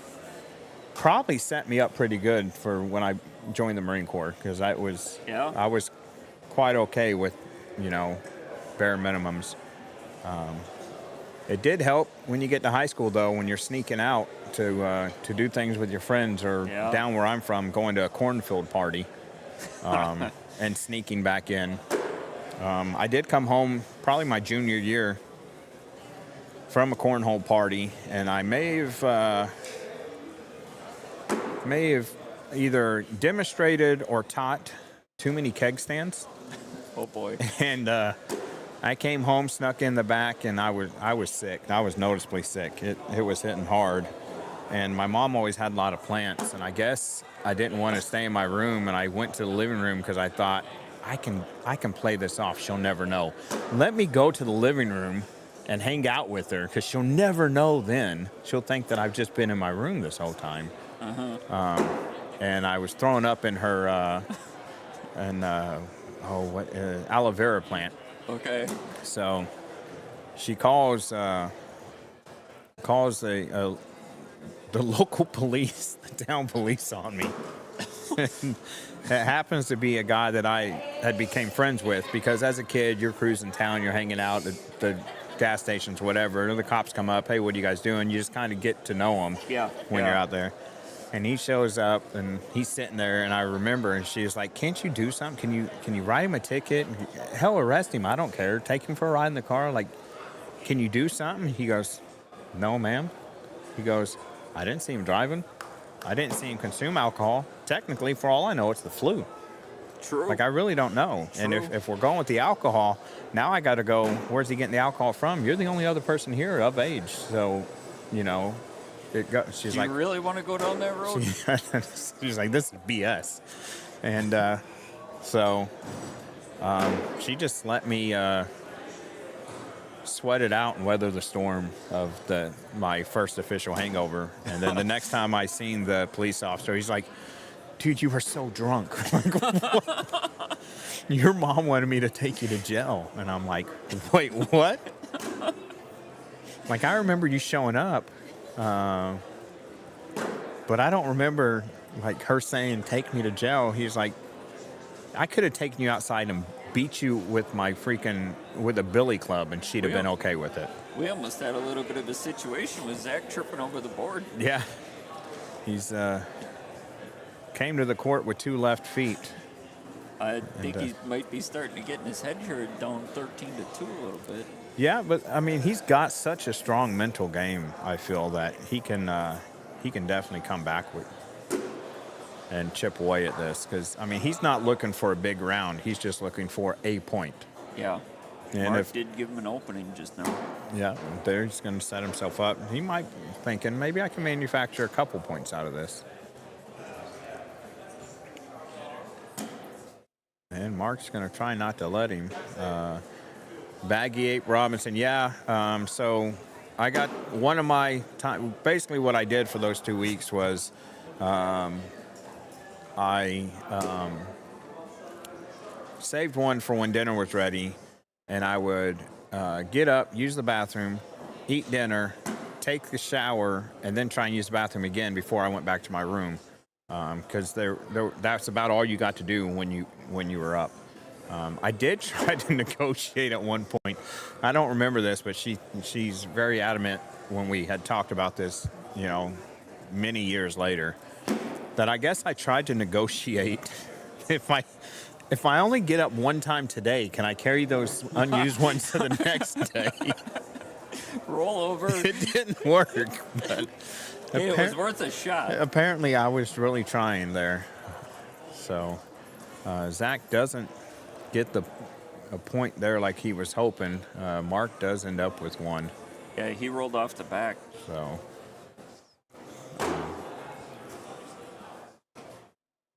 let's see if Zach can get something happening. And the way Mark's playing, I mean, he might be the favorite in this tournament right now. Didn't he win it last year too? I don't remember. He may have, actually. I know he was here because I know I was watching him on this court late. I don't know if he won it or not. I can't remember, and I don't know the ACL software well enough to try and go back and find tournaments from a year later. Yeah, and I don't know if Stacy would post pictures like that. She might. And then, of course, Scoreholio, I can tell you the first event I played, when, where, who I threw against, all that. For me, it's a little more user-friendly. Like I was talking to Keck and Stacy when we first got here. I was like, all right, we're using ACL software, right? And they're like, yeah. I was like, okay, I might struggle a little bit early because I don't ever use it. Mm-hmm. And they're like, so do you want to call your own matches to center court? And I was like, yeah, I can tell you, what I'd like to see. They're like, no, do you want to go in and do it? And I'm like, I have no idea how to do that. And Keck was like, you don't want somebody doing that. And she's like, well, I let Wally do it. He goes, you let Wally do it? How'd he do it? She's like, I just go over to his computer and log in and give him my login and let him take the games he wanted. And Keck's like, I wouldn't let Wally do that. And you got to know, Keck and Wally are, it's like they're long-lost brothers, the way they banter with each other. That was a heartbreaker right there. That did everything but roll forward. It got what is that? That may not take anything in now. Shoot it. No, don't do that. You end up packing it in and bouncing one off. He did call timeout. He did. He called a timeout.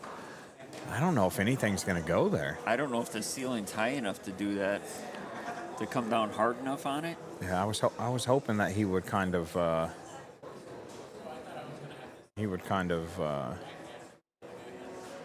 oh no, take a longer time out so I could try and set this camera up to. I'm just. Oh! It's How does just that piling not up there. go? That's probably a good call right there by Zach. Like, yeah, you can flirt with it. I'm not going to flirt with it. You don't want to take a chance of bumping that just right and the whole thing falls out. No. That'd be a four-bagger for Mark. I forgot what story I was even leading into there when that all bunched up on us.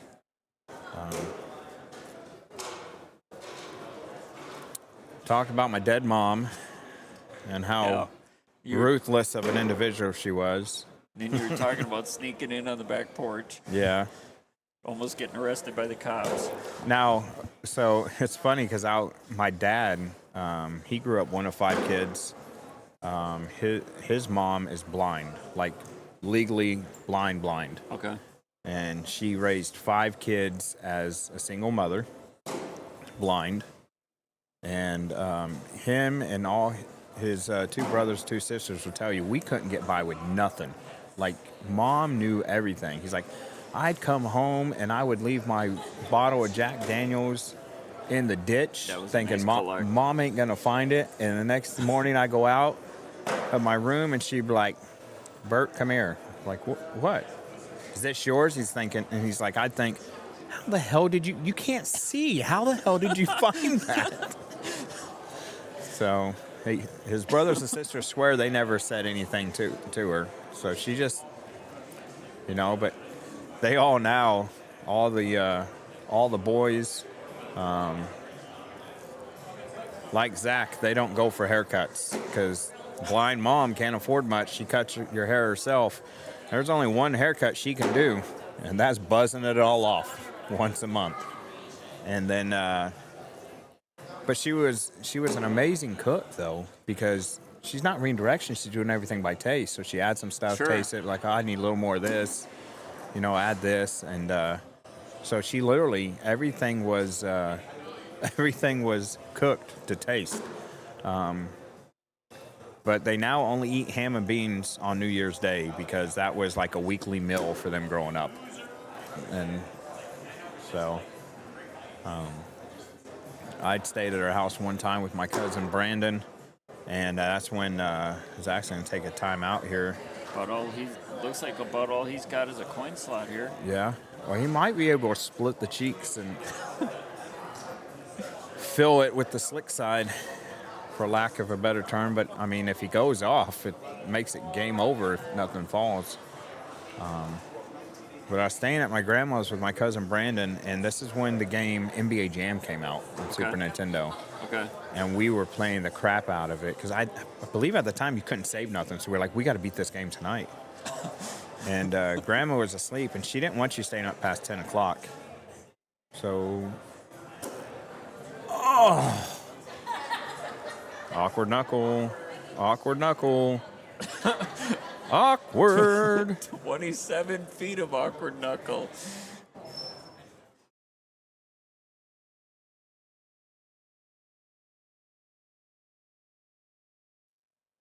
We got the awkward knuckle replay there, but so it's like 1:32 in the morning. I guess Grandma woke up because she needed to use the bathroom. So we're like, oh, okay. Be quiet. Grandma can hear us. And we're like, turn the TV off.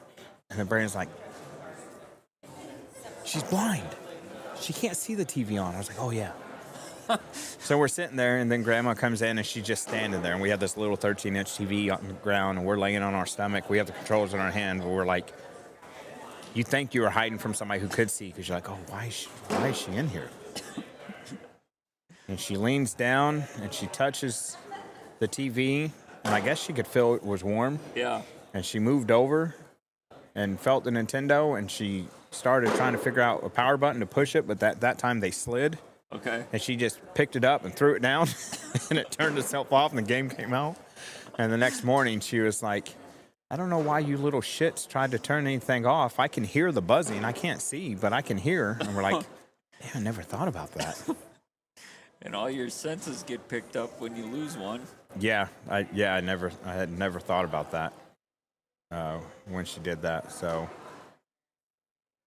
man, I tell you what, I have some great adventures and great memories growing up. Some people would say that sounds horrible, and I'm like, no, it was life and it was fun, and every experience I've had has set me up to weather the storm of some other experience.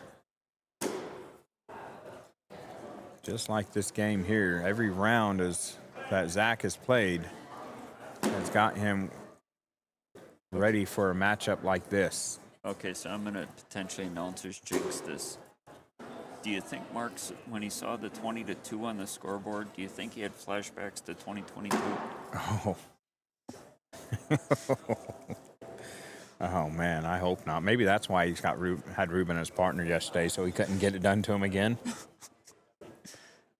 Oh, he did drug take Zach's too.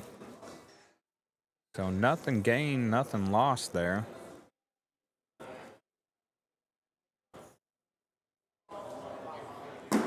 Nice cleanup there by Zach, and he's going to be happy with this because he actually showed a little emotion. He's going to walk away with at least 4 more bags in his hand, if not points. And hey, there's some good knuckles. So they missed. He got it this time, even though he missed this one last time.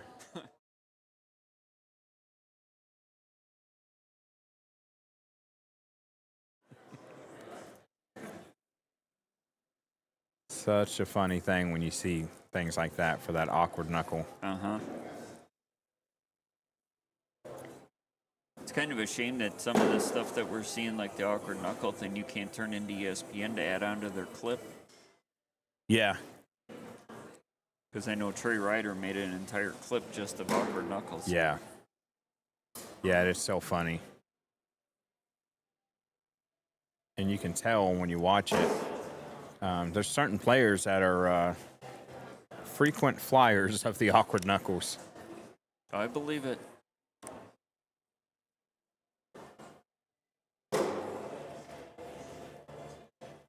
It's a nice little bully bag there. Yeah, let's see. Probably just going to go straight in and clean it up. Well, clean up marks. He pulled his in a little bit. See, but he did improve it.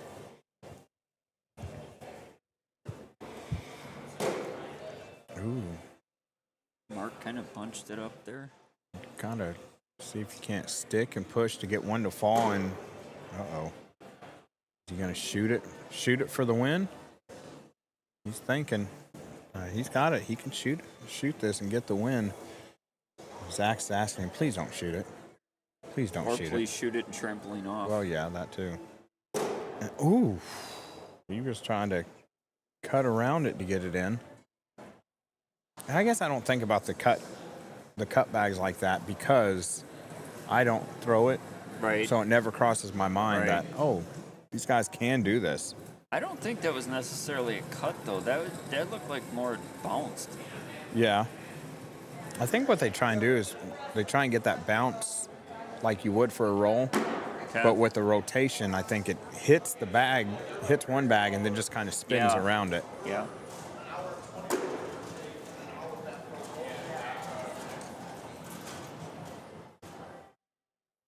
So are you from Wisconsin? Yeah. Do they sell beer in Wisconsin on Sundays? Because I guess one of my not? guys back home told me I needed Spotted Cow beer. Is it Yeah. Spotted Cow? So Yeah. I got to find some and take it home. Why not? Because Illinois, in our great state of ridiculousness, I guess maybe it's county specific where they'll have Sunday dry counties, and some of them won't serve alcohol. You can't buy alcohol till 11 or 1, or it's a southern thing, I guess. Up here, when the Packers play on Sunday, and there's plenty of bars that they'll hand out free shots for every Packers score. I didn't. I guess that's not selling it, but No, but you're getting people to come in there to say, hey, let's go here because when the Packers score, we can get a free shot. And we'll just drink beer until then. yeah. And I guess at that point, it doesn't matter that it's free. Yeah. It might be watered down, but if you've been drinking enough, you're not going to care or notice. Right. Yay! Look at that shot there.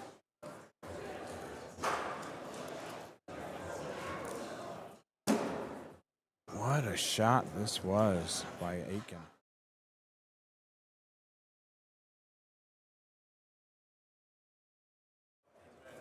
It's exactly what he needed to stay in this game. I wonder if I jinxed it. Now he's getting cautious.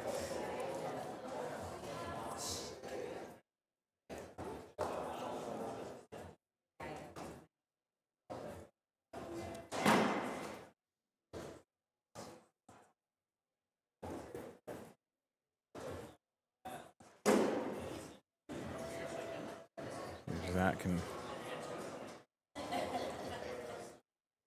still trying to get a point in here to keep going, but Mark is just not giving him any indication. Oh, nice get around there.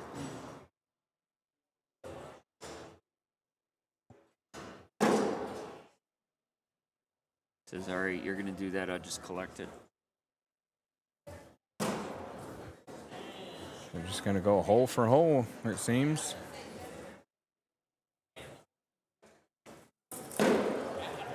I mean, it's not a bad strategy. I mean, No, because even if he misses, but doesn't, well, even if he goes off, he's only going to give up 2 to 3 if he does it with one bag. That's Yeah. a long way to go when it's 20 to 4. yeah. I mean, that you think if you do it every round from here out, that's 17 rounds in a row. That puts you at round 33. And these two, they could go 20 rounds washing right now. Yeah.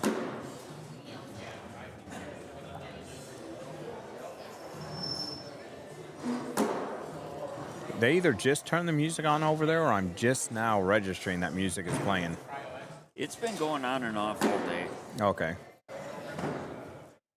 When I was warming up, there was a little bit, then it stopped, Oh, then it started again. Oh, there's an chance opening for Zach there. Chance for 3 here. Oh. So he can get one out of this, Yep. provided all bags go in, including the one in front of the hole.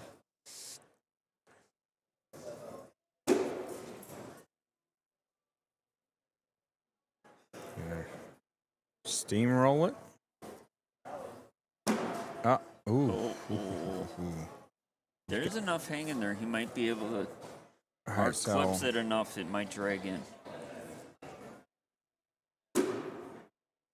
is that 8-7, right? Zach got one because Mark has one Mark. off. Yep. So there's a point. So you're saying there's a chance. Yeah. You want to hear the most annoying sound in the world? No, I don't. Please stop talking.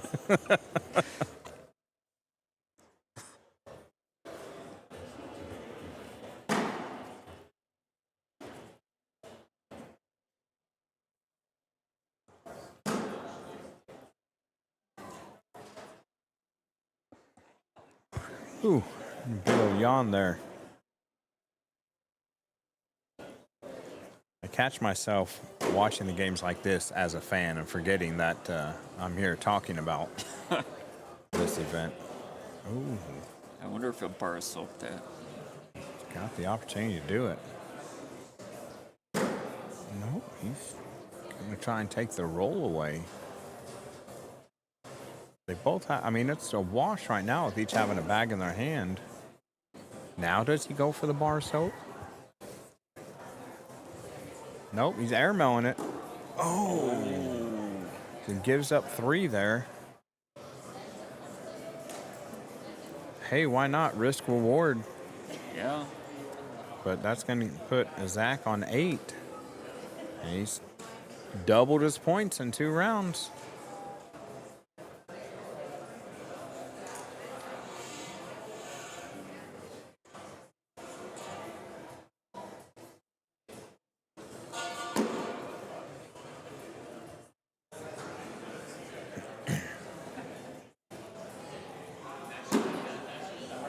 Chance for a couple more.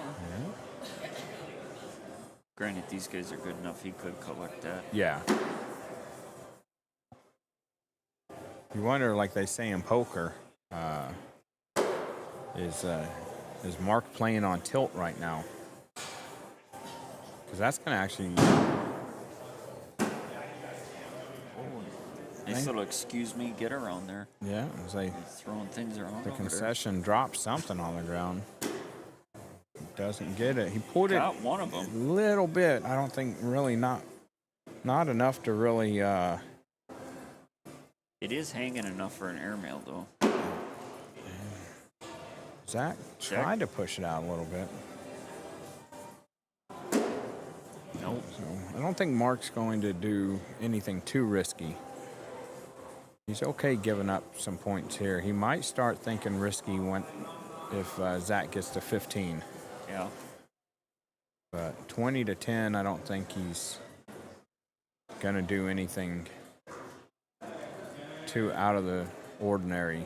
He's going to see if they come back and Zach can make a mistake. And during that whole progress of them being down there and what I was saying, it just deja vu in my head, like, I've been in this same situation somewhere. Why is this all sounding so familiar? And with that, I feel like it's going to come down to Zach losing, but getting to 17 for some reason.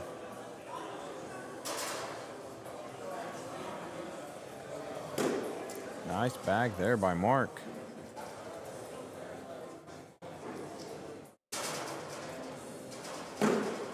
Oh. How does that not go?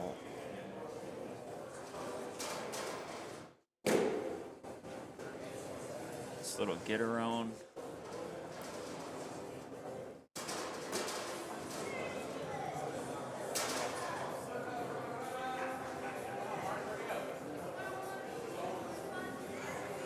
Now I hope Zach doesn't overthink it.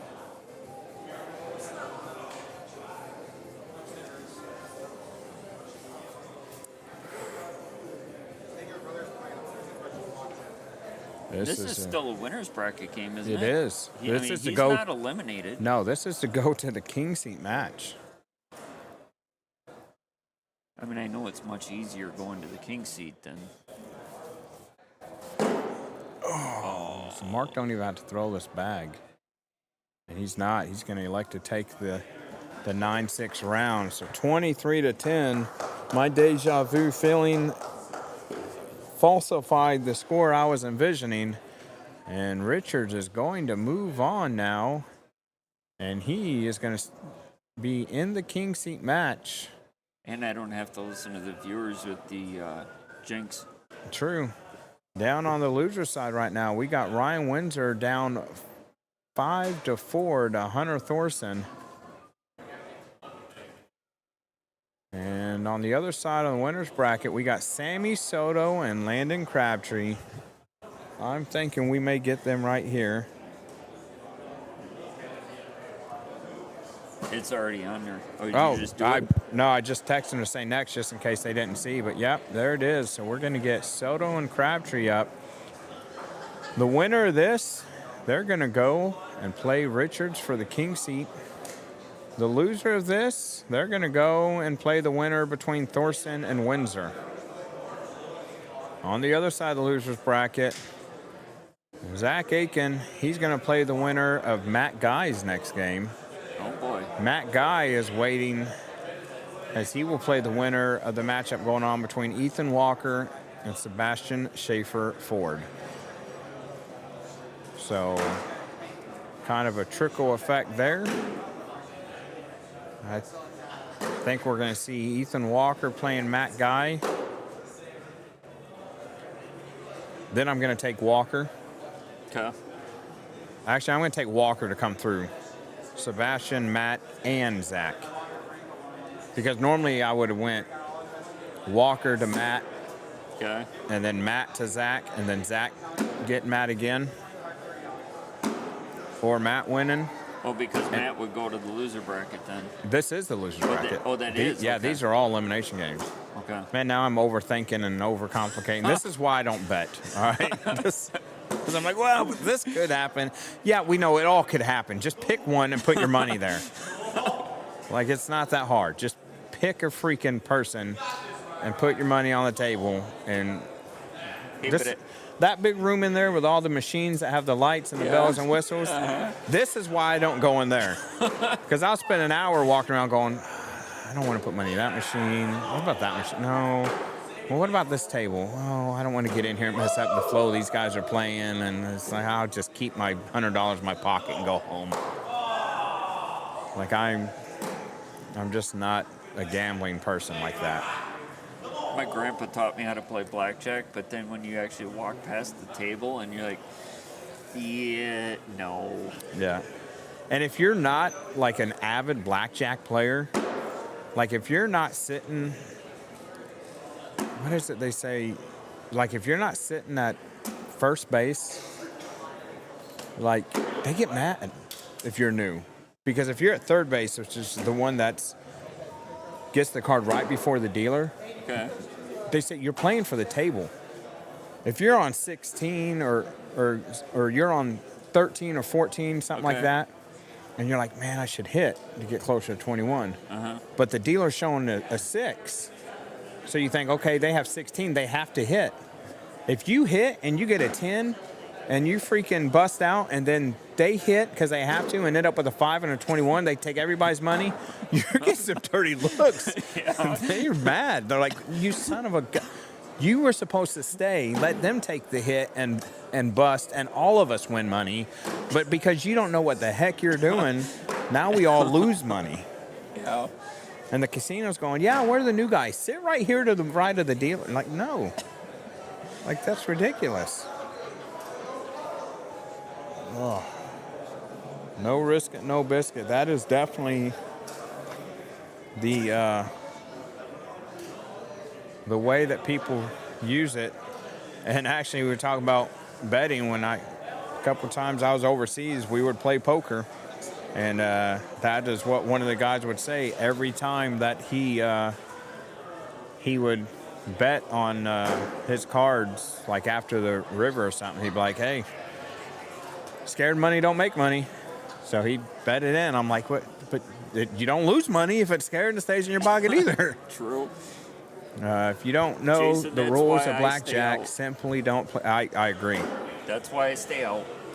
And I was in Peoria last year at an ACO major, and we went to the casino after, and me and my buddy Aaron were sitting at a blackjack table, and we were playing and we were doing well. Like the dealer was explaining the rules of the game, and Okay. I'd sit there and I'd think too long, and I noticed if I'd look up, he'd kind of give me a nod like hit or stay or hit. So I'd do it, and then I was starting to get the groove, get the understanding of the game. So it helped me, it helped Aaron. An older lady came, she sat right between me and the dealer. She sat at first base, because when I sat down and I'd asked the dealer, I go, what's the best seat? Because I knew there was spots. Okay. And he was like, well, how often do you play? And I was like, on my phone. He's like, sit right there. So he has me sit basically not dead center of the table, but dead center, and as you're looking at the dealer, dead center and one to the right. So Okay. he was telling me where to go. She showed up. She played first base. We kept doing well, and I'd even ask her, like, man, what would you do? She'd tell me, and then I'd do it, and it'd work out. So things were going well. They switched, because they rotate the dealers. They switched dealers, and things were still going well. And I'm sitting there like, God, I got to pee so bad. I do not want to get up, though, and mess up the flow of this. And I'm sitting there, and I'm telling us, like, guys, eventually I got to get up and go to the bathroom. Like, I'm holding as long as I can, but it's going to get to the point where I got to go. Yeah. I'm like, just hold out a little bit more, because we're on a roll. I mean, we're hitting, and each hand, one of us three is tipping the dealer too, and I was like, all right, I can't hold it no more. Somebody get me a Mountain Dew bottle or something here. So I end up going downstairs on the, because it's on a boat. I end up going downstairs, going to the bathroom. It's like, all right, I got me a drink, and I was like, all right, I'm gonna go back up. I go back up there, and their stacks are down to like a couple chips. I'm like, what happened? I go, what in the world happened? They both looked. They went, you went to the bathroom. You killed the flow. I was like, I couldn't help it. There was no way I could make it through one more hand. I had just enough time to get from this seat to that bathroom before it started going down my leg. Like, it wasn't. Oh, man. I'm sorry, I couldn't do it no more. And I was like, well, let me get back in here and see if we can get you guys built back up. And it wasn't coming back. It was lost. And I felt so bad. And I But even when you gotta go, you gotta go. Yeah, and they weren't mad about it. They understood, but they're like, it's as soon as you left, the next hand, it was just all downhill. So, me and Aaron, we laugh about it. He told me next time we end up at a card table together, make sure you go to the bathroom beforehand, and don't be drinking so much water. All right, I got you. If I'm going to a casino, then go to the bathroom before I leave for the casino, when I get to it, and don't drink anything and just dehydrate myself. Got it. Those are the rules. If you think about it, you almost kind of need that for like a cornhole team too. Because if you get into a long game, it's like, man, I gotta go. I've seen people that say, I gotta go to the bathroom. I'll burn both timeouts if I have to. And most of the time, the other player's like, no, go ahead and go. When you come back, I gotta go. So the game pauses because, like, I gotta go. Yeah. Or I've ran a tournament where somebody's been called up on a court, and all of a sudden my phone, I'll get a message going, I'm on the toilet. All right, well, let me pause this game and move on. Give you time, because you're in a situation right now. We got to let you have time to get out of it. Nobody wants to take your bet, it seems, saying you got Sammy for 20. And, oh, I hear the jingle, so there's Sebastian over there. He's got Looks like he's got something in his hand, He's too. got the terrorizer mask.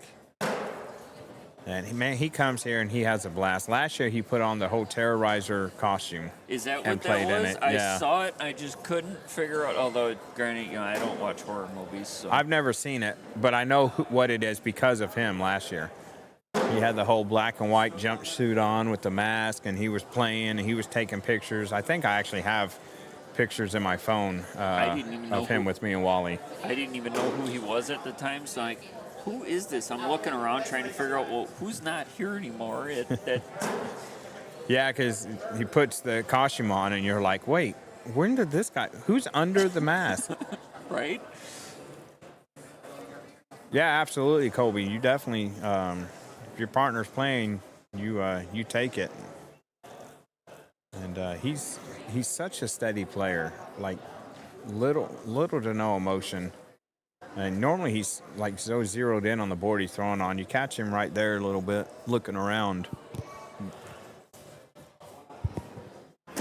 But yesterday, I mean, they'd have a blocker bag right in front of the hole, and then another one about 2 or 3 levels down and on his side, and he would still cut around those bags and go in. And you're like, this strategy's not going to work. He's just simply going to get around everything. It's like he just plugs the GPS in the bag, and it knows right when to turn and find home.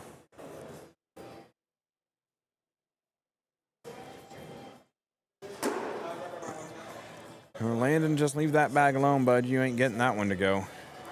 You got about 17 threads hanging in the hole. You're not grabbing that one. And I watch him go for it and get it. And be like, I sit corrected. Although I am thinking about standing.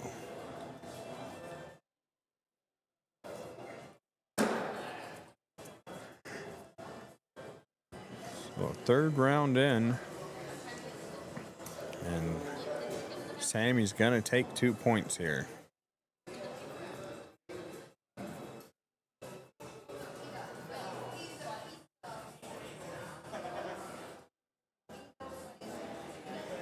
So Ethan Walker, he did beat Sebastian, 26-1.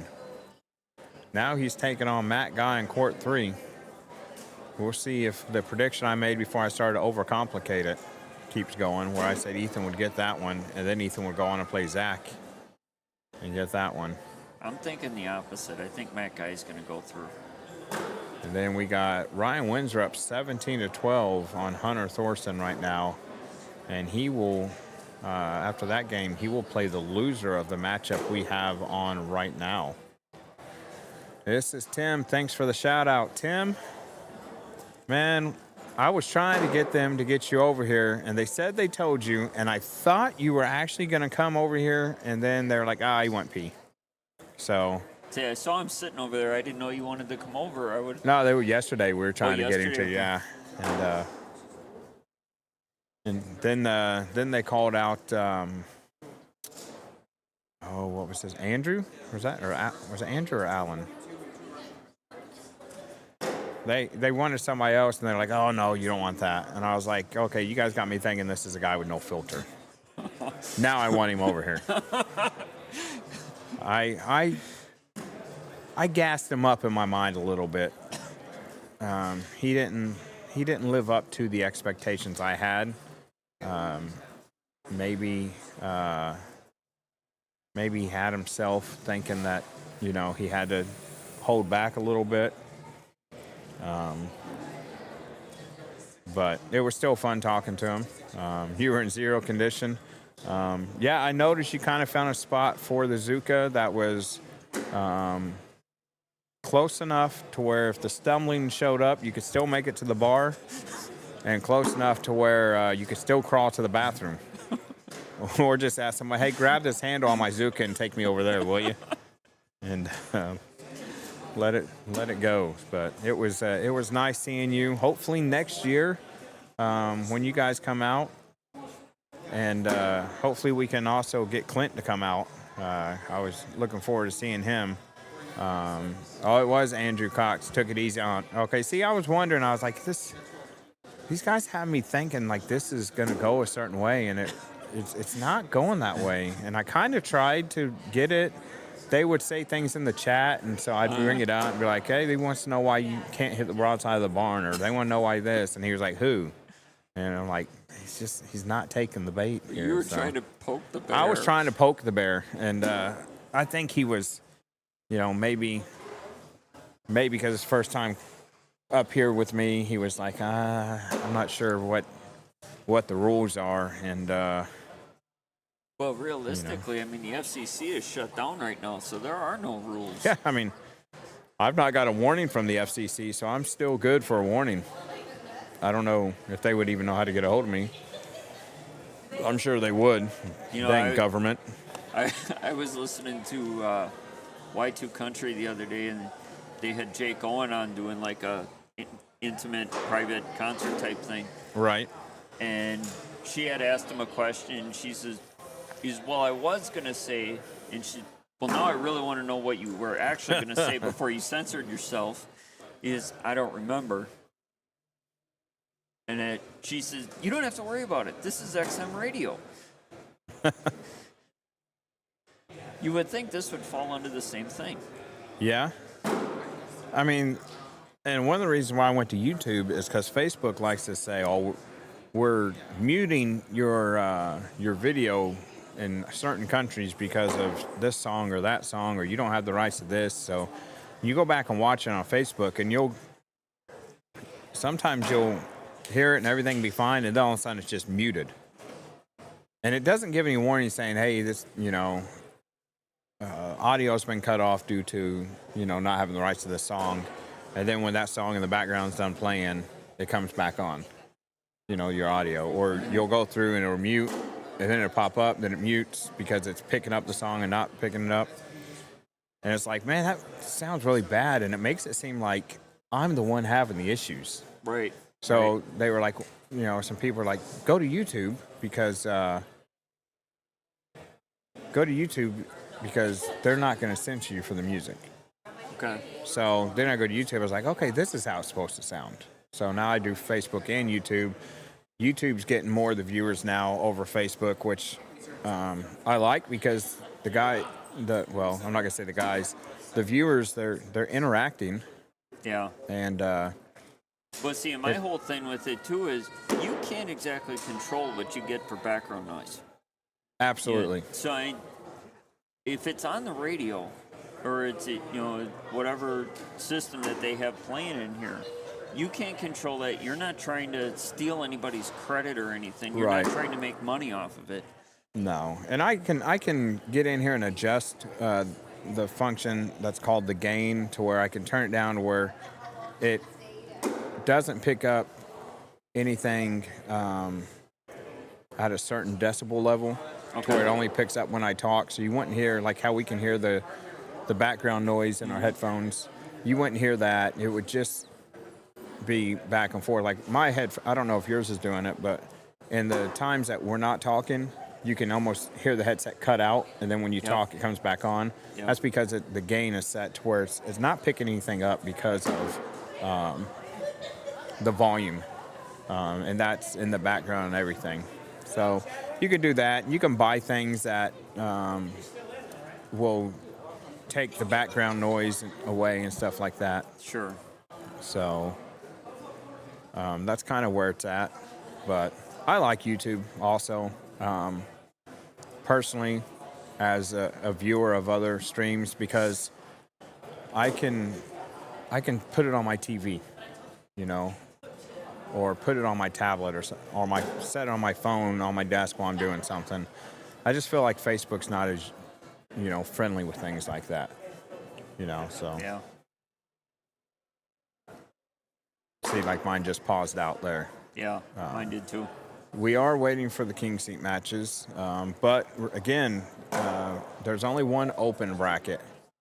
And the winner of this goes to the king seat match and gets the privilege of taking on Mark Richards in said king seat match, which I thought he moved over here and sat down. He but did. He's over okay, on I the see end him up table, at the table. I was say, I didn't think he walked away. No. So, Donald, yeah, they're going to try and take on Philly tomorrow night. oh, so the Packers aren't playing today. Correct. So, the Jefferson County Cornhole in the chat. So I'm guessing Tim is not doing anything when the Packers are playing, but watching the Packers. Or is that just pretty much Wisconsin? It seems to be Wisconsin. Yeah, for some reason. I Go ahead. personally became a Bronco fan, though, because of how little they do, like with the Tucker Kraft thing, and then the trade deadline came up. They didn't do anything to try and get a tight end to replace him. Right. And you know he's done for the year. Yeah, I mean, I was shocked when the Cowboys actually did trade. Paused, and now I can't think of his name. When they traded Parsons? Yeah, Micah Parsons. Like his initials are MP. Come on. When they traded Micah Parsons to the Packers, Yeah. I really thought that they were just going to hang on to him. And then whenever they did make the trade and they got that defensive tackle in the first game each team played, I was like, oh, that might have worked out for both teams. You know, and then the Cowboys got some draft picks in there too. And then the Cowboys did what the Cowboys do and got eliminated from the playoffs in the third preseason game. That team just needs a new owner, if you ask me. But Yeah. I was like, all right, well, the Packers are going to be a favorite here.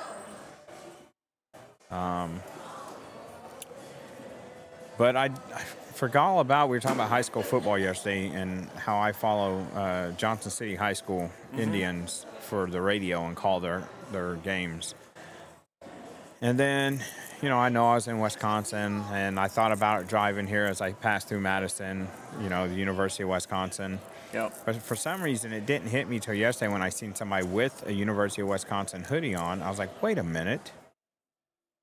There's a kid from the high school that I cover that's the starting safety for the Badgers, and he's in his fourth year, Andrew Brown. Okay.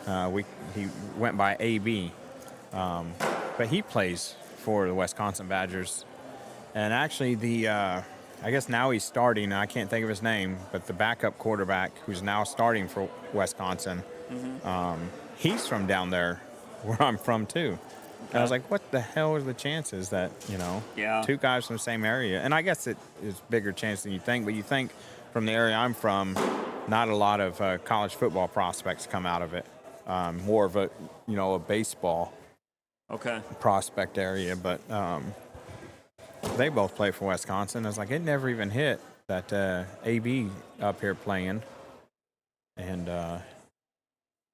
there's a little bit of Wisconsin tie there between with nice me. little roll bag there. Patriots Nation, let's go. I actually have a $20 bet with a friend of mine who is a huge Ravens fan.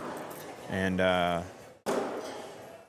to let you know, it was actually, the bet was just made this past Tuesday.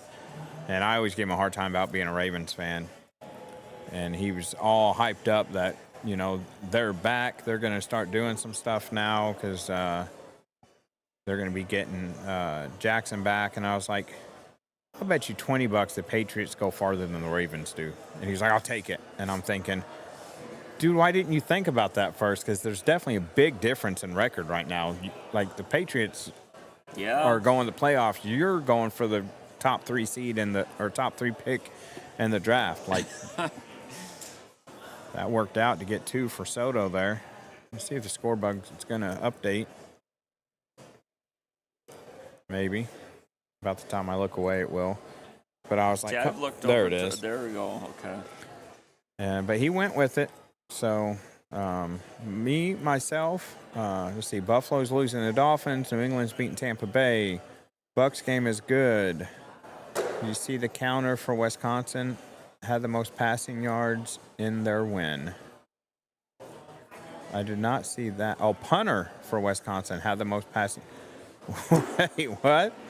And they won? What? So did they have one fake punt that went for like 70 or 80 yards and then went that far? Phil, who do I take takes the Super Bowl? I'm going to say my team. I think they have a very good shot in the NFC, but I'm not putting money on it. I'm not letting you rope me into this one. You know who I would say is going to win the Super Bowl? Who's that? Roger Goodell. The owners. It Yeah. seems to be fixed. I'm I'm just going to say that. I am a Seattle Seahawks fan, and I was not expecting them to do as well as they were this year. I figured it was going to take 3 to 5 years to get them moving. Yeah. Once they got the new coach, but they are doing quite well. I am happy with the way that Sam Darnold is playing. I was not sold on that free agent signing and getting rid of Geno, but it has seemingly worked out. So I'm happy with that. I'm going to say the Seahawks are going to win the Super Bowl, but I'm going to stick with I believe. I'm I'm going not to go with Bo Nix and the Broncos. I'm not going to put it past Kansas City now that they have their weapons at wide receiver, and they seem to start. They're finding their groove. They're finding the momentum. Never count out the defending champs, like the Eagles. But if I have to sit right here and say who do I think wins it, if I was to bet.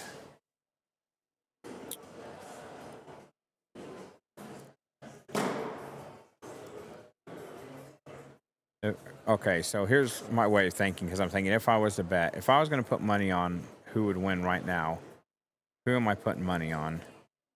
And I'm putting money on this team because of the payout with the odds. I'm going to bet on the Colts because they just made a trade to get Sauce Gardner. So they just basically took the weakest section of their defense and made it pretty strong, because now they can move the guy who had been playing as the shutdown corner to the 2 spot, and their 2 spot guy back to slot. And Daniel Jones looks like he is found a team that has motivated him because they believe in him. And Taylor's the most valuable player in the NFL right now, but we all know that's a quarterback award anymore. But Jonathan Taylor is, I think, playing the best of anybody. So I would put money on the Colts if I was going to do it.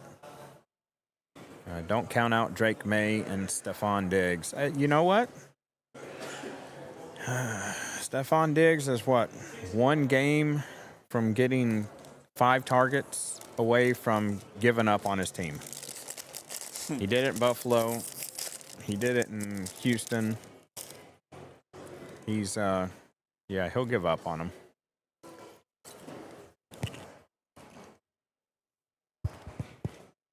As soon as they put baby in the corner, he'll give up.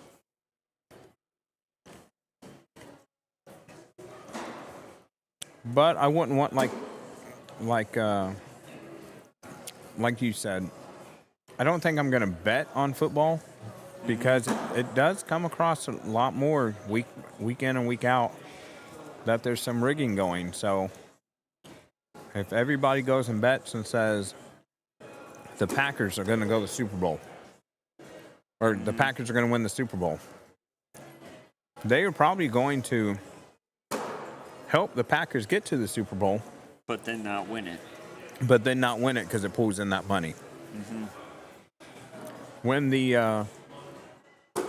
When the states and the professional sports said okay, we're going to allow sports betting online, in person, make it legal. I think that was the end of true competitive sports, Right. especially in the NBA. Look at all these players that we're hearing about now that Yeah. have been part of some kind of bet scandal. Well, that's one reason why I like cornhole so much, because you can't fix this. You can't. I mean, bag cuts different, or you don't hit a shot, and things change. Right. Yeah, it's when you hear, you call somebody up, hey, bet the under. I'm not going to score over 24 points. Bet the under because I'm going to play 3 quarters and then I'm going to fake an injury and say that Right. I'm hurt Right. and I'm only going to get maybe 16. Like that's. I wonder how many people who, because betting was kind of the black market in sports. How many people now are looking back on, was it Terry Rozier and Chauncey Billups going, dude cost me money. I'll find out where he lives. Like, hey, probably want to be in on that. Yeah, MLB too.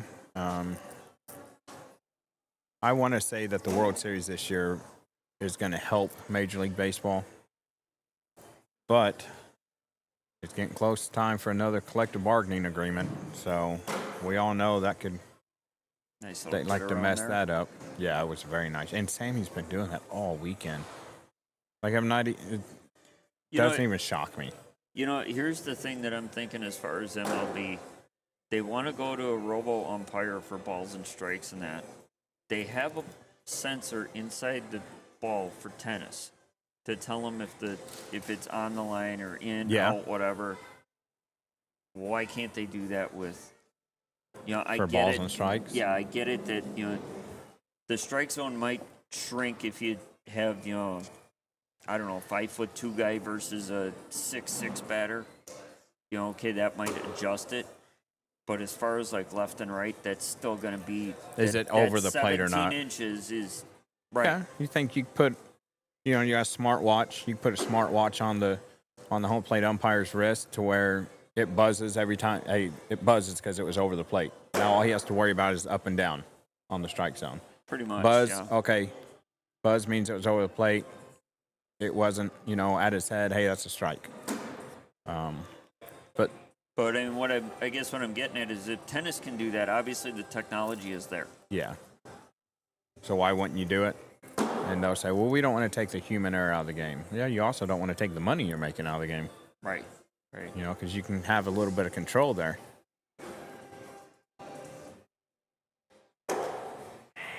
It sounds like the brackets are going pretty fast, even for the ones that have multiple brackets. Soto taking his time on that one to think it through. And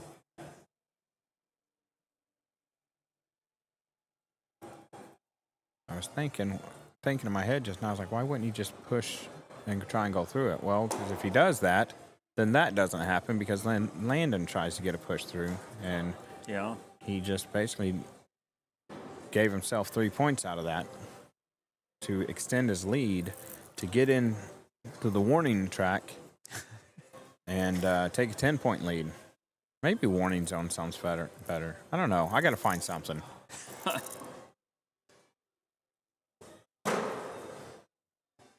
Maybe say the fire's starting to burn on this game, and then you get to the red, and you turn it from red zone to the coals are hot, and this game's about to burn out. I don't know. I'll come up with something. Or somebody else will come up with something that I like, and I'll steal it, and then give them the credit they deserve for it. But Or you could pull like NASCAR and, okay, it's time to get cautious here. there you go. Yeah. Oh man, the last time I watched a NASCAR race, I flushed Skittles down the toilet. Oh. They're making a left turn. And a left. And a left. Come back and in a left. 3 hours. You And a didn't miss left. a thing. Had 4 caution flags. And you know what? there's people that probably say that about cornhole too. They're throwing a beanbag onto a board that doesn't move. Like, what's so exciting about that? Well, we understand the strategy of it and all that. I don't understand the strategy of NASCAR. Now I know you got to figure out when you're going to change tires. Are you changing them all? Are you changing the front or just the back? How much fuel you taking when you pit? There's a lot of strategy to it, and when you know it, and it makes the strategy of a sport, it makes it a lot more interesting. Right. But I don't know it for NASCAR, so it's easy for me to joke about it. I actually went to the Road America race that the Cup Series was at, and I don't remember why, but they stopped the cars during qualifying. And because he knew where he was at, Kurt Busch stopped in turn 5 because otherwise he wouldn't be able to complete the lap. Because the track is 4 miles long. It takes like 2.5 minutes to get around it. Really? Yeah. I was not aware of that being a thing. Oh, thank you. I didn't know that that was possible. Hey, where's mine?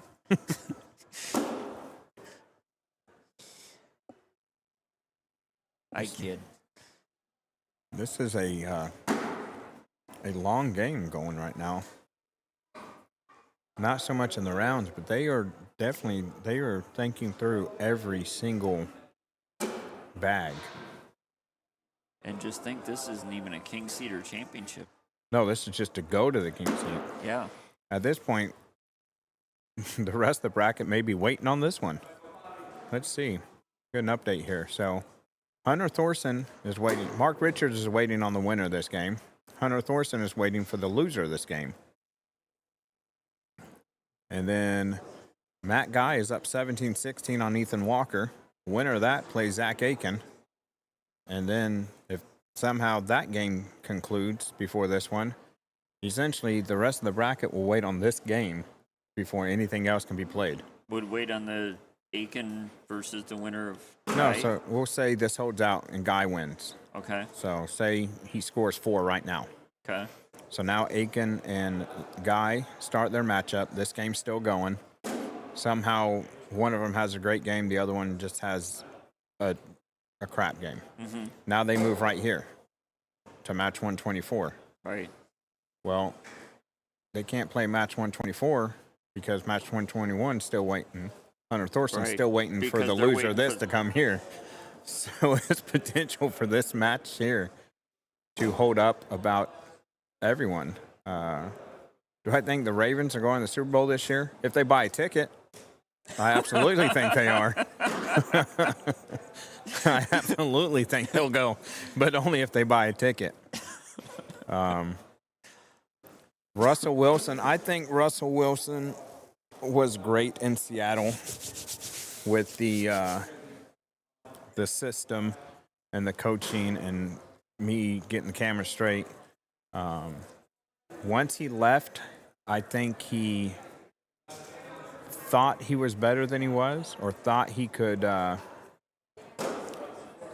play in any system, and he realized he couldn't. I think he could have made it work in Denver with Sean Payton had he not butted heads with Sean Payton. Yeah, but Sean Payton wasn't there. His last year, Russell Wilson was there. Sean Payton was there. Sean Payton's first year there, he had Wilson. And then they... No, I thought they went through a whole bunch of head coaches. No, they had one when he got there. Because they had Fangio and... I swear. Whatever coach it was that he butted heads with. Or maybe Payton was the head coach when they got rid of him. And they said, hey, we're releasing you. We're going to take the cap hit. And I think it was the right call for Denver. And I feel like Payton probably had something to do with that, to tell the ownership and GM, hey, you know, I coach in New Orleans. We were always in cap hell. Like, we'll take the hit. We'll get a quarterback in the draft. He's on his rookie contract. It won't be that big of a hit, salary cap-wise. And it worked out for Denver. And Russell Wilson, I think he ended up in the Giants. And you think so.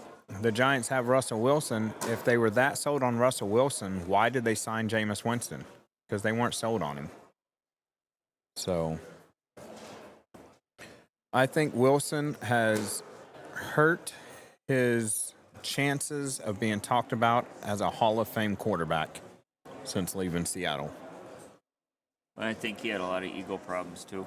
Yeah. Seemed like he was whining about quite a bit. I don't think he's going to be talked about as a Super Bowl winning quarterback during this generation. Okay, yeah, Russ had Nathan Hackett in Denver, and then Sean came along. So when Sean Payton got there, that's when the decision was made to let Russell Wilson go, correct?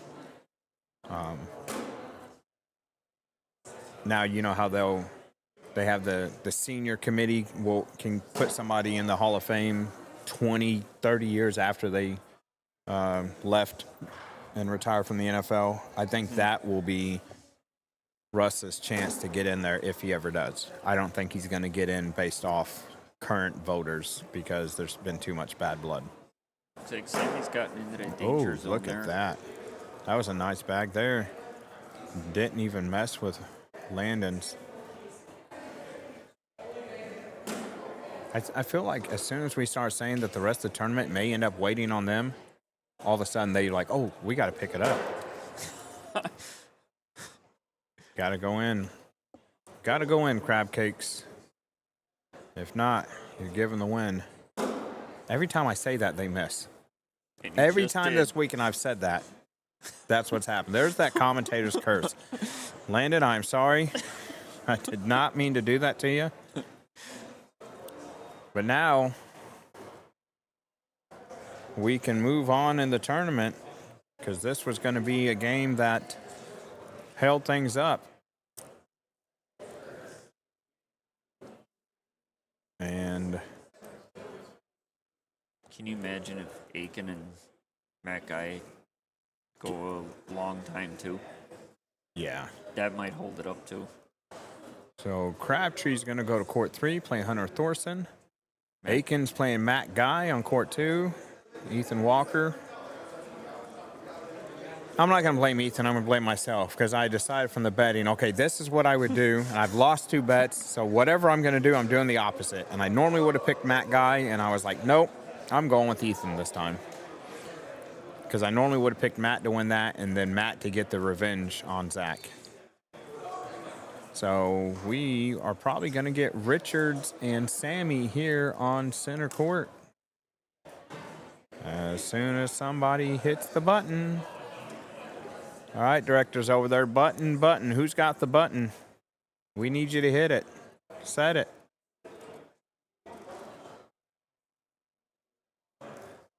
I know you guys have had the stream going so you can hear when the game's done. Hey, game's done. They haven't checked the messages. Come on, Keck, help me out. Tell them game's done. You would think all this software would handle it all by itself.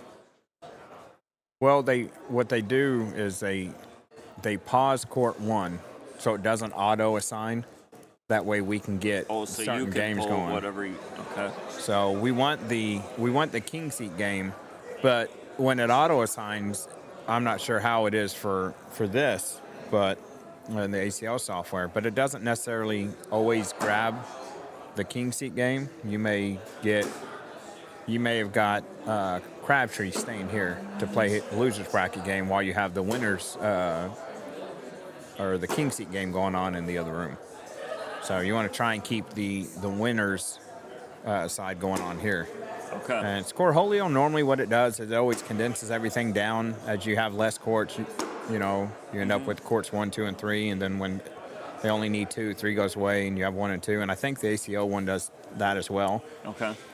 But it goes by like these game numbers. So that's game 123, game 121. So we would have got this because it's the earlier match. So we would have got Crabtree and Thorson because it would auto assign that because it's the oldest match that needed played.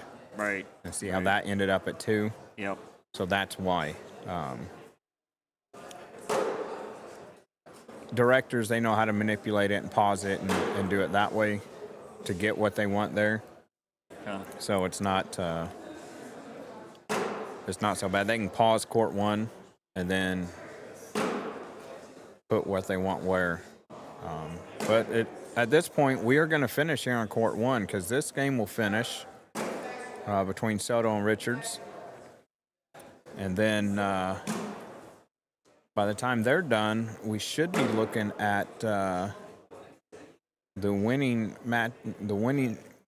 winners. Words are hard. The winners. See, here we go again. The words and whew, maybe I should have done the socials today. Then the winner between Zach and Matt will play the winner of Landon and Hunter. And then the winner of those two will play the loser of this. Yeah. That's a lot to follow, I know. But the other two games that are going, when they end up playing each other, they wind up here because they should finish, or they should start around the time this game finishes. Is what I did all that to try and say that. Talk about getting nowhere fast. I was running to it. My feet wasn't touching the ground.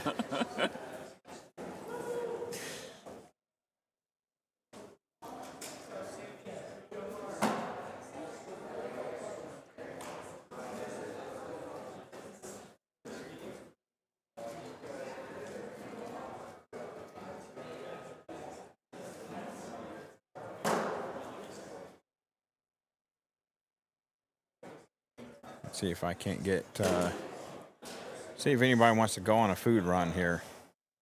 I don't know what all they have in there. The Chinese food there wasn't bad. Did you try that? No, I didn't. The Chinese restaurant? It wasn't bad. I had some beef from the pizzeria that's in there. I don't know how that works. You get a beef sub from a pizza joint. I would have thought they would have had like, hey, we got pizza subs. What's a pizza sub? You know what? Let me try it.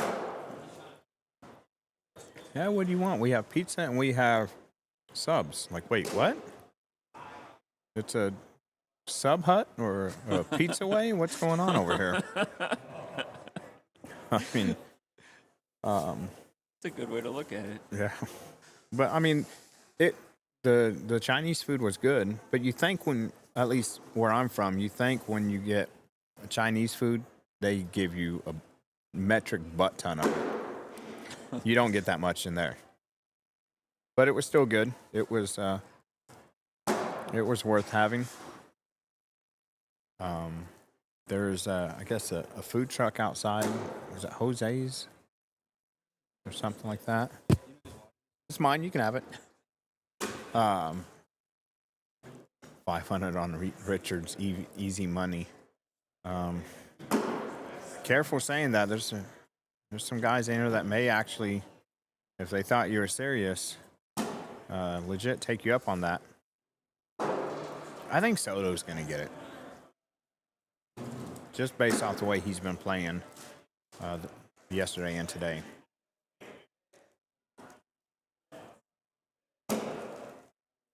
Honestly, my thought is if he's going to play as slow as he has been, I think it might screw with Mark a little bit. Yeah, he's been very. All right, Phil, I'll do it now. Congratulations, Mark Richards. Because I done went and made my pick, made the bet. Commentators curse, bettors curse. Nobody let Soto know. Actually, there's probably about 4 or 5 games now at this point where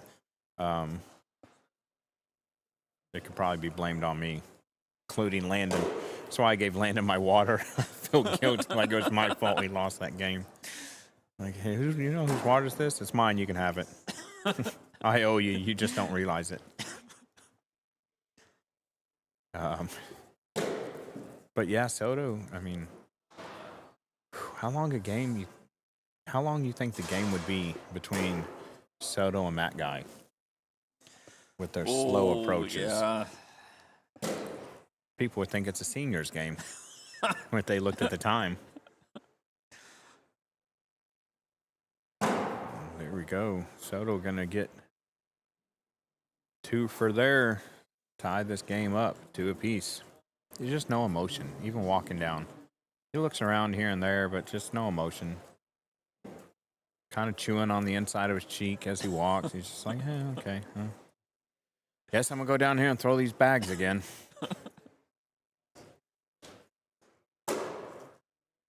Like, I want... For guys that have seen him play a lot, is there emotion from him? Like, if he hits a big shot to win it, does he get excited? Or is he just like, that's nice. I'm going to go down here and pick these up and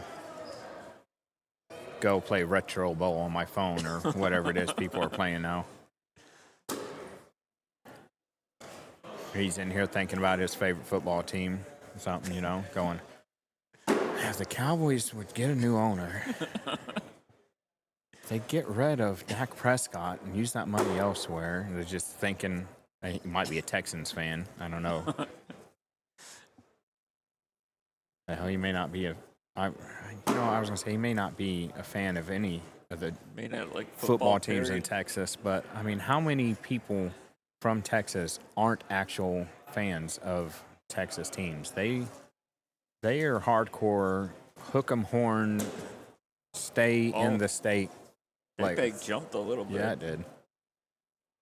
Well, I've noticed when you put the boards on pucks, you can get a better bounce out of it because that board, it's a lot more solid. There's no movement. That board's not sliding or moving at all. So you get a lot more hop. And I actually think that's working to Sammy's advantage this weekend.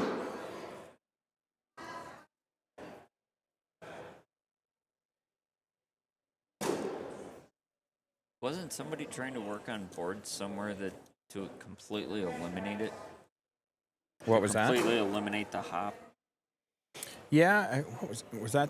That might be these boards. I think these are X Factor boards. I think somebody tried to do that. They've tried different braces underneath to try and eliminate that bounce.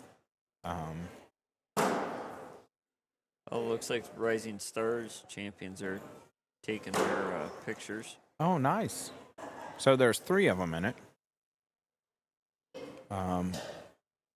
There was only 3 kids playing? Yeah, so they're all 3 look like they're going to get a board, first, second, third. I mean, you think it's going to be a smaller turnout when, it's set up for kids ages 10 and under. It's true. But, man, all 3 of those boys, they've been talking all day about, they are all excited. They were all telling each other, I'm going to whoop you. I'm taking this. You ain't nothing. Oh, this is going to be easy. I'm like, wow. These guys are ruthless to one another. So it was quite exciting to hear them talk. I guess if you have a setup at your house, that's basically all you do. Yeah. Instead of playing video games, they throw bags. Why not? It's better than the alternative, if you ask me. Yeah. Yeah, and they I don't know. Can I see before I go and say this? I don't think there was an entry fee for Rising Stars. I think it was just something that she put together for them. Oh, there was an entry fee. Okay. That's probably to cover the boards because it looks like they all got a board. So let's see. There's 1, 2, 3. Okay, so they had 4. It looks like Michael, Miles, close. Brent, Ryland. So they had 4 matchups, and so Ryland Webb, who we had on early this morning, he was telling us about it. He ended up finishing 3rd. Michael Austin got 2nd, and Miles Fendrick looks like he won 1st place. Not sure who is who other than Ryland Webb, just because he came over and said hi and was talking to me. So like the one walking there with his board, I'm not sure who he is. Yeah. Probably not going to get anything on the T-shirt. with a last name. And no. Oh. Oh, it says freaking 2. Yeah, I thought that was that's going to all say I can make Fendrick or of. something. I was like, oh, no, that's not it. But I love hearing about that they had this, the Rising Stars event for those Yeah. young guys. It definitely helps grow the sport. Absolutely. All right, so update on the score. Matt Guy is up 6-0 on Zach Aiken. Looks like 6-2. Or 6-2. I started looking at this one as I said it. Crabtree and Thorson tied at 0 on court 3. Wait before I switch as people are looking to see what the scores are on the other games.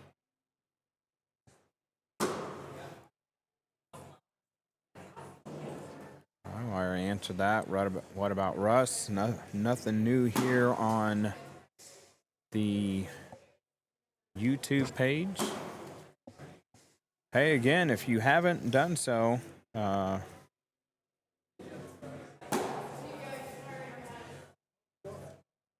me 1 second here.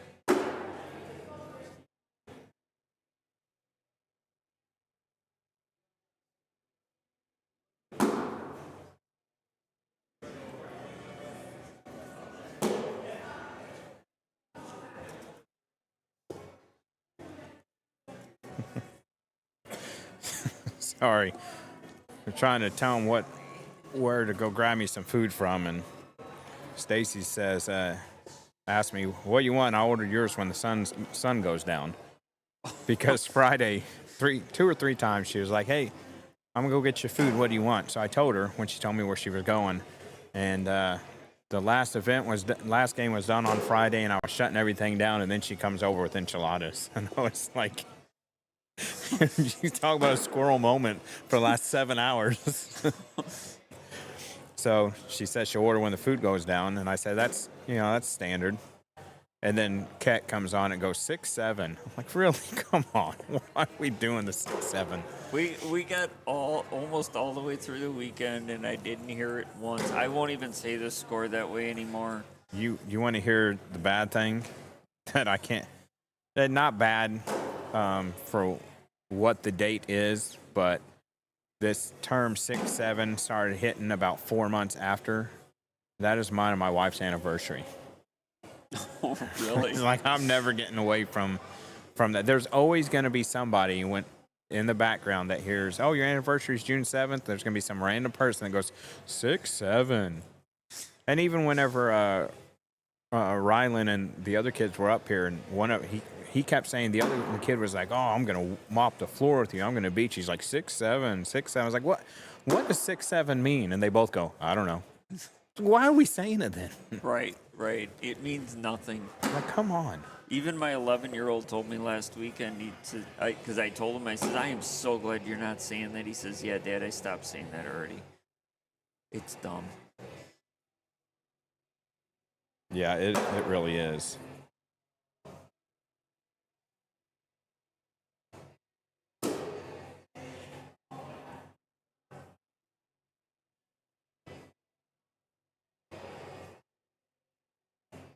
It's like Mark's got a bit of a hill to climb here. Down 9-2 right now. Sammy hit a little cut-around shot.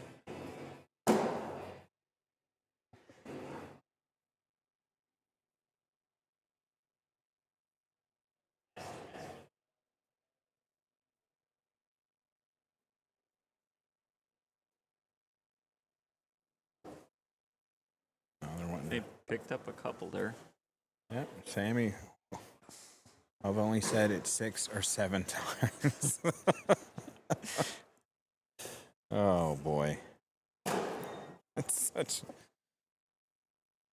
Now I wonder sometimes, like when I hear the words like that, and I hear it's not even my kids that are saying it. My kids are so anti. Like, they all 3 have a Facebook.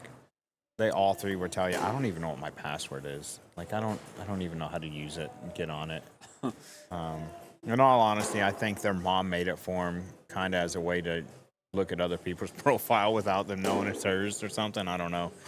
But they don't use Facebook, and they don't use 6'7". So I kind of think of like when I hear these kids saying 6'7", I'm like, is this what my family or my parents thought when we'd say whatever term we came up with as a kid, which I can't even think of any now because you've heard them so long. The one thing that pops into my head is when we would say whatever. Yeah, or whatever. Or talk to the hand because the face don't understand. Or cowabunga. Or like, is this what they're like?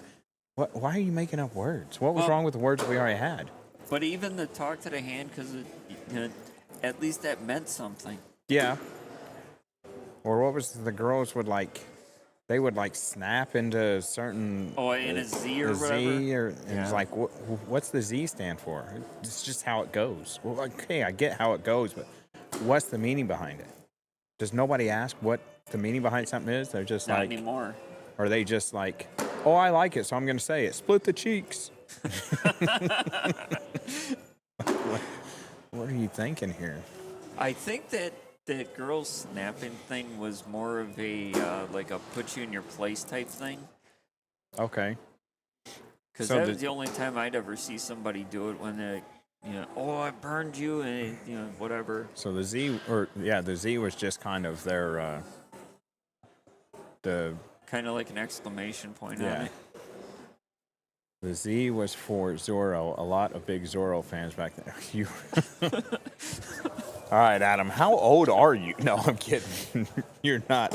Actually, you're not that much older. Adam is the guy that was sitting over there with the Packer overalls. Where did he go? Did he leave? He'll probably come back. He's in there at the casino. I mean, there is no Packer game, so he doesn't have that going on today. That's true. I don't know why you want to watch. Oh, he did come on earlier when he said that too, and said, "Fun fact: I'm a NFL owner." Oh, I thought that was Tim from Jefferson County that said that. But they probably maybe it both was. are. Maybe it was Tim. They might both be. I think what the Packers and I think the Celtics are too. The only two publicly owned. Oh, the Celtics are? I think they are too. Honestly. That I didn't know. Adam's on the drive home. What, like, let the parking lot already drive home, or going in circles trying to figure out if you're in a NASCAR race? That's why kids are always rocking the mustache nowadays, because of Zorro. It's public knowledge I'm an NFL team owner. Well, I mean. So it's your fault that the Packers aren't winning? Then why didn't you fix the Tucker Kraft situation? Like you. That guy was a beast, though. I feel like he was becoming the best tight end in football. Yeah. So why hasn't your team done anything in a couple years? You guys think you can just draft a quarterback once every 20 years and be like, we'll pick this one. Now he's going to go in the Hall of Fame. I mean, you look at it though. They had other guys like Matt Hasselbeck, who had a great career in Seattle. Yeah. Even after he said we want the ball and we're going to score. Jesus. To proceed to throw pick six. I've tried to forget that so bad. Is that a phone call? No. Oh, I was like, no. What a name to have for somebody in your phone. Oh, this scorebook is really aggravating me. It's 13-6 Soto. And it just... How is this thing this far behind? I don't know. Refresh, and of course, now I got to go in and do all the things to... Tim says, I take full responsibility. We're working on it. It's got to go faster. Yeah. Are you on Jerry Jones' schedule? Is that, like, I don't... What are we working on? I mean, he already likes to take your scraps and coaches. Yeah.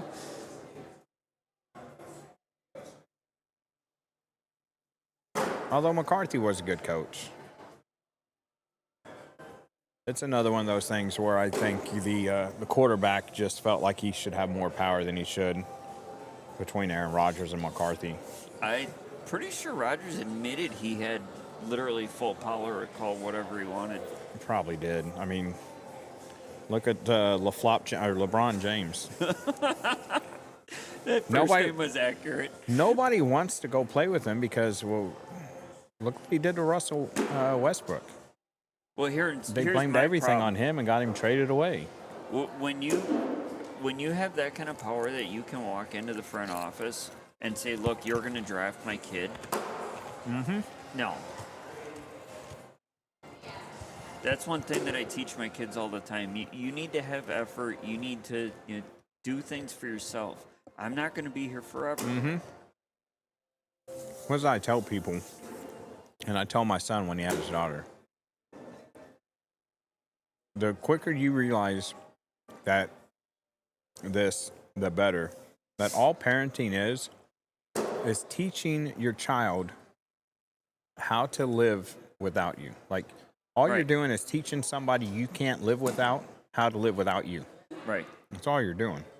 Well, if you think about it, and I'm sure I'd just ask you straight out, what's the best part of being a parent? Watching them grow up, Yeah, right? yeah. What's the worst part of being a parent? Watching them grow up. Exactly. I mean, and you get, like, as being a grandparent now, I used to always think that my grandfather, who was a big influence in my life, like, man, I swear that Grandpa loves me more than he loves my mom. Like, he loves me more than he ever loved his own kids.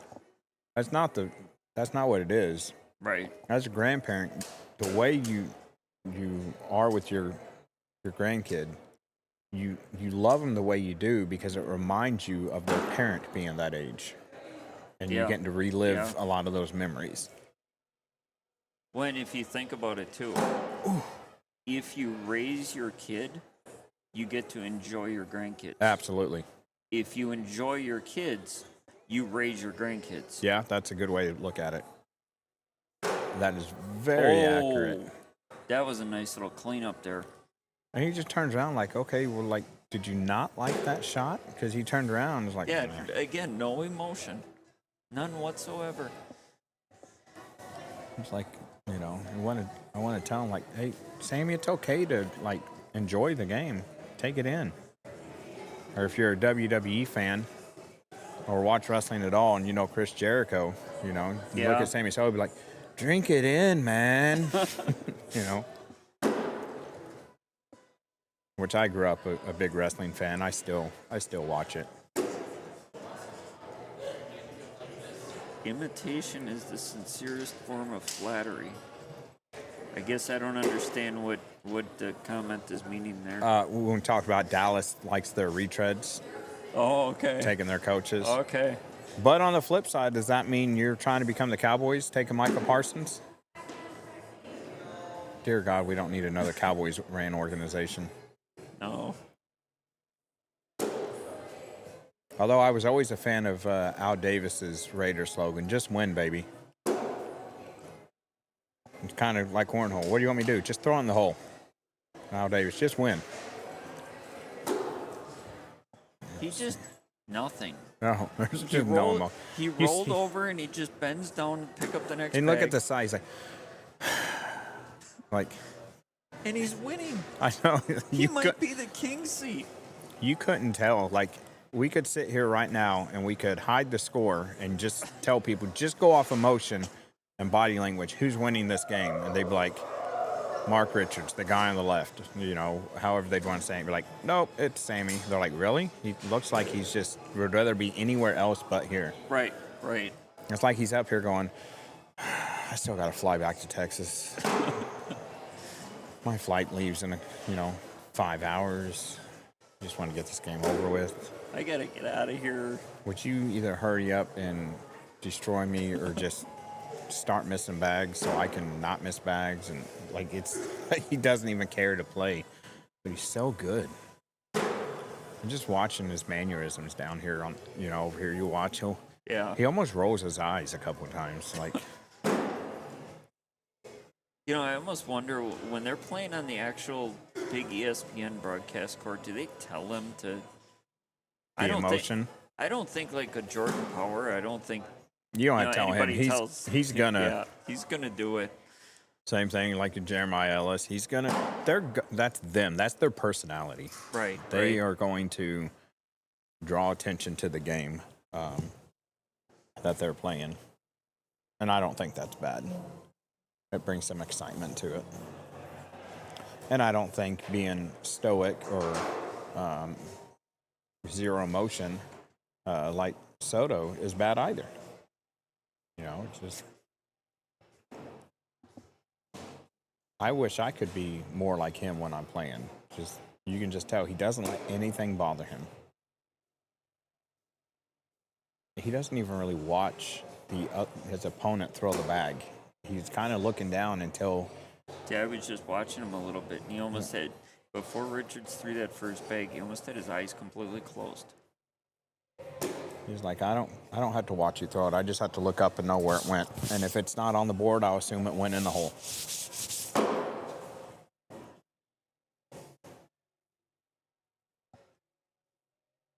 You know, with having no crowd here, I kind of almost wonder if they can hear us.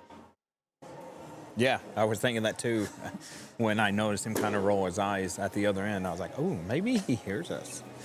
So I've tried to take my one side of my headphones off to see, like, are we loud when we're talking? I don't think we are. Let me see here.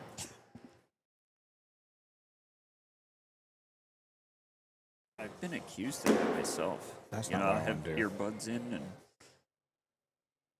There's a way somewhere on here to get it to where they can't hear us. But I don't know. We're not talking loud, so I don't think No. they can hear us. I don't think he can hear us. So, hey, see how it goes down because it's not, the gain's so low, it's not hearing that music over there. And Yeah. usually when you have the crowd around it, it keeps picking it up, so. right. So Which, for being as deep in the bracket as we are, I wonder if people are just going home. they could be. I mean, I get it. It's Sunday afternoon. What's the Sunday night game? Maybe they're really looking forward to that. I think it's Commanders and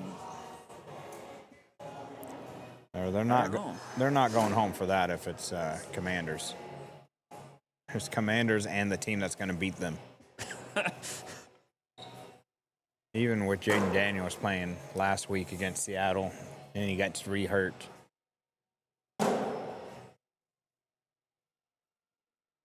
And I mean, I'm not. I know.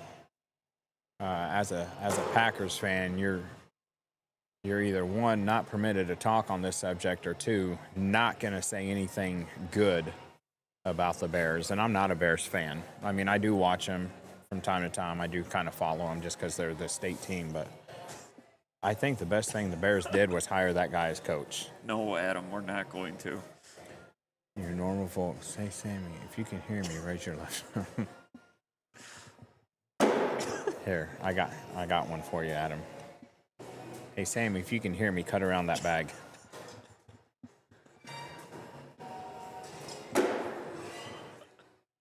Let's see. If you heard me, he's going to cut around this bag and collect it. Tried. He can hear me. No. Do you know how you always seem to lose a sock in the laundry? You always end up with a random sock? I don't usually do. No? No. I always... I make sure I put them in as pairs. And No, they go in as pairs. yeah. They just... I guess maybe I got a really good dryer. Maybe. Or like me, I had my hands in here earlier and I'm like, what is this bump that's in the pocket? And I start figuring it around and I had to reach up under the quarter zip pullover, and then just a random sock somehow ends up inside the inner webbings of the quarter zip interesting. pullover. And I'm like, that's where socks disappear to. They're inside other clothing. That's entirely possible. Have you ever had it where you go to put on a pair of pants? And a sock and all stuck of a in s- it? No, like the lint sheet or the Oh, dryer yeah. sheet? That's what I thought this was at first. And I was like, how did a dryer sheet end up there? And then I pull it out and I'm like, it's one of my wife's socks. What in that? How does that happen? Does she even know she's missing the sock right now?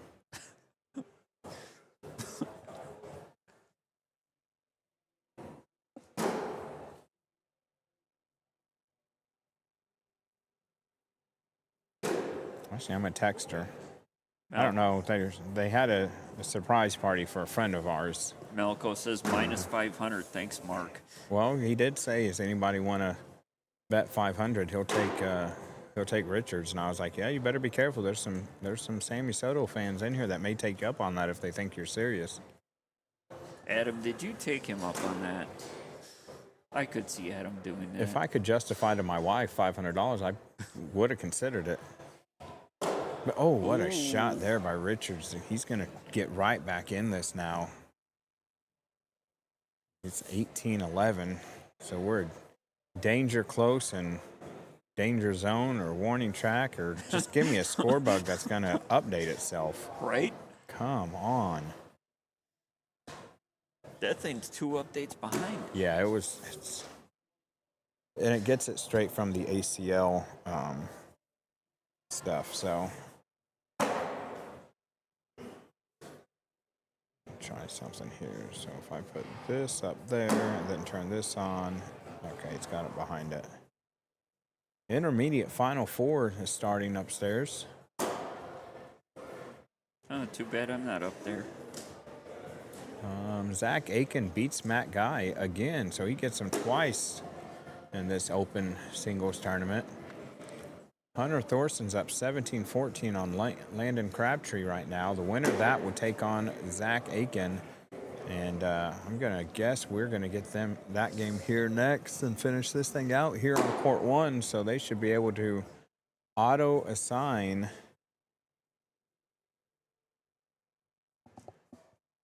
Let's see. Final Four downstairs. Just keep it up. Jeremy is almost ready. Comp will be a bit.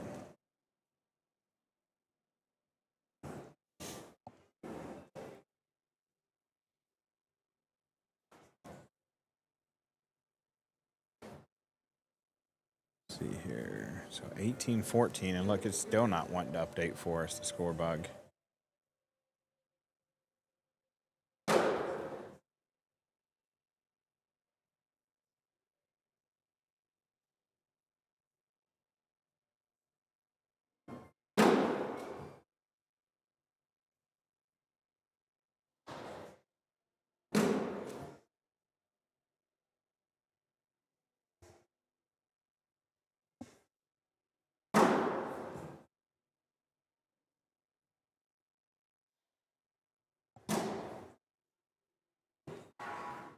Ding ding, somebody dropped something again. That one sounded far away, and 3 hours ago and all day yesterday, we would not have heard that. Yeah. This Richard guy has been on this court all day. Is this his personal court? No, I can't say it's his personal court. He hasn't been here enough for me to rename this court. Honestly, one of the first tournaments I streamed, there was a newer player that legit played 8 games in a row on center court. He won his first game. He lost the second game, but then an auto put him on from the loser's bracket back on court 1. So then if he kept winning, he just stayed. He went 8 games in a row before he was finally defeated. So we named this Camden Court because he was on 8 times in a row and ended up going 6-2 on it. Wow. And I don't think anybody's hit that many in a row, and I'm not sure anybody's hit that many in a tournament yet. Richards might be close. What do you mean? He's probably played 4 or 5 here on center court now. Okay. Is there a way we can go back and see what court they played on? Let's see. He played here. Does it say? Nothing here is going to tell me what court, though, is it? It would say if you go into the tournament schedule. Because you can go into the tournament schedule and then type in Mark Richards, and it'll give you... That didn't work.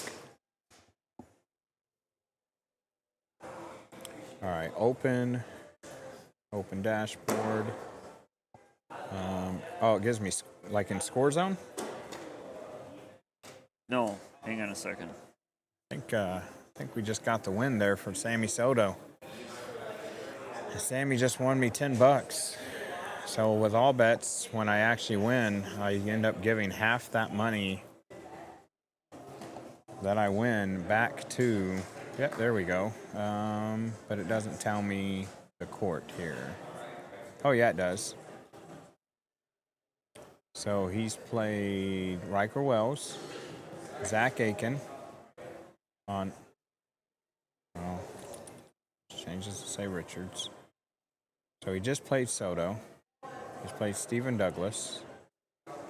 That's court 9. He played Riker Wells. There's 3. Played Zach Aiken. There's 4. 1, 2, 3, 4. So he's played 4 right now. And he'll play at least one more. Well, yeah, he'll play at least one more there on, as he waits. Because no, he's waiting for the winner of Aiken versus either Crabtree or Thorson. Correct. So That he's might at be a 5. long wait. This would be 6. And then if he comes here, if he double dips, 7 and 8. So he could tie it. Yeah. So I may have to change it to call it Camden Richards Court. But yeah, right now we got Thorson, and you can see the score there of that. We got Thorson and Crabtree with their game going. And let's.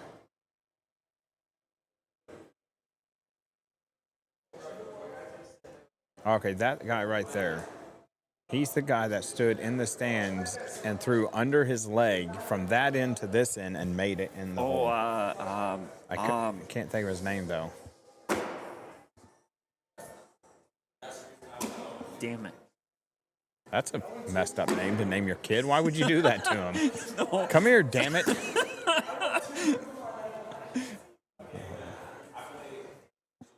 Set these up for some other... Why can't they think of his name? He's from the same area that Jay Rubin's from. Chicago? In that area, In that area? Yeah.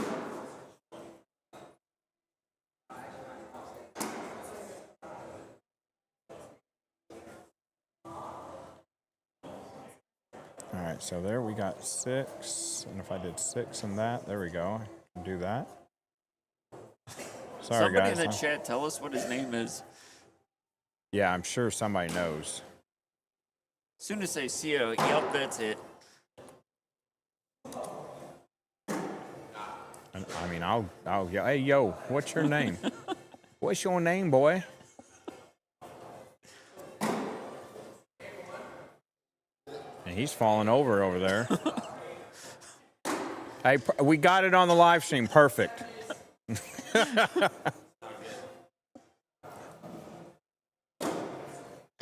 Falling over again.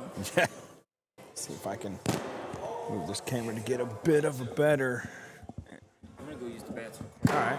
Angle. How would that look with the left? There we go.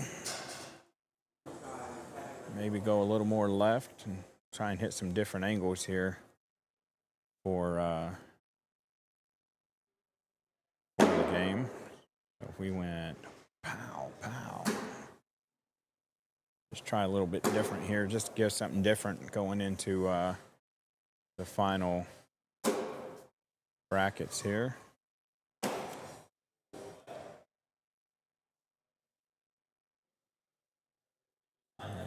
All right, let's see. Anything new people want to bring up? Nothing in the chat. All right, as we wait here, we still see the score. But hey, I'll tell you what, the score bug has not really been updating, so that may not be the score anymore. It's not. Crabtree's actually up 19-17. And we may get Crabtree and Zach down here. I don't know if Zach is hanging out around here.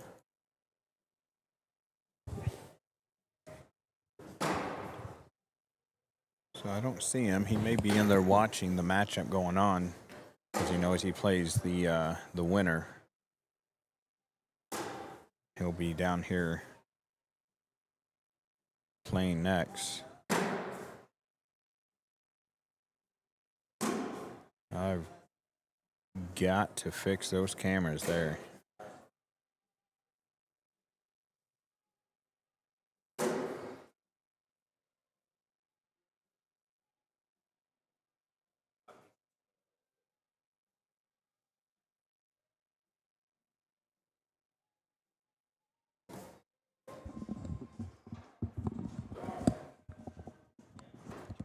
We're gonna mess with some cameras while you guys watch these two.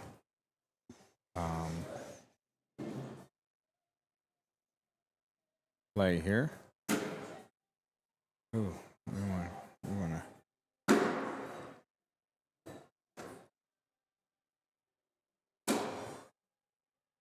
So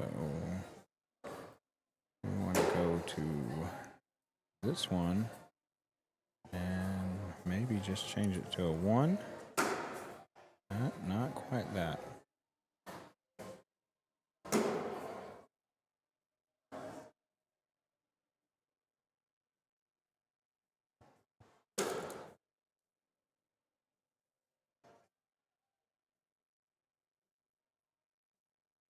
You can see how tedious it can get to get these cameras moved in here.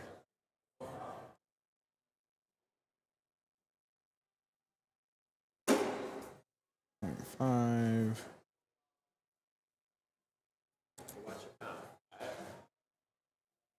Oh, now I get to move that one up.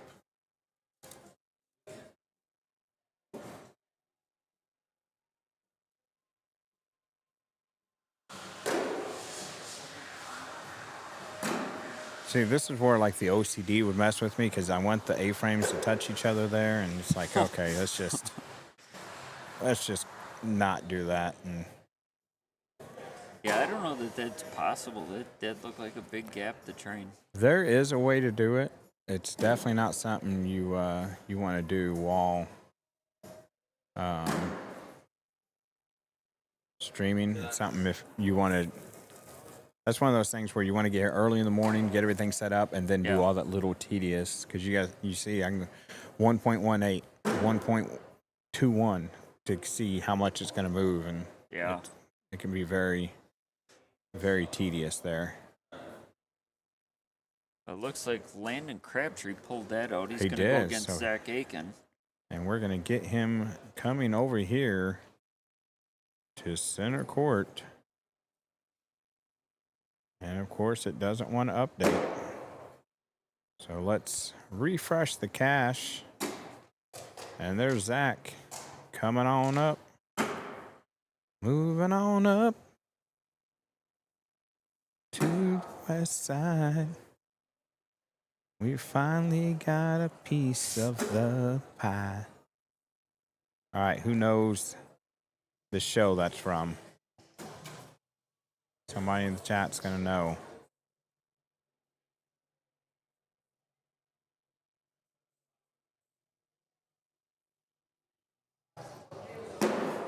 So we're going to finish up here on court 1. We're going to get Landon Crabtree and Zach Aiken.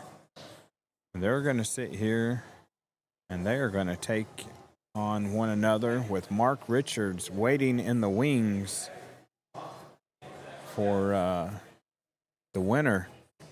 And then whoever wins and gets to play Mark, they will be playing to go to the championship in this singles opens tournament.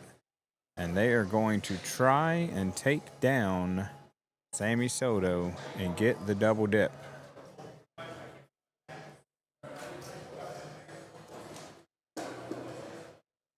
Let's see Josh Quinn. I'm not sure why we brought up Josh Quinn. I missed that comment 4 minutes ago. Kellen Pritchard says they are definitely not going to the Super Bowl is the Colts. All right, Kellen. Well, then who do you see going to the Super Bowl, and why are you wrong? Colby says Sammy winning it all. Colby, I really thought you were going to come up and I really thought you were going to take on the $500 bet that was there. That was called out for the last game. He wanted 500 on Richards, and I was like, oh, here we go. Colby's going to say, I'll take that 500 and take Soto. But since you didn't, I took a $10 bet. Adams, 6.7 miles away from Taco Bell. Well, you said you were going home, and man, I hope that's not your home. If so, your digestive system has got to be, you could write a book. Brody, that's the guy's name that was walking around here Oh, with the okay. white headphones. Did somebody say it, or did it just click No, out of it's in nowhere? there. Oh, I missed it up there. Brody Gablin. Oh, that's why Josh Quinn was brought up a while ago. Yeah, he was up here doing yesterday some trick shots, and I was trying to get cameras set up to maybe try and record some. And then he went, well, as you look here, the side that Zach's on, he was on that side in the stands on the top rung, which it's only probably, maybe 3 foot high, 2.5 foot high. And he stood on it and he threw under his leg from behind and under his leg and hit the board, and it went right in. And I was like, man, I wish I'd have got that. Yes, Matt, you're right. It is the Jeffersons. You'll take Aiken here for 10. Yeah, I would too. And I'm friends with Landon. But Landon didn't look too happy coming out of the other room, so. I'll take Sammy to win it all from the king seat for 10 more. What have you got? Or do you need to recuse yourself after that last debacle? No, let's see. He got 10 from me yesterday. He got 10 from me today. I won that last one, so I get 10 of it back. So I'm still down 10 to him. No, I mean after the thing in the court when you. Oh, yeah, I can't get into Landon's game. I already cost him a match with the commentator's curse, so I can't justifiably bet on one of his games at this point. All because I said, and all he's got to do is go in to get another boy, and there it went, right on the back.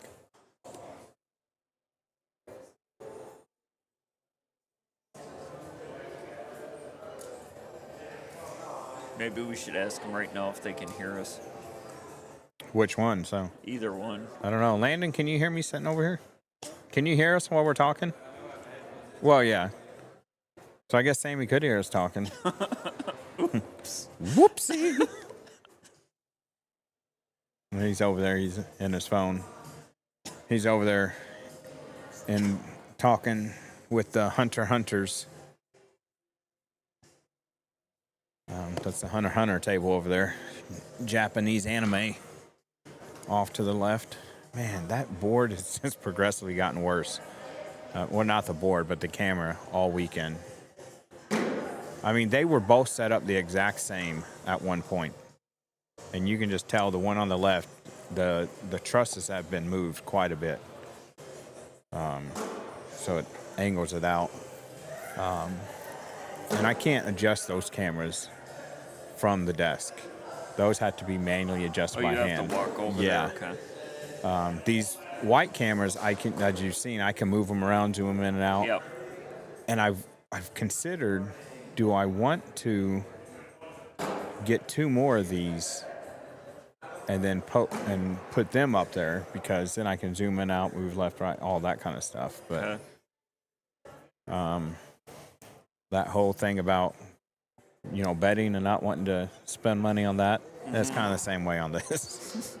It's like, I made one huge purchase. I don't want to even have to think about that. Now, it's weird because it comes to something like, I want to get shorter cable so I don't have so much extra out there. So, I'm going to spend $40 on that cable. To me, it's like, okay, that's cool. But then you start thinking about, $600, $700, $800 for one camera. Well, then you get 2, so it gets close to $2,000 after shipping and taxes. And man, I don't want to do that. But at the same time, one thing you can look at is how many times are you going to use it. Oh, all the time. And yeah, I can definitely sit and say, okay, I'm gonna Then do that. But you will make your money back. so, but before I do it, I need to test it with these cameras because you got to, when you're moving it, you know, right, left, up, down, how well is it going to move up and down? Because if you moved it and how it sits now up, that's moving it away from the board and it's gravity going to pull it, this to keep those from, That's a decent point. you know, I don't want to It break looks like you got a pretty the rigid arm. setup on that. So, and then I've thought, you know, the troubleshooting manufacturing mindset of, could I make a box or something to where when I set it on there, if I know the truss is sitting in the exact same spot every time, I set some kind of box there, attach the camera, and I know it's set. And I come down here and be like, okay, I move, you know, something like, or zoom in and out a little bit. Or I'm always looking for a better way, an easier way to get things going. I'll take Richards over Aiken if that's the next match. How about that? Let's see how the next match goes. See, first we haven't even started Yeah. Aiken Crabtree yet.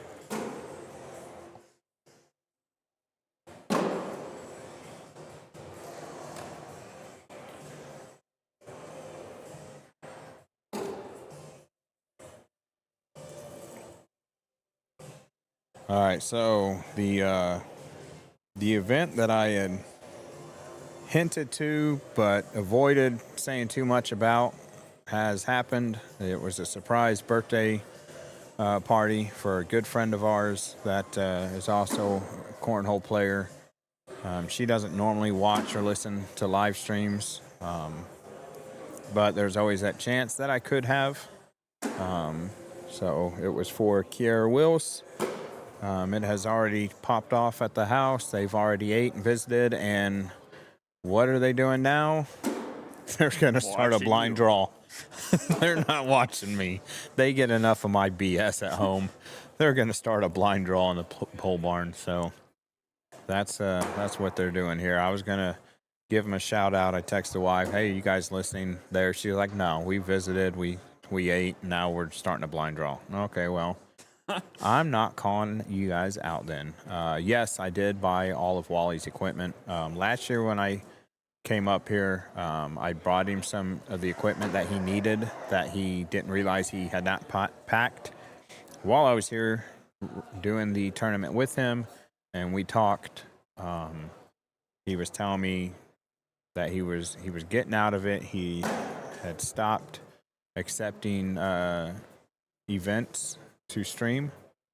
He was going to finish out the contracts he had made, and he was done, and shot me a price and said, why don't you just buy the equipment? And I was like, yeah, okay, but you're not done. And I really didn't believe him. And probably 6 months of talking off and on, and he kept bringing it up, and I was like, you're not getting out of it. You're not going to get out of it. And then I was like, oh, he is going to get out of it. So I was like, all right, let me come up with the dough, and we'll do it.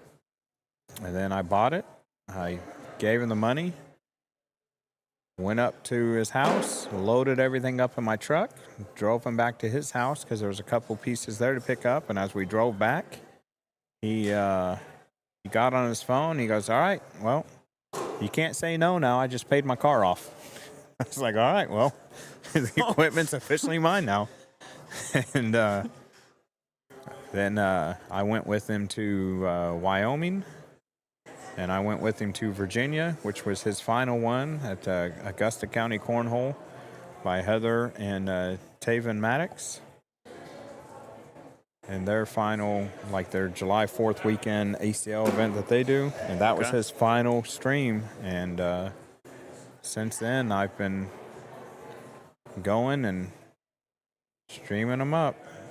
How did Zach Aiken do in the Rising Stars event? He did not play. I'm pretty sure he's over 10. Yeah, he's not eligible. And it's over 10 years old, not over 10 inches tall. I mean, 10 feet tall. I say that, but next year I'll show up and he'll be taller than me. So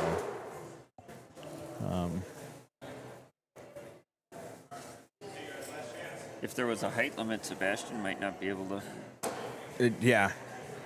You know, the United States Navy actually does have a limit on how tall you can be. Really? Yeah.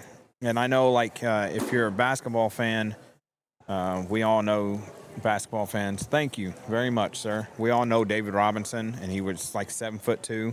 When he joined the Navy, he was only like 6'4".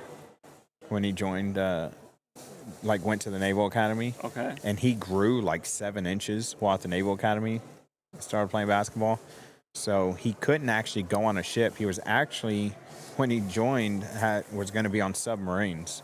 Can you imagine a 7'2" guy being on a submarine? He'd have the worst back in the world. I actually live in Manitowoc that has the USS Cobia. Actually, really? We just got it back from ice space where they dry docked it, and went through it all and fixed it all up, repainted it. I've been in that a couple times. Yeah, that even at 6'1", I was going through there pretty slow to make sure I didn't. Yeah.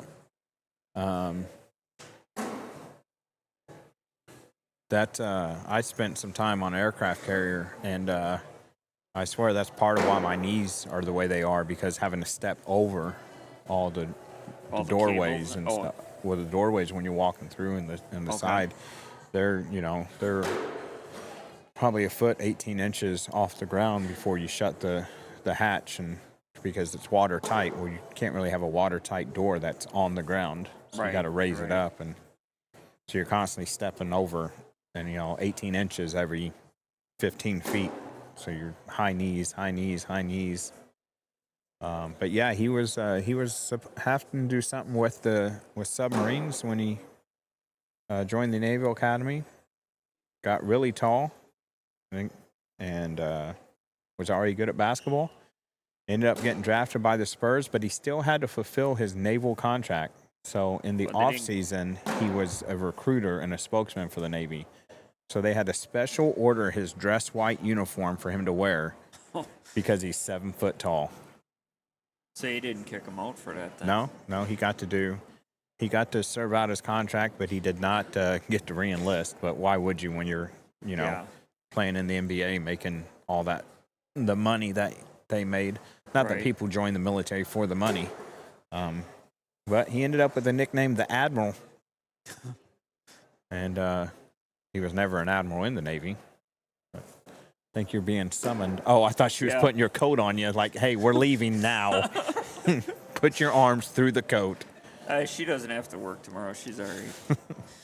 I work tomorrow, but I don't work Tuesday. So I figure I just have to make it through 7.5 hours tomorrow. That's it. And then I can rest.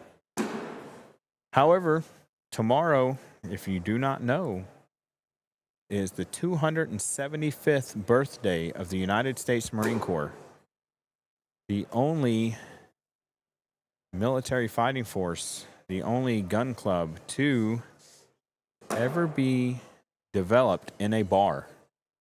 When a couple guys sat in Tun Tavern in Philadelphia, Pennsylvania, and said, let's develop a military department and call it the Marines. And since then, they have been going strong. The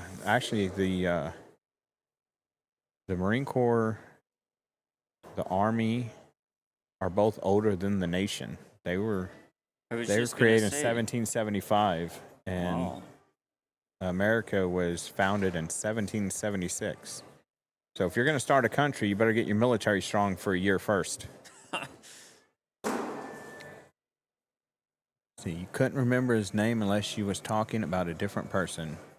Oh, yeah. You asked who the kid was.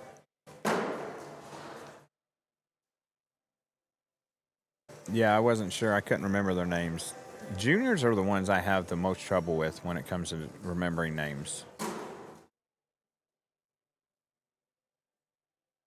So Landon's up 2-0. I think they're thinking about when we were talking about Brody. Oh, yeah, we were talking about him being in the stands. Yeah, but we couldn't think of his name. Because I know you had said that, we didn't know who the kids were from the Rising Star thing. But yeah, that was two completely different things. So there it is. Everybody at my house playing bags in the pole barn. The stepdaughter flipped me off. I don't think that's funny, Kaylee. Pretty sure that was my son in the red in the background. So. Tell her we're going to send the FCC for you. You're on the live stream. Yeah. So I did. Yeah, there's one of those jerseys that you were talking about before with spread the cheeks. Oh, Split yeah, the there we go. cheeks. Have you seen it when he turns around yet? No.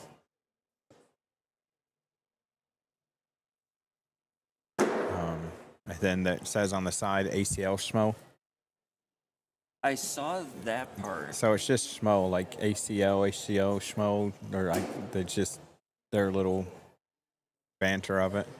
I'm not sure if that's just a random refried beans sign or one that's on an actual can, but they decided they want to put a refried beans logo on the front of it. Just the whole jersey is all about just, basically having fun and cracking up, and I think it's great.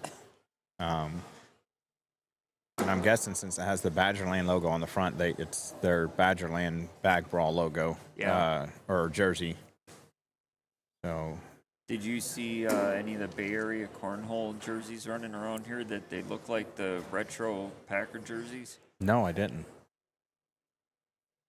That one would have stuck out. That navy blue, the yellow shoulders, and then everything below that is navy blue. Okay, I have to look out Looks for that. pretty nice. I love seeing the jerseys that people come up with.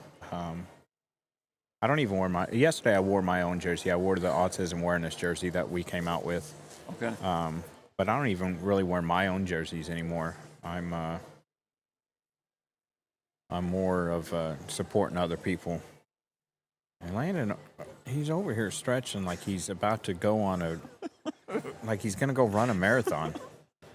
I mean, he was doing the hurdler stretch. He was bending over, touching his toes. He's shaking it out. Look, he's getting his back. He's getting ready to fight Zach over this shot or what he's going to do. But he's like, yep. That's hilarious. Oh, he's kind of mean mugging him and then calls timeout. Now he's going to like, come on, Landon, you could have like, instead of down here stretching like an old man, you could have been looking at this a while ago. What? If I can get my hand under there and pull on this bag. This kind of reminds me of my dad took me to the Greater Milwaukee Open when they had that. Now he's going back. It looks like you're going to change the oil. Yeah, get under there. Maybe the starter's out. No, the battery's hooked up. I don't know why it won't go. Sorry. Spark plug wire came off. Yeah. No, my dad took me to the Greater Milwaukee Open in Brown Deer, and the guy had to hit a decent length putt, but it was to win the tournament. I think he took a half hour just to line up that shot. Well, Landon just took 3 looks and a stretch to lay up. No, he flips it out. I think he was looking to see how much of the bag was hanging in the hole, because once it's bunched up like that, we can't tell. Right. But I'm definitely going to give him a hard time about that after the game. Where'd Riker go? Riker was over here watching. See, last I saw, he was back over that way. Right, he was sitting there. He had he had like a green crocheted hat on. Riker Wells has one of the most unique ensembles for cornhole tournaments. So the first day he had a shirt on that had a water gun and it said, "I love squirters." Yesterday he had a shirt with his own face on it and name. And then I don't even remember the shirt he had on today. He's got the pajama pants on. Yep. See, Adam, if you'd been paying attention since a couple games ago, you'd have knew that this is Matt's kid. His mom was even on here. And we bragged about how good of a kid he is and how the only thing bad we could say about him is he needs a haircut. And then like all other kids, Now and we're like getting emotion out of him. yeah, we are. And like all parents say about their kid, he likes his hair like that. And then he's got a brother that's the same way. Oh, he phoned a friend. After this, he's down to 50-50 in a polly audience. Oh, and he got it. Riker taught him that. Oh, there he is over Yeah, there. he showed back up. Now he's covering the crocheted hat. Got that hood pulled nice and tight. He's a beast. You must be proud. Also seems like a nice kid. He was very kind to me when he was wiping the floor with me and our mat. Well, you know, when you feel sorry for your opponent, you don't want to pour salt in the wound. No, I'm kidding. He really is a really nice kid. I've walked up and talked to him, and he's you can tell he's very respectful, well raised, and a good kid in general. And I really had something to go. Oh, I know where I was going with this. When you said that Riker taught Landon that yesterday, if you go back and look at the stream when Landon and Riker were on center court, and Landon was actually on the side that Zach's throwing from, and then Riker was at the other end, and that's where these, by the way, the bar stool chairs back there, Riker brought them. He kept bringing them over, and then like he would leave it when he left, and then when he'd come back, if he was in a different spot, he'd bring another one to sit on. Instead of just move it over? Yeah. So, and there was one sitting down here where Landon's at too, but every time Landon would go for and do a roll bag, he'd hit it, but Riker would cover his eyes, and then he'd uncover his eyes. Goes, I never had a doubt. And I asked him yesterday, I was like, dude, why did you keep covering your eyes when he was shooting those rollbacks? Like he was making them. He's like, because it's so ugly, so ugly. And I was like, oh man, that's harsh. I know last year I was thrown on a court just messing around practicing. Riker Wells walked up and I told him I was trying to figure out how to throw a roll bag. He looks at me and he says, yeah, I wish I never would have learned. I've heard it messes up your throw. He was telling me about the first time he played Andy Graff. Okay. And Andy beat him because he's like, Andy just kept doing that slow, steady nickel and dime points, and got him, I don't know, by like 6-7 points. And afterwards, he said he never met Andy before, didn't know anything about him. Well, after the game, Andy being Andy goes, hey, do you want a cookie? And Riker said, he looks at him and goes, no, I don't want an effing cookie, and walked off. And like completely rude, had no idea. He thought he was rubbing it in. And then next time he's seen him, you know,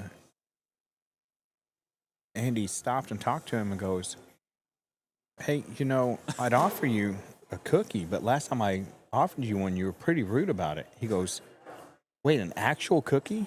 He goes, yeah. He goes, I thought you were rubbing it in that you beat me. He's like, no. I was like, wow. Like, he had no idea that Andy was offering him an actual cookie. And he was like, man, I felt so bad after that. Like, I was completely rude to this guy. Yeah. And it was quite comical when he told that story. Who won doubles? It was, oh man, I can't remember. It wasn't Sammy and Quinn. Oh, help me out. Who was it?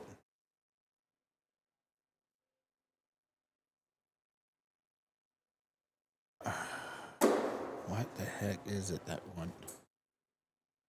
Why can I not remember now? Yeah, I don't know.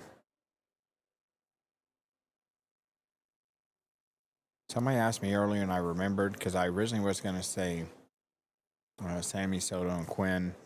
But then that's right. Ryan Windsor and Ethan Walker.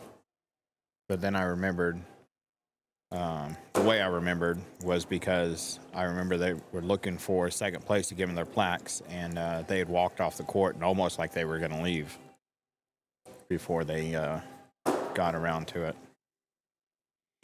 But yeah, it was Ethan Walker and Ryan Windsor that got it. Well, so much for your comment about hoping to be out of here by 4 o'clock. Yeah, that was hoping to be done at 4 and on the road by 5. That's okay. It's only a 7-hour drive. As long as I get home before 7 a.m., then I can get the kid to school and get to take a shower and get to work. I guess as long as you get through Chicago before that, if you're going that road. No, I don't. It doesn't take me through Chicago. I suppose, yeah, we're way west. Which I'm thankful for, because I hate driving through Chicago. The one time I went down to Aurora, I asked the guys that's living in Milwaukee, and they said, "What time?" I asked them, "What time should I leave?" And Yesterday. they said, "You're gonna want to leave about 4 a.m." Why? It's an hour and a half drive Yeah. to where I'm going. Why would I leave at 4 a.m. when the class doesn't start till 8? And he said, "Trust me, leave at 4, otherwise you're going to be late because of Chicago traffic." They said, right when you get to Six Flags, it'll be a parking lot. That's how it was living in Seattle, too. Like, when I went and worked at University of Washington Hospital, it literally was 45 minutes from where I lived. Okay. And if I didn't leave at 4 in the morning, if I left at, say, 6, I was like, oh, I'll leave at 6, I'll be there at 7, plenty of time. Mm-hmm. If I didn't leave at no later than like 4:07, it would take me 4 hours to get there. And it was just ridiculous. And I was like, you got to be kidding me. So then I was like, all right. So I told him, because of traffic, I'm going to leave. I'm going to get here at like 4:30 in the morning. I'm going to go ahead and start working. I'm out of here at 1. Because if I didn't leave there before 2, it'd take 4.5 hours to get home. So I was like, no, I'm going to get here, get the stuff done, and I'm out of here. Because, I mean, traffic, and it was a 7-lane interstate, 7 lanes on Holy each way, and cow. it still was that bad. Yeah. It was unreal how that got. I guess I just don't understand, how can an interstate be that wide and be a parking lot? Yeah. At one time, I thought I was being slick because it was around Halloween, and I was like, you know what? I'm gonna go buy one of these like skeletons or something. Put them in the passenger seat with like a stocking cap and a jacket on. Make it look like it's another person, and I'm taking the carpool lane, the HOV lane, and I was doing it for weeks, and I was like, man, this is great. And then out of nowhere, I checked the mail, and I've got a ticket for it with a picture, and you clearly see the face. It's a skeleton, but it's got a jacket on it, zipped up, and it's got a beanie cap on. I'm like, well, so much for that idea, and they're on to it now. Should have put a mask on the skeleton. The COVID hadn't hit yet. This was in like 2016, so. No. I mean like a Halloween mask or something. Oh, yeah, I didn't think about that. I was already thinking it's already Halloween. Like, let them think it's I guess I was thinking that it's not going to look odd to anybody. It's Halloween. But even that, who would think that they'd have the technology that they could zoom in Oh, yeah. to see that it's a skeleton and not an actual person? Yeah. Well, I've learned going through the toll roads in Illinois, if you don't have the sensor where it automatically takes money out. Oh, the iPass? Yeah, and if you don't go through and give them the money, if you just go through the iPass thing but without an iPass, you'll get a bill in the mail for whatever it was to stop. So now I'm like, I ain't stopping and waiting in that line and being 5-10 minutes, slower. I'm just going through. You can mail it to me, and then I'll send you your $3. I'm like, I was like, that works out for me because now I'm not, losing time or anything. So, hey, it updated 8.7 now. Michael Lowe says, Landon has been taking stretches classes for Justin Lang. That's a broccoli cut. Ooh. Adam, I think that's I knew I hated more of a broccoli. moth. Yeah, I say that's what the kids like, but you know what? I mean, I'm sure there's things that I did as a kid that my parents were like, what are you doing? Yeah, but some of these haircuts you see on these kids now, how can you see? Yeah. Constantly brushing it out of their face. They like it, though. So we'll let them. It's their hair. Let them wear it how they want, I guess. Yeah. I mean, I wish I had hair, at least more than what I have now. Every time it's getting worse since I've been commentating cornhole because I'll take my hat off and scratch my head trying to figure out why somebody did something they did, and it's just more hair follicles gone.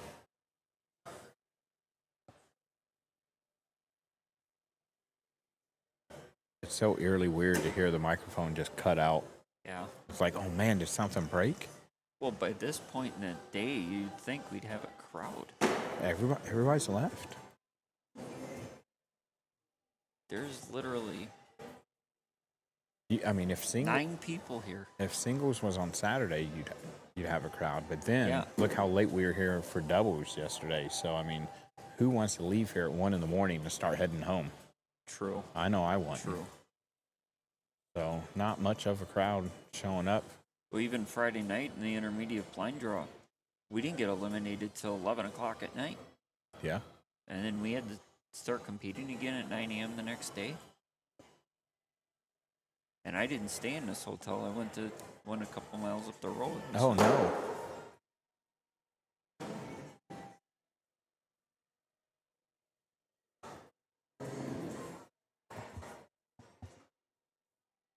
You got right around that.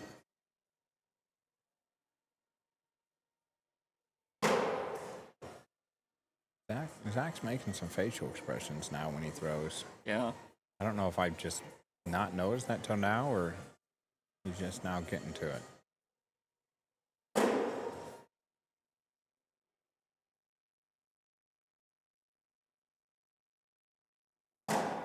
Oh, got that one to go. He's got so many moving parts, too. I know. don't know how he can repeat a shot. And that was one thing that I was taught was the less movement you have, the better and more accurate your shot is. But Yep. he gets his leg kicks behind him. His shoulder kind of kicks out. And Landon going to take another timeout here. About all that's left there is a coin slot. Adams. Like he's got something hanging there. Yeah.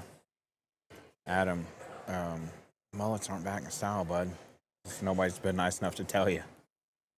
time to cut it. The only mullet in style is if you dye the long hair in the back yellow and you have a blue streak, like a racing stripe. Nice coin-slotted roll bag there by Landon. I didn't think when I brought that up he was actually going to do that. I know. Did you notice the guy yesterday with the mohawk? I think so, It yeah. almost looked like it was cut from cardboard and like how square it was and I was like, that thing is awesome. Completely shaved the rest of the head, Yeah. right? Yeah. I mean, that was almost perfect 90-degree angles. Yeah, it was impressive. There was definitely some time and probably time and money put into that haircut.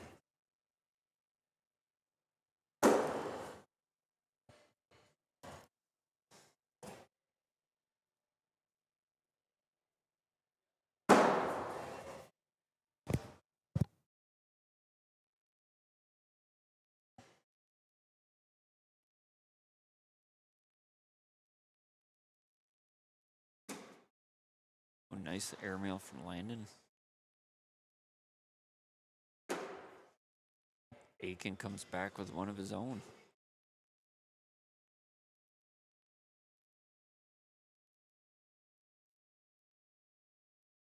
I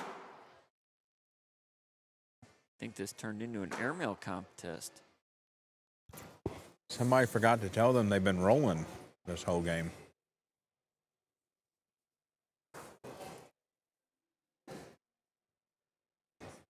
It's okay to hit the board, guys. Yeah.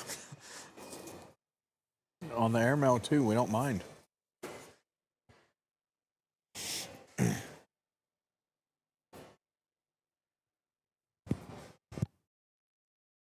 Have you gotten in the IVCA one where it's round 1 you throw 4 slide shots, round 2 you throw 4 airmails? You alternate back and forth like that. Oh, you mean with your opponent? Like, Yeah. you'll do airmails, he'll do slide, and then the next round you do slide, he does airmail? Right. Yeah. Like round 1, if it was you and I, you might do you pick if you're gonna do slide shots, but whatever you don't pick, I have to do. Yeah. And then round 2 we switch. Um, Obviously that's a basic scoring. yeah. type of format. If I do the airmail on the odd number rounds, I generally lose within 3 rounds. That's how bad I am at airmails. But it did entice me to be like, all right, I need to practice these airmails more. So I have an airmail box at home, and I have an airmail tube at home. Yeah, I've never been a fan of the tube. You got to hit it perfect. I mean, there's no hitting it a little in the front and it kind of rolling in. Right, I mean, you have to hit a clean airmail, kind of like YP did against Jay Rubin yesterday. Like, that's the. I saw that video afterwards. Holy cow! That's what you got to. That's what you got to. How you got to hit it.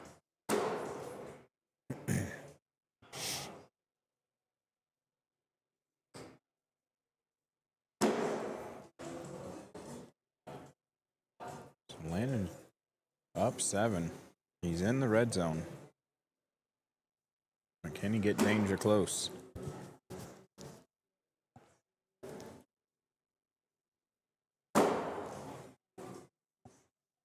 Zach's trying to make him make a mistake.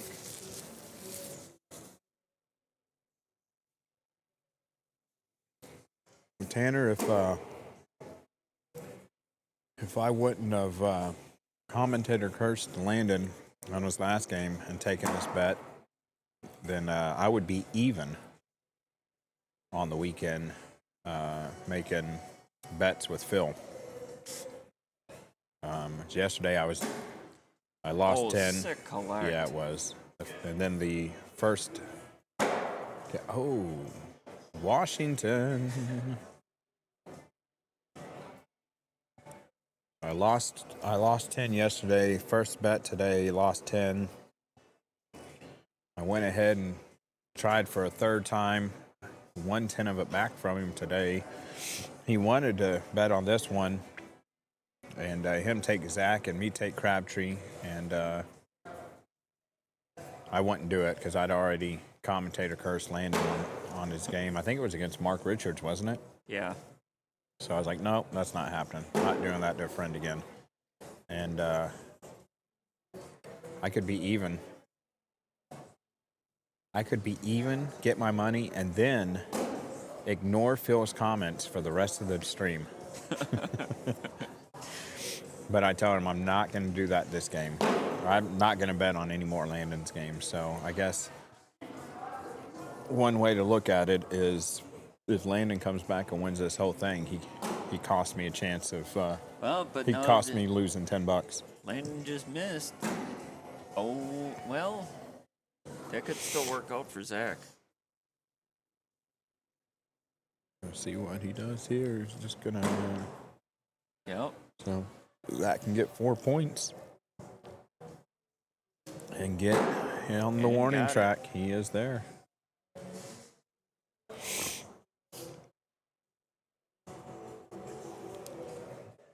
Landon taking his time, taking a drink, washing the sweat off his face.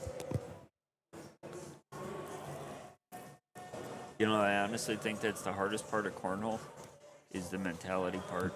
Keeping yourself disciplined. I agree. Not losing your head. You miss a shot, so what? It's one bag. I used to say that's what separates the upper echelon junior players and the lower ones. And now I think that's just what separates players in general. Yeah. Is the is the mental game rather. Phil, I'm gonna log into it right now.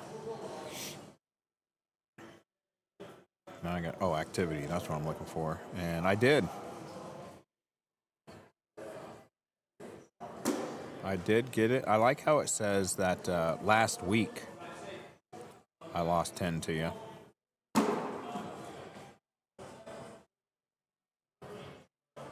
And then I guess Sunday starts the new week for PayPal. So with fees, I was actually down $20.59. I Gotta got love 10 the back, fees. so now I'm down $10.59. Gotta love the fees. So little hidden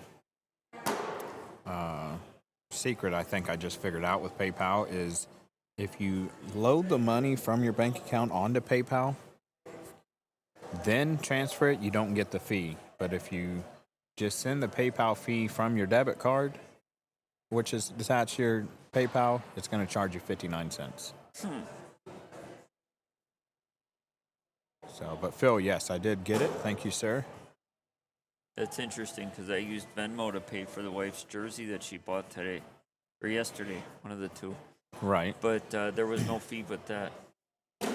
Yeah, I don't think Venmo has the fees like PayPal does. And I think that's probably why more people are going towards Venmo for non-cash payments.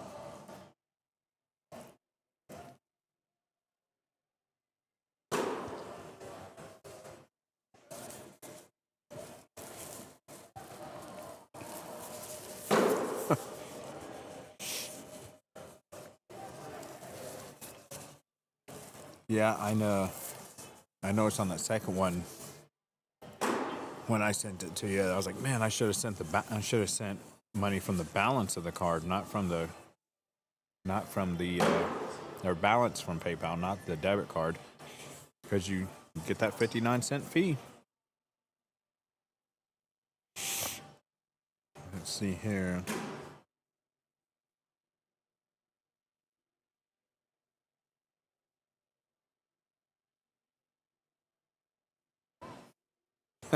A guy came down. Washed it out.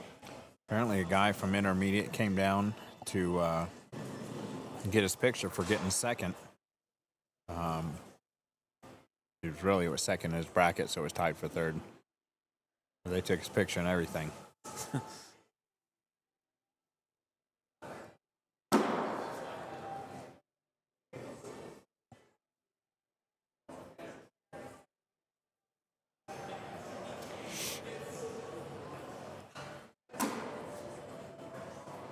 Oh yeah, I suppose because with the championship bracket, they'd single elimination. Yeah.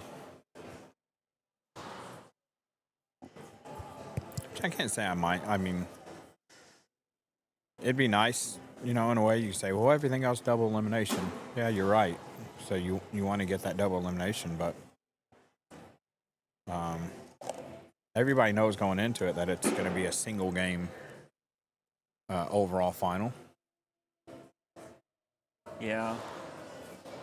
But at the same time, if you get somebody that's sitting for an hour and a half waiting. Yeah. Doubles was won by Ryan Windsor and Ethan Walker. They beat Sammy Soto and Quinn Reeves in the overall final.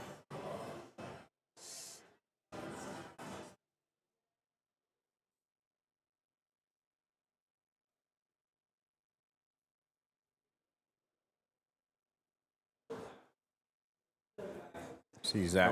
I wonder, are we supposed to be keeping track of timeouts? No. I mean, we could, but no, I'm not doing it. If the other player's not going to... I look at it this way. Let the players make the call. If they want to call it for timeouts, let them call and be like, whoa, hang on, you already took another timeout. Okay, I just heard it. Who said 6-7? That's enough of that. I think it came from one of those ladies sitting over there in the stands. Yeah, probably. So Zach has got right back into this game. Round 23. I done went and forgot. Mark's who the winner plays, right? So Mark hasn't gotten up yet. Yeah. I would have thought he would get up and go warm up somewhere or something. You know, this late in the day, though, I don't know if how many boards they still have set up. That's true. They may have started picking all of them up.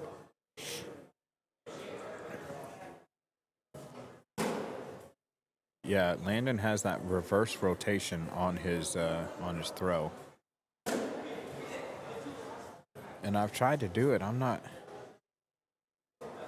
sure how that's just not comfortable with me. I feel like I'm gonna break my wrist or it's going the wrong way or.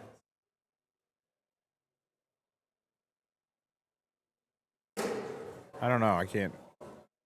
But he said, that's how he started throwing, and it was comfortable with him the whole time. It almost looks, watching it on YouTube, it almost looks like it's something with his fingers. Yeah. When he extends his fingers, that's what does it. I still feel like you're just naturally, when you open your hand, it's going to. I would have to slow it down and look at it frame by frame. Yeah. And I only know 3 people who have that reverse rotation. Landon Crabtree, Tom Gustafson, and Jacob Coleman. The only 3 that I know that have that reverse. At least the only 3 that are coming to mind. I actually, as I say it, feel like I'm forgetting somebody that also has it.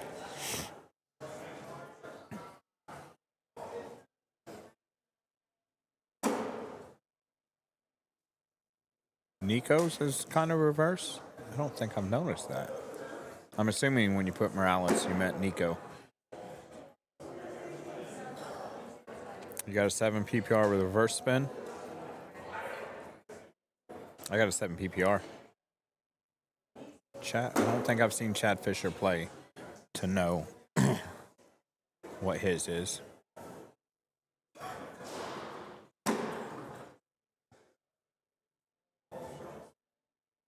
So Zach is just Look at that. Zach took the lead. Yeah, he's just quietly been getting in there. Point here and there. Uh-oh. Danger close.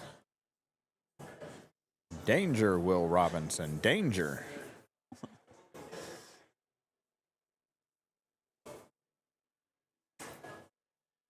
Let's see if Zach can finish her out now, or if Landon can come back and get those points and what he needs to surpass the goal line here.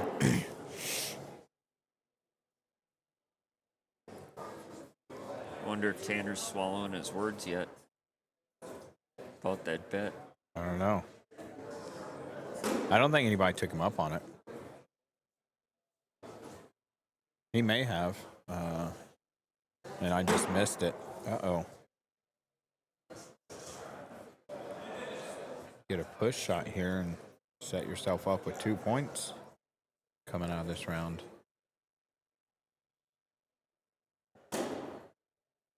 Nope. Not I bad. guess that's not really horrible either. It kind of stops the roll. Here we go. What's he gonna do here? It's fine. It's fine. I'm fine. Everything's fine. Yeah, I mean, it's not bad. He got the bag pushed closer. He's still set up for a push. One falls. Yeah. So we're at a wash right now this round with each person with a bag left. Zach's not even going to think about it. He's just going to go. Oh. So on. Well, that completely takes... No, he has to go up. He doesn't have a choice. Yeah. Well, no, he can go on for a wash. It's 6 on 5 right now. Yeah. Wait, is that...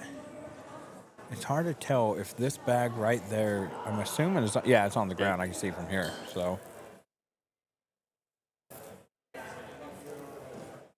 Yeah, because Landon's got 2.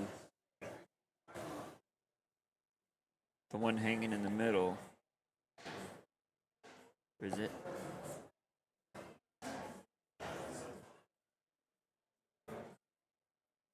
That looks so much different looking at it live versus looking at it on the screen.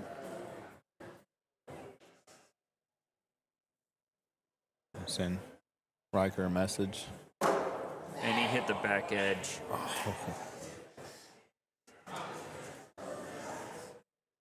So he's going to get 2.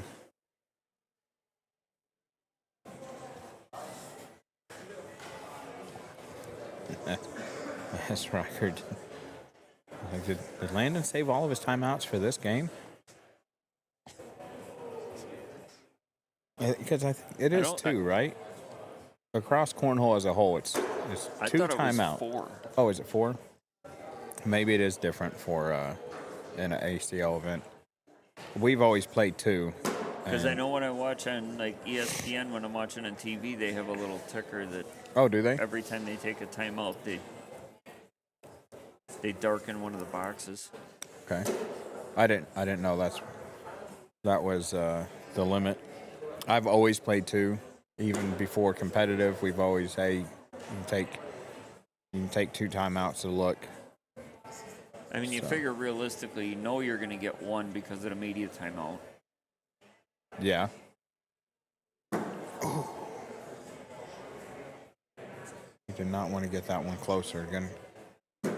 Oh.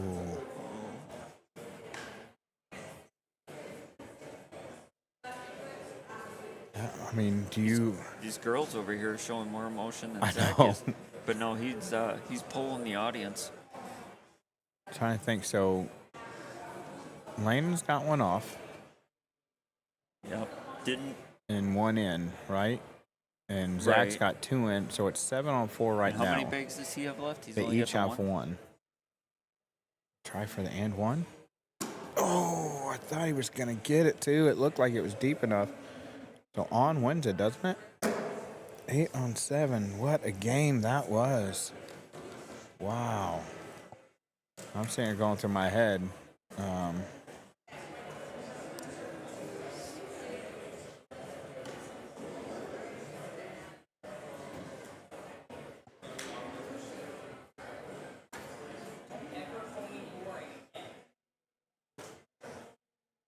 So now we got the revenge match coming up. It looks like it. Phil already says I'll take Mark Oh, I over knew- Aiken for $10. Phil's been sitting here waiting to make the bet. Mark didn't even get the bags on the board. And he already Yeah. put the bet on. I think he had it set up. I think he was set up to say it before. Typed it out and just he- left it. He just knew that I wasn't going to bet on Landon's game.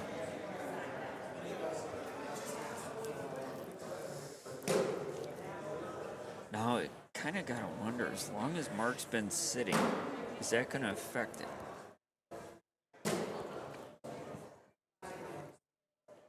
Because you figure Zach's thrown 3 games how fast.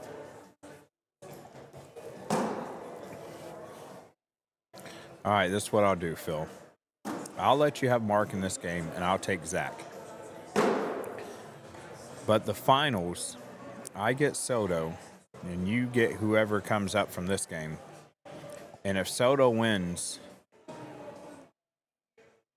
everything washes out. So whoever's up pays the money back to whoever's down. And if you win, then if I'm up, then I'll pay you to where I'm down at least 10. And if I win, it's just a washout. I feel like I just explained that confusingly. Again, makes sense in my head. We'll do it this one. So right now I'm down 10. I'm gonna get Zach. You're gonna get Mark. We'll just keep it this way for now before we get to the final game.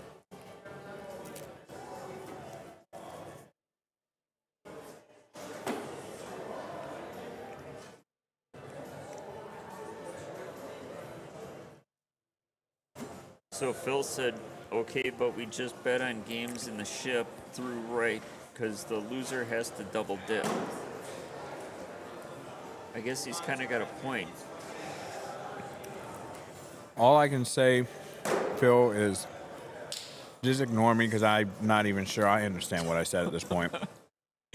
We'll just do it one game at a time because that seems like the most logical thing to do. Remember, I'm a Marine, man. We eat crayons. we I'm might be a little lost in how the betting goes. What's that? Which one?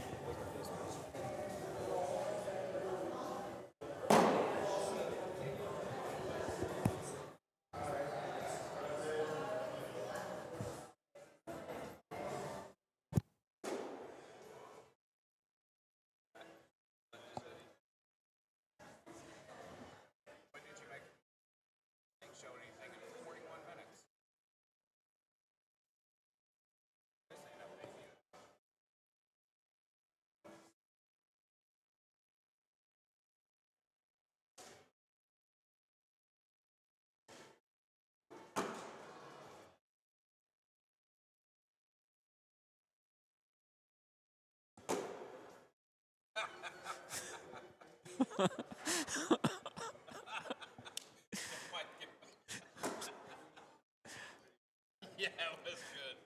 That's awesome. But not on camera. Came back and bit me. That's awesome. I was looking at on the live. I was like, what was that? I haven't seen that. Yeah, definitely. I got to go ahead and add that to the profile. That's awesome. Great job. You hadn't said anything about it, so I was like, he must not have even seen that I got him. Because it was like right after we pointed somebody out, you went and sat right next to him and started eating. I was like, come on. And then you look like, oh, I get it now. That's awesome. See you, be safe, man. Yeah, that is awesome. Had to take a man, words are hard. Quick conversation break with Riker there. So yesterday, if you guys were paying attention or heard about it today, I do one of the cameras. I'll use them, and it's the same camera, but I call them different things. So I'll do an I Spy camera where I'll pan the audience and I'll let people tell me how to call them out and who they are. And then I'll do just a camera on the audience, just like on the "We'll be right back." But I also do one that I'll call a nom nom camera, where I try and catch people eating. Well, Riker Wells was sitting here with me yesterday, and we caught somebody in the stands eating, and we got him on the live stream. Wait, that wasn't me, was it? Ooh. I was sitting over there No, eating. it was over here. I was Okay. like, was it? But I was like, no, it wasn't. So then we got him on the nom nom camera. And then Riker picked up his food. I think he had Chinese food. And he went and sat right next to the guy, knowing what we just did. Like, literally, it just finished in the amount of time that it takes him to get from where I'm sitting over to the stands. So, naturally, I'm putting him on the nom nom camera. No problem at all.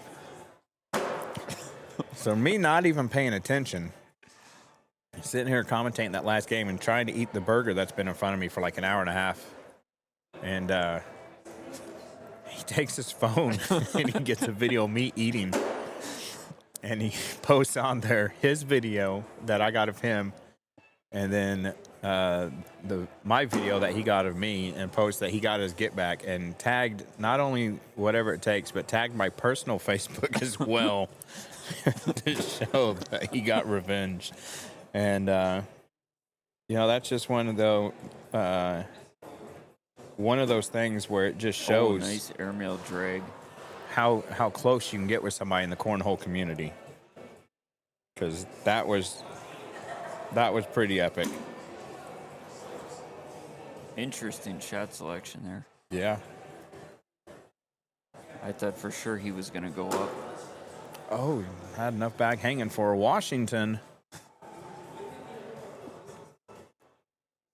So, all right, Zach.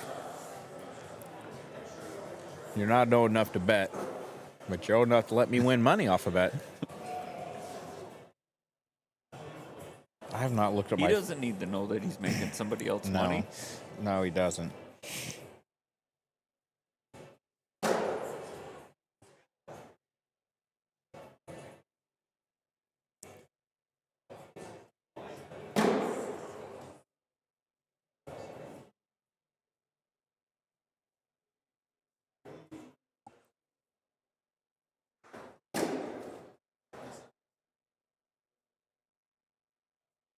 And let's see here. Oh, Zach off to the left a little bit. Mark uses it to go in.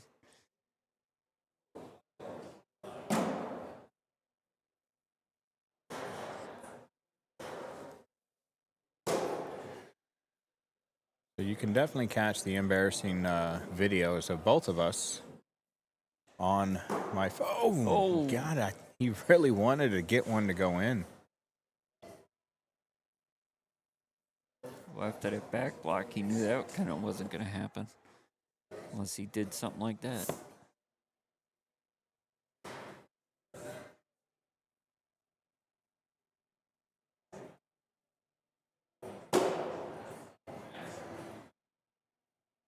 Almost looked like he tried for a lane side block there.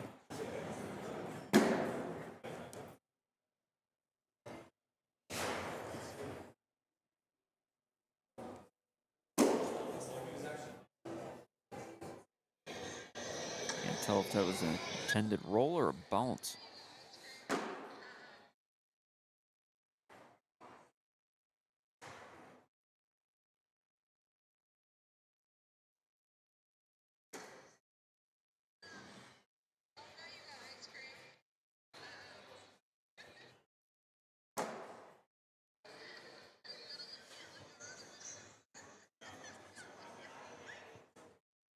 Mark steps out. I wonder if get around.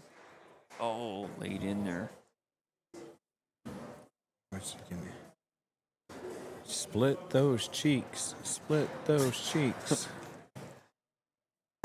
Oh, He helped went him off out. the left cheek.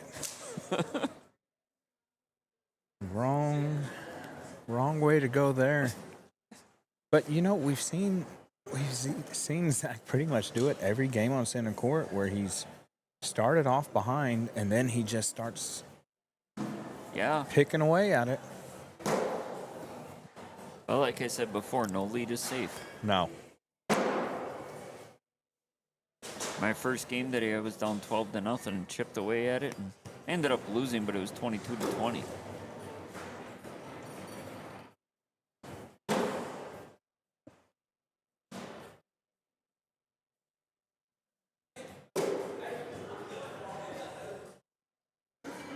He's getting kind of aggressive. He is. Well, you may figure Zach says, okay, airmail over that. He may be assuming, you know, like, while Zach's not hitting his shots, you better take advantage of really of going to get those points. I think he wanted to block behind that and ended up going through it. Oh, and he got it anyway. He still got some points. I think maybe Zach just likes playing from behind. Maybe that's what it is.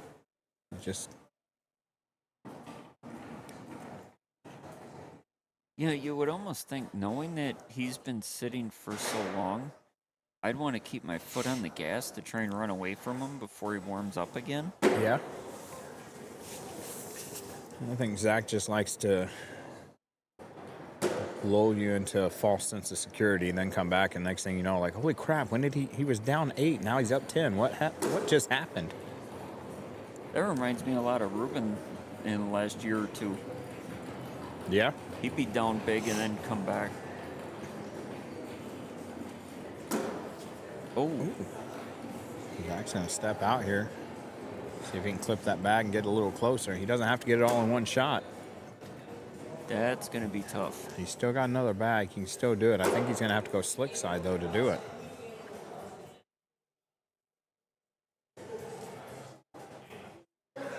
He slicks. Oh, no. This is a point bag here. And he's going to get one. That's going to put him on 10. And this is quickly not working out for me right now. Phil, I don't know if you're what age you are, but I feel like you're taking advantage of an old man over here.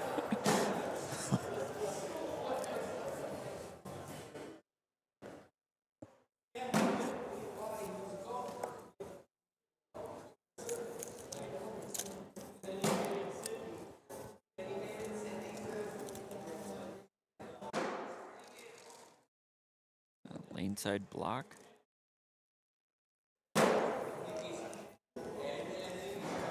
Mark's having none of it. No. Or you're going to lay right on top of it.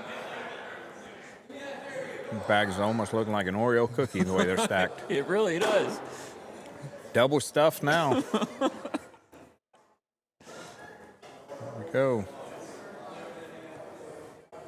Oh, he well, got he got one. one to go, so somewhat productive. Oh, he gave up a point. Yeah.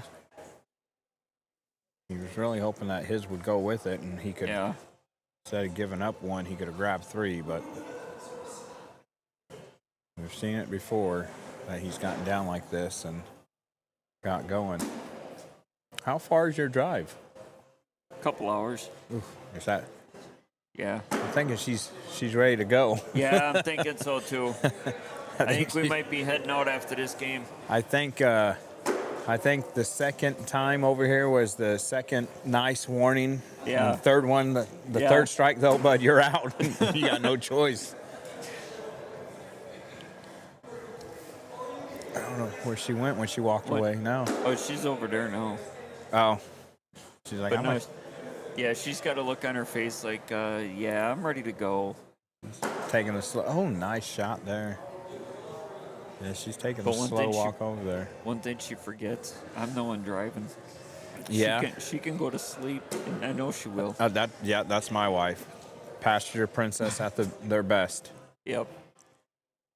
And then if you ever collect there, if you ever get in the passenger seat before they do, they look like you like, well, what are you doing? Exactly. No. I don't want to drive. I don't even remember how you're supposed to do this. It's your car. I don't care. We did bring her car too. We already got everything loaded in, and all we got to do is get in and go. I should try that. Jump in the passenger seat. Soon and as she see gets what out, she does. soon as she gets out of sight, go out there and jump in the passenger seat. Then when she gets, she went. Text her, where are you? Did he go to the bathroom? No, he went out to the car. He said you were ready. He said you were ready to go. Oh, okay. Next thing you know, she's goes out there like, what are you doing? I'm tired. Figured to take a nap. I'll let you drive. She got that Christmas tree though, so. Except I don't know that I like that she's heading back towards the casino. Oh, is that she didn't make the right? She made the left? I don't know. I didn't see that part. Oh boy. She said last time she went there she was winning, so That's true of every time until you go in and start losing. yeah. I told one person yesterday they won a bunch of money, and I said, you know what? Yeah, it's nice that you won. It's even more impressive that you were smart enough to walk away. Yeah. I don't lose money in casinos because I don't spend money in casinos. Yeah, I'm right there with you. Actually, the story I told about being in the casino and playing blackjack, I lost what I had and then started playing with what the wife had won. But to be fair, I was playing with like $20 and she ended up winning like $120 and put the original for both of us back in her pocket. And then I started playing off her winnings. So that's how that worked out for me anyway.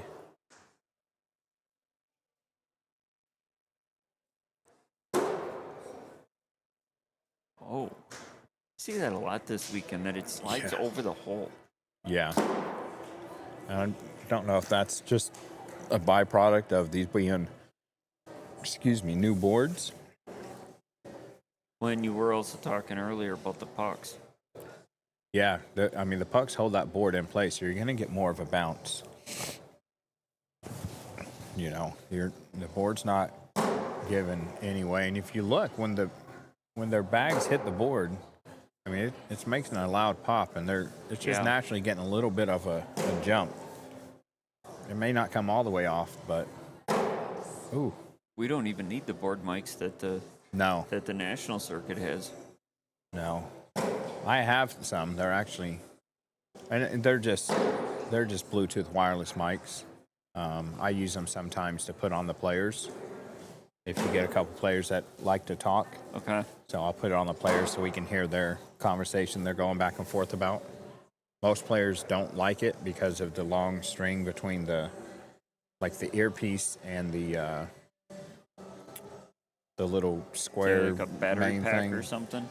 Well, you charge them, so they're wireless in that aspect, but they still have that string, so they'll like tuck them through their shirt, hook it on their hook the microphone on their shirt, and the rest of it on their waistline.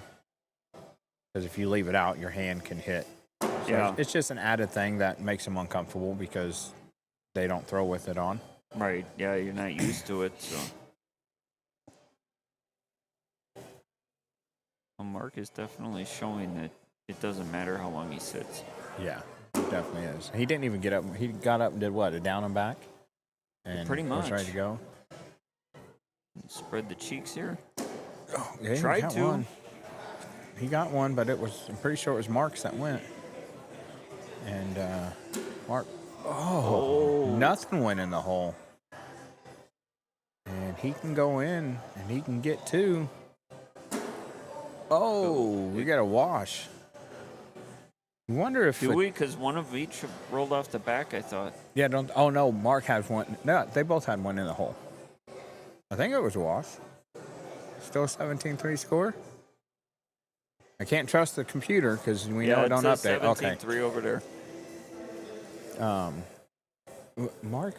Mark has a little bit of a glow to his face right now, like he's enjoying this because he's up 14. I think he feels a little safe right now, which I don't think anybody should feel against Zach until they've actually got to 21.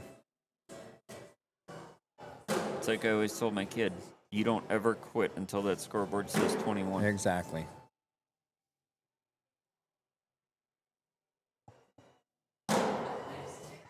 Little excuse me get around. Yeah.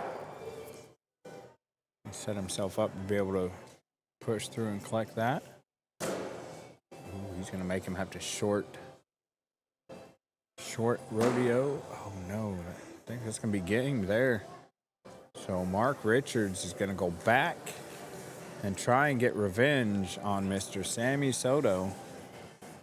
And I am once again down 20 to Phil. The only way I've won money is on Sammy Soto. So if we're betting this one, I'm getting Sammy.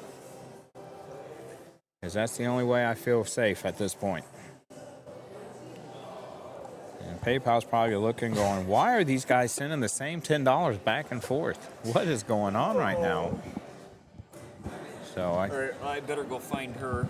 Yeah, she's probably already got a big mixed drink and $100 in the machine. So thank you for joining me, sir. You be safe on your drive home. Appreciate doing that with you. Oh, anytime. Talk to you later. I appreciate. She left her coat here. I wonder if that. Yeah, that's the one I thought she was trying to put on you to tell you it was time to go, and she instead just put it behind you. Figure it out. So. Call her or something. All right, we'll see you later, Bert. All right, man. You be safe. So, $10 going back to Phil there.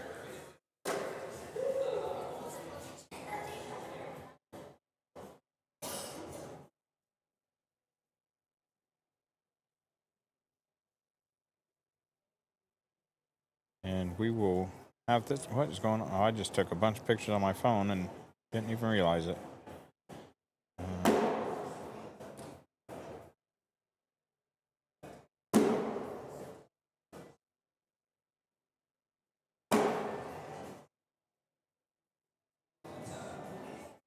So we'll see what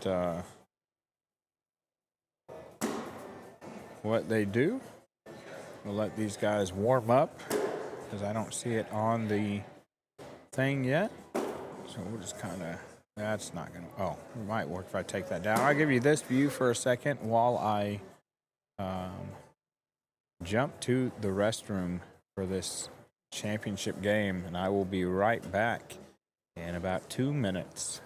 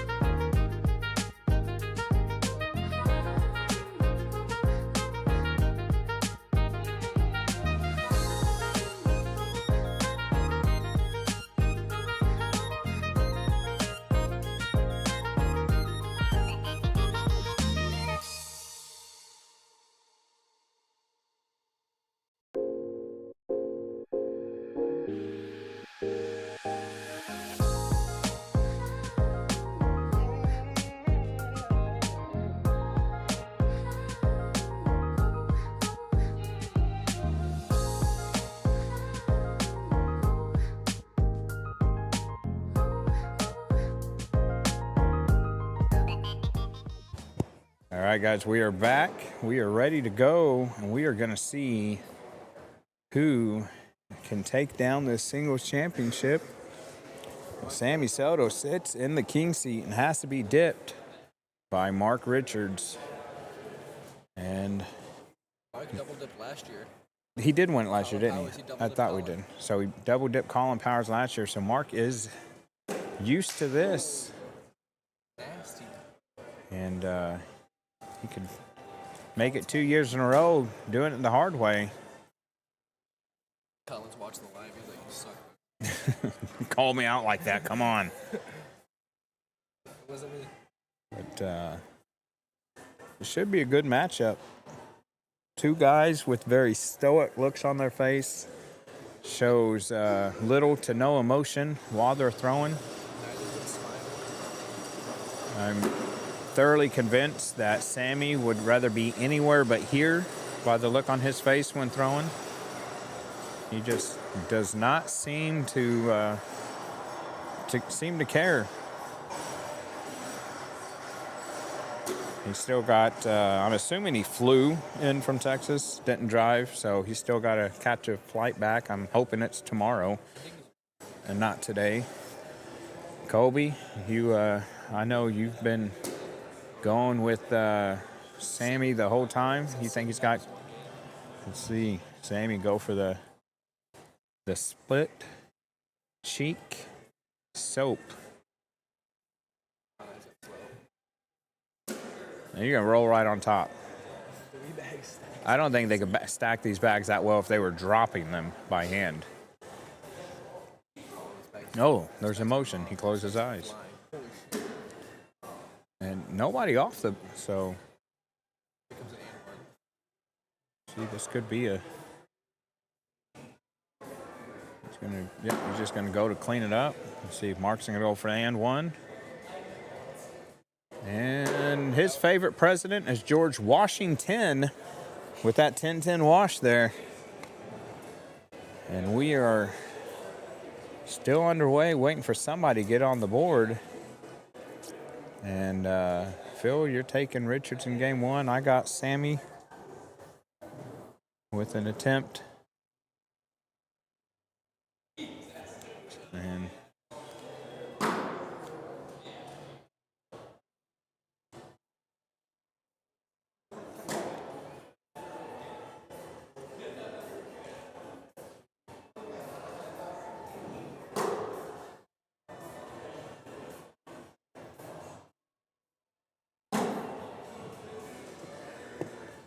these guys are just... See, I'm going to pull up the last game to get their stats. Yeah, so Sammy threw in 11 to Mark's 10-5. And it started out 12-12, 12-10, 12, yeah, 12-12, 12-10, 12-10, 12-12, 12-10, 12-12, 10-7. So it wasn't until 7 until we actually started getting somewhere. Richards got 2 in the second round, and then it pretty much Sammy started scoring, and it wasn't until the last round where it was a 12-5 round that Sammy pulled it off. He needed 1, and he got 7. Yeah, Mike needed the double drag. And that's where that was at there. Stands off 2-0. So once again, starting this game off 2-0. Different round, but still mirroring how they went last game.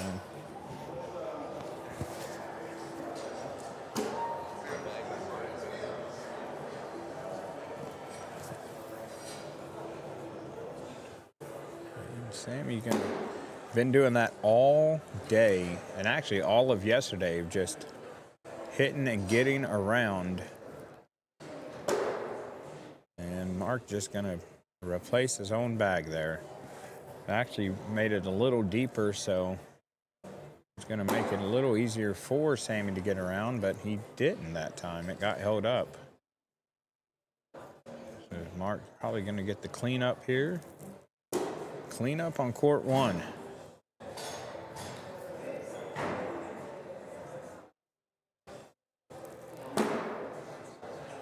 And there it is, another 12-12 round. It's Sunday. I got a 7-hour drive home. I will not be partaking in the social, but by all means, drink responsibly. Yeah, I got that too, which I've sipped on this one bottle all day because I don't feel like having to stop a lot on the drive. And I won't. I'll stop for gas, and then I'll grab a drink, maybe a snack, and get back on the road until I got to get gas again. Some would say I'm the worst person to travel with because I don't care if you are prairie dogging. I am not stopping. You better pinch it off and hold it till we got to get gas. If you need a bottle to pee in, I'm probably going to have one in there, and I'll give it to you. We can discard it when we get gas, but we got somewhere to be, and I got to be on time, and we're going to make it happen. And the great thing about the trailer I have, it pulls real good at 90. Don't tell my wife I said that. She doesn't know I know that information.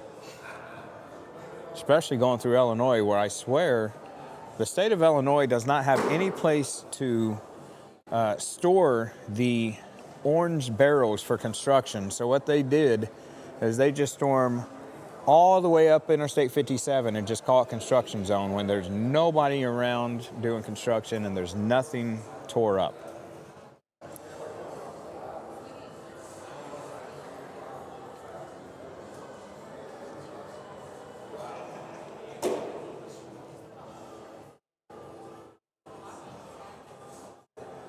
This is why you leave early. Well, Tanner, not an option for me, bud. I'm usually the last one loaded because, like now, the whole ballroom downstairs is done being used. So by the time this game is done, it'll be all probably loaded. They were already putting all the tables out there. Yeah, and then Keck's got just a couple games upstairs, but I'm sure he's got most, if not all of it, except for one board's picked up. First game of Final Four comp ended. Right now, 19-6 in the other game. And winner that one is for comp finals. So just a few games left in comp. We have 2 games left. So it's a race between me and Keck. Who's going to get done first? And the way these games went on center court, it's going to be him.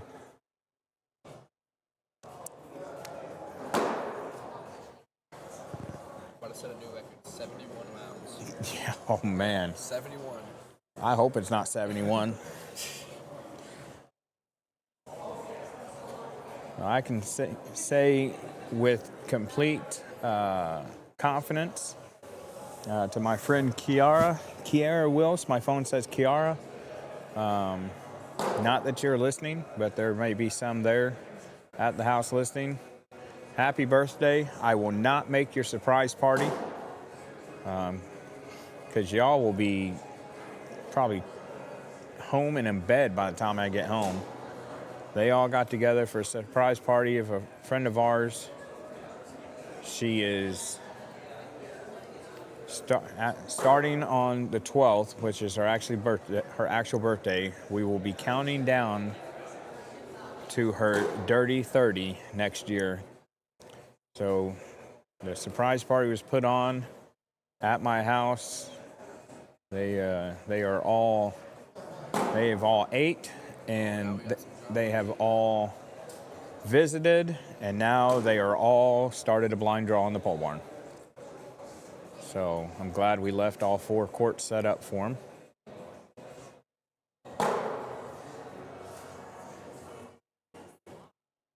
And 2-2. now we're tied at 2 after round 7. And at round 7 of their last game, it was 7-2 Sammy. So Sammy a little behind, but I mean that pace. But we all know how quick things can change on one bag.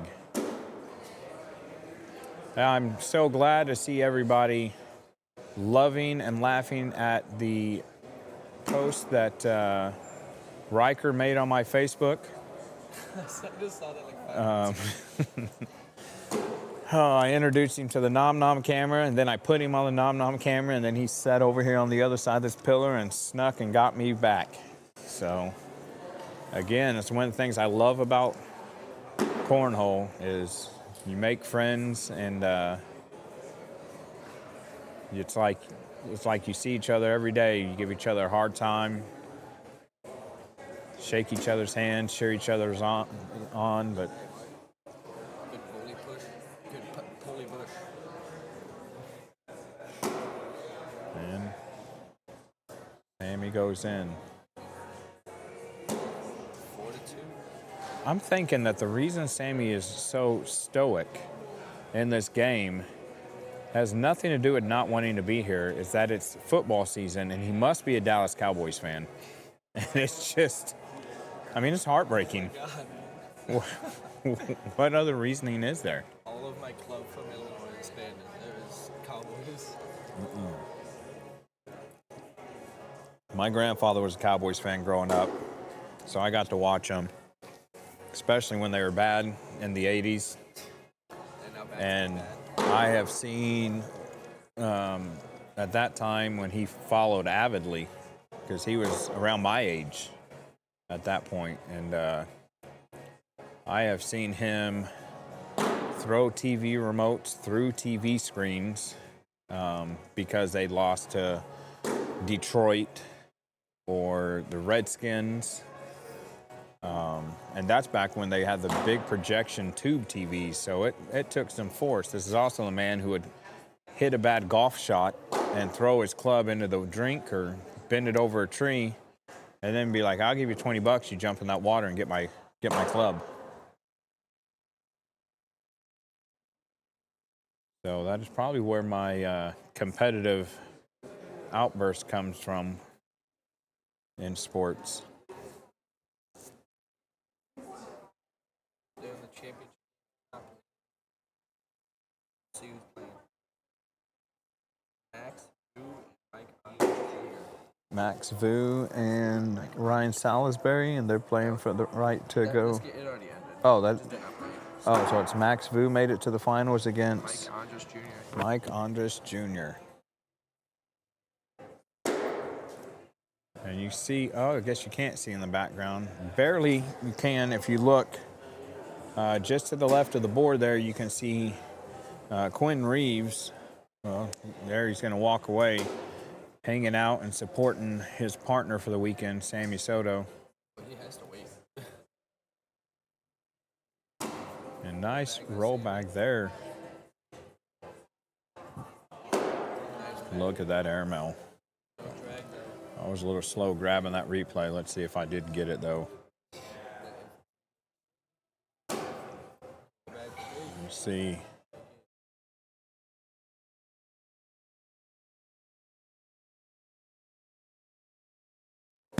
So I did get that email, that airmail. Man, long weekend. Words are hard. Hopefully you guys can read my mind to know what it is I'm trying to say.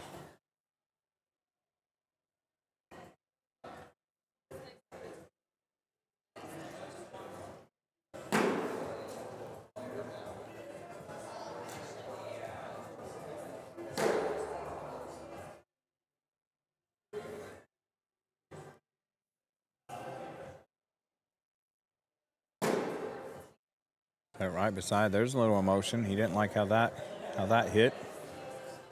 He's hanging on to the 5-4 lead, but Mark's gonna clean that all up there. Hey, for those of you with us on YouTube, if you haven't, go go subscribe to the channel, or you can hit that bell and you will get notifications anytime that we do go live at these events. And you won't have to try and catch what time they're going on. Well, oh, no. That just sailed. Drag for 5 right here. We'll blame that one on Quinn. Because he was walking to the stands to give up 5. It's 9-5 now for Mr. Richards. Again, you hit that bell to give you notifications anytime we go live. You won't have to try and catch when we're on or anything like that.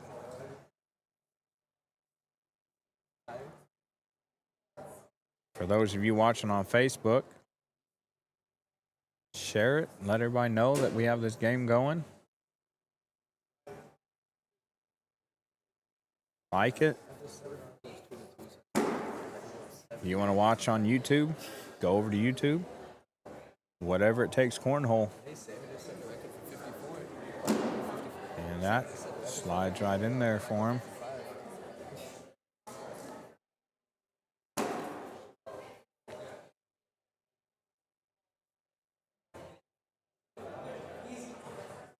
I think we got some new spectators over there. It's like, oh, they're playing cornhole with this setup? Is this popular a game now? Sammy's going to step out. He's going to step out and step up. Oh, does not roll on top of it like he was wanting. 7 on 5 right now. He's going to go, and he's going to roll it in there. Yeah, some new spectators there. They're seeing these bags roll, and they're just looking like, what in the world are they doing with these bean bags? And back in my day, we played hacky sack with these things. They're like, oh, let's just go to the casino and lose some money. The second round, it was like a 10, like a second and third round, it was a 10-10 Washington. It was Mark's favorite press was George Washington. So 11-5 right now. Richards extending that lead a little bit. I walked over after.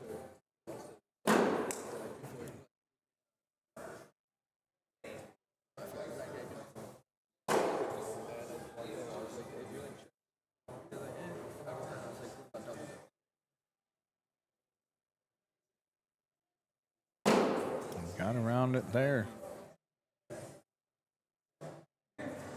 He almost showed like he didn't like that. Like maybe he was trying to get on top of it or what. He got around it to make Mark have to clean it up or. And he got that through there. You know, a smart business model for the casino is if you're staying here in the hotel, they're like, oh, yeah, we got restaurants. You just go get it. And then the restaurants are strategically placed where you have to walk all the way through the machines to get to it. Wait, are there food? Wait, is there restaurants over there? What's that? Are there restaurants over there? Yeah, through the casino. Actually, you go down that hallway there, too. You can get to them without having to go through all the machines. Yeah, there's a Chinese restaurant, a Mexican restaurant, and a pizza place. I can't even go over there, so. And then apparently upstairs, there's in the mornings they had a breakfast buffet. I didn't know about that. I would have gone up there. Yeah, apparently your first year coming to this event, you should either tag along with somebody who's came here for the last 3 or 4 years, or come as a spectator so you can get out and see where everything's at. I've been here all 4 years so far. So I got here Thursday. I unloaded. I parked my truck, and I didn't see my truck again until this morning when I went out to take my bag. I actually hadn't left the building. There's no need to. Man, there's a nice.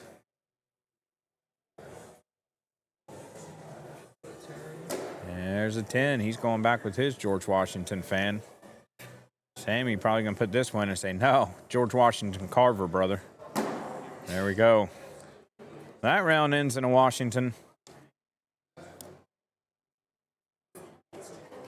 One day I'm going to randomly come to a tournament with a bunch of ones and leave the house in trouble because the wife's going to think I'm going to a strip club. And really, I'm just coming to stream an event. And every time there's a 10-10 wash, I'm just going to throw a dollar bill up because it's got Washington on it. We're going to have more people at center court under the age of 18 than anywhere because they're like, oh, I'm getting ones.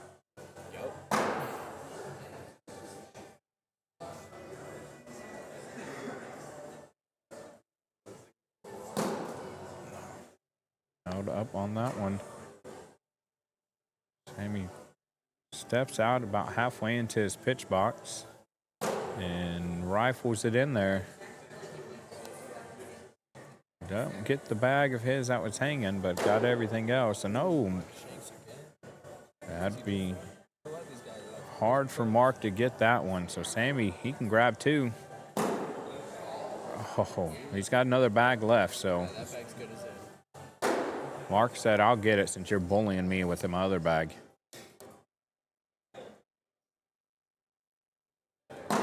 And you've noticed on those fourth bags that's going to make somebody score, I've learned to be quiet after making the comment and hurting my buddy Landon Crabtree. I feel like it's my fault he took a loss on the winner's side when I said, he goes in and lives to fight another round as the bag just hopped right over the hole and held up on the back. Oh, shit. So it's the commentator's curse. No, it just held up on the back with another bag, and they needed. He needed 2 to win, and that bag went over the hole and ended up giving up 4. I can't remember who was playing, but last year there was 2 people on the live court, and I was up with Windsor. And Right. all he said was 7-spot game's over. Whoever he said that to gave up 7 to lose. Oh no! Oh, I'm going. Oh, you guys be safe getting home. And all the way in the back corner, there's a place to get burgers and stuff too. Actually, yeah, somebody, Brett brought me a burger, and that's actually what I'm eating when Riker caught me on camera. And oh, that went in. So I wonder if Mark's considering trying to something like air melon to where he can hit his bag to knock Sammy's off, or he's just going to go in. And he's just going to go in for another Washington round. And these guys are battling.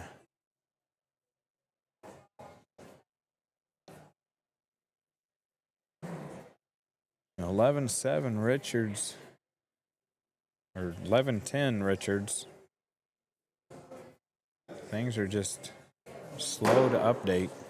I think I give it enough time to update, but I don't.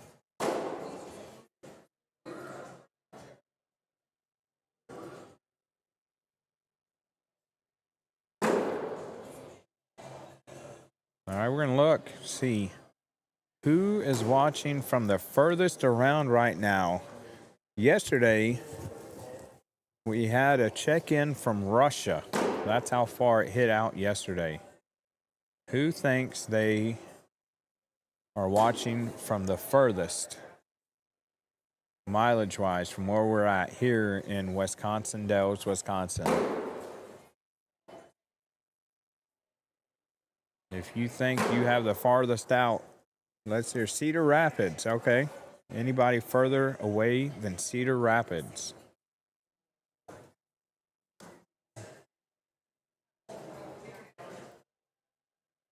Go over and check Facebook and see. Michael, Michael, this is the championship. Sammy Soda is in the king seat. He must be double dipped.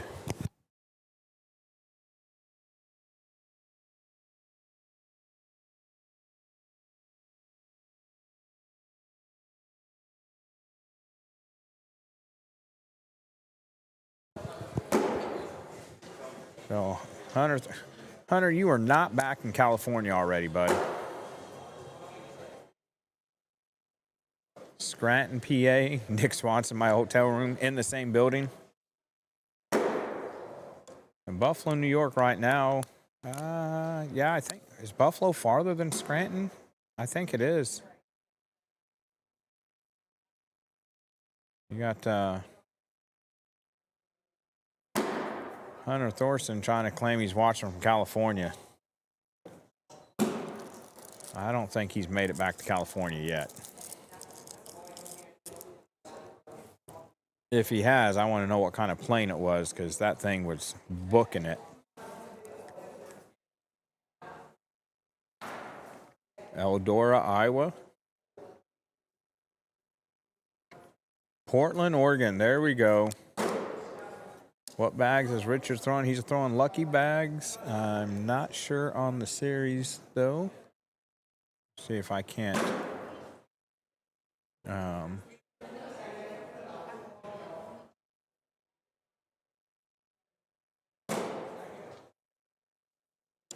that's not helping me figure it out there.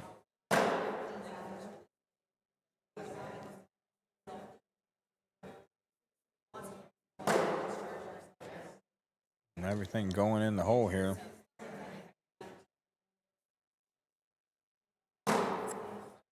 I'm not sure of the series, but the minute I get it, I will. I'll let you know, Cody. Antarctica, it feels like. Yeah, that white stuff that came from the sky yesterday. Nobody told us that was part of the deal. So it's 13-10 for Richards.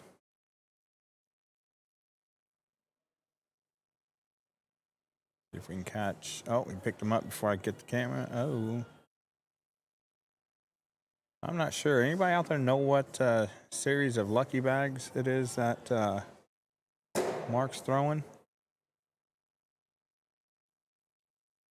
I never made it past their booth to look at their bags today.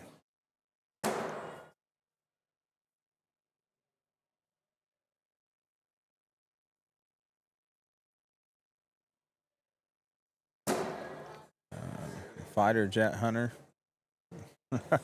Although they are the snipers. Okay. I wasn't sure if they were or not with that design. So there you go, Cody. They are the snipers for lucky bags.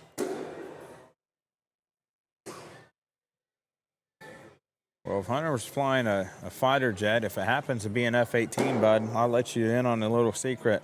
I spent 12 years working on him as a avionics electrician. So you ever have any electrical issues with that F-18, you give me a call.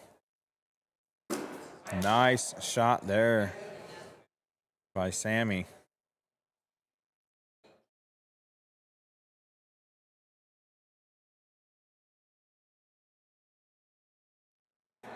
And even Richards, he's lucky supreme. So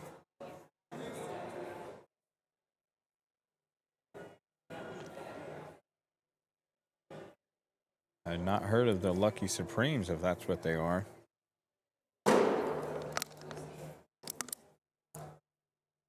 So 13-12. Sammy not going away.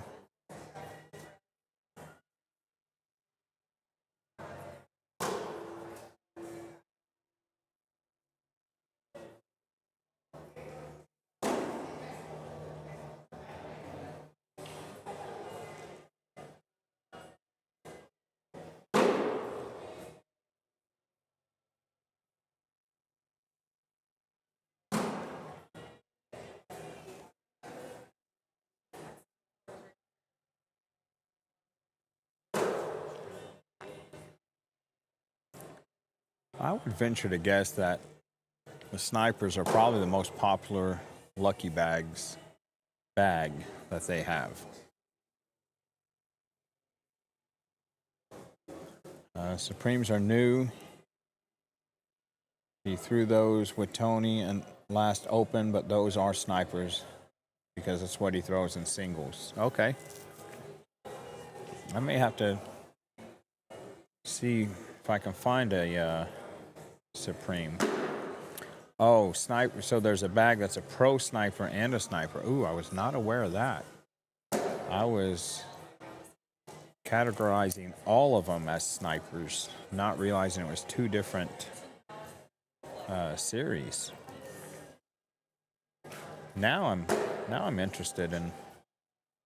I may have to look back at lucky bags and see what they have. That was one of the first bags. That was the first fast bag I learned to throw, and that I really liked. I still have my original ones. I think they may be 2022 or 2023 stamp. Red material, pro snipers with the Punisher logo on the backside. Oh, not how he wanted to do that one. Sammy's gonna step out, see if he can clip that bag. He's throwing the BG Kingslayers. Oh, and it held up. So Mark got a chance to still get a point here. He's talking his way through it right now. And it doesn't go, so it's going to be 8-7 for Sammy. And it is a tie game. Race to 8.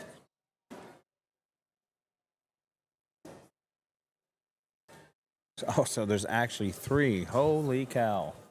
We got snipers, pro snipers, and elite pro snipers. So we'll have to look into that. We're not going to tell my son because I call him he's a bag hoe. He collects bags. He's always trying to will and deal bags. I'll buy these from you. I'll trade you 2 for 1, 1 for 2. I'll give you everything in this box for this much. And he always seems to have new bags. And he'll ask me for bags, and I'll tell him, yeah, you take them, you can throw them, but you're not allowed to get rid of them. I want them back when you're done with them. Nice roll bag there by Sammy.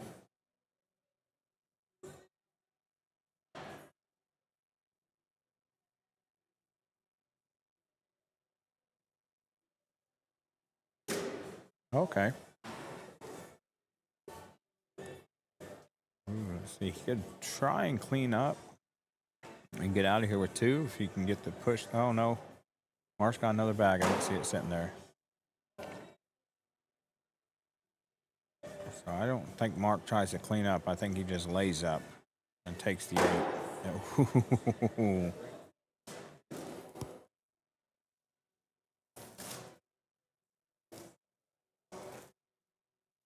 So still knotted at 13. I did actually. I thought he did, but I couldn't remember. And then somebody reminded me that he came out of the losers bracket like he's got to do right now, and he double dipped Colin last year.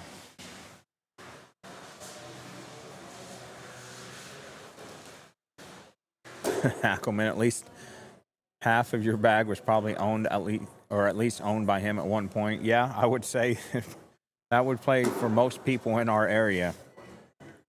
Logan can probably go in a tournament and find at least 5 sets of bags and say, hey, those used to be mine. They could have been his for an hour. They could have been his for a month. But he's always willing and dealing bags.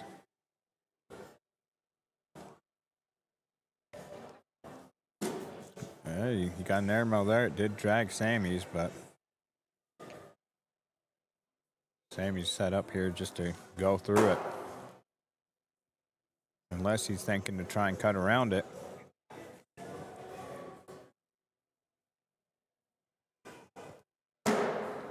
Ooh. Sammy's thinking back and forth. He's going to step up. I think he's just going to go through and see if this turns out to a 10-10 wash round.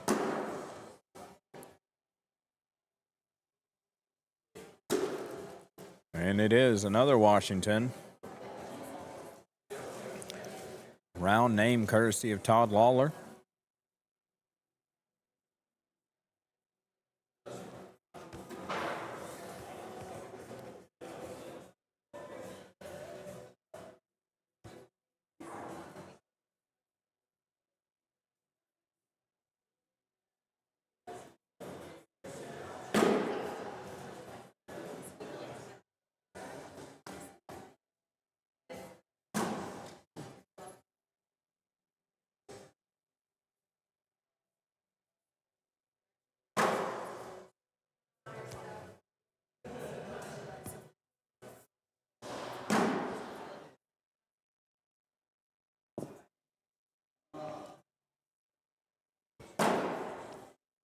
Let's see where these guys are at on PPRs for this game. Again, last game, Richards threw a 10-5 and Soto threw an 11. That was during the King Seat match. Right now, Soto's throwing a 10-5-4 and Richards throwing a 10-5-4. So we are definitely having some games here. Richards has thrown 80 out of 100 bags in the hole. Sammy has thrown 79 out of 100 bags in the hole. Richards has 2 more bags off the board than Sammy.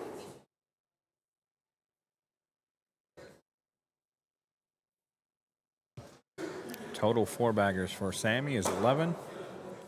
Total 4-baggers for Richards is 13. A nice collect there.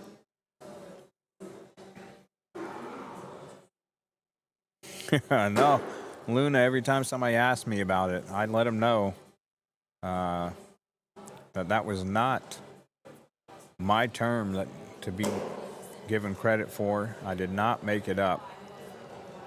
That came from you, sir.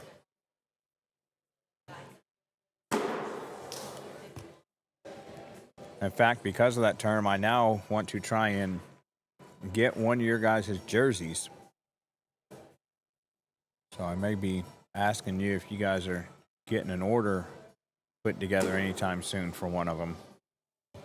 As Richards gives up 4.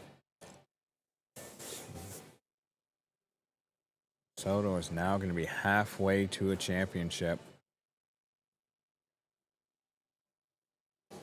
And as Ric Flair would say, to be the man, you've got to beat the man. And right now, Soto is beating the man who won this event last year.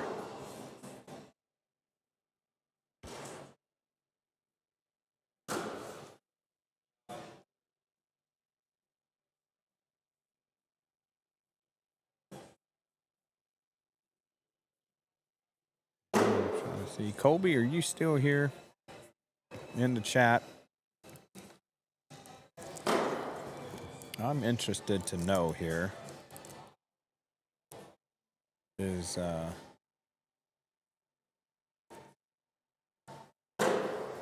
get around back there.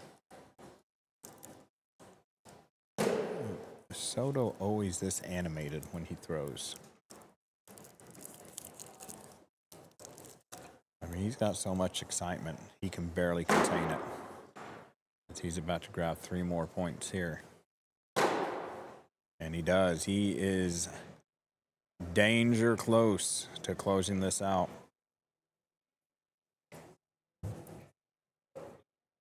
There's absolutely no emotion on him when he throws. Every now and then he'll look around at the crowd. He'll roll his eyes. He never seems to look at his opponent when they throw the first bag.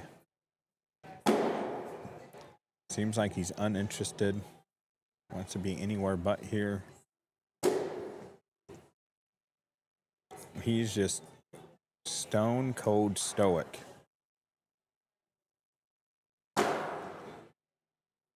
But he definitely shows that. He is definitely locked in 100%. If he can bully that bag out a little bit more to keep Mark from getting it, he'd be on the cusp of a championship. Oh.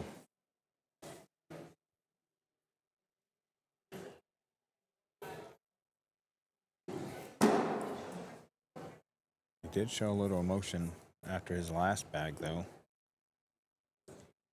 Step up and go through it there.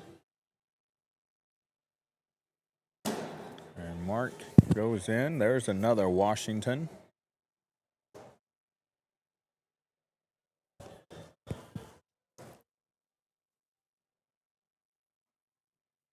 So 2013, he's hanging on as Mark is not going away, not making it easy. He's given some opportunities there. He's definitely gonna make Sammy work for that last point.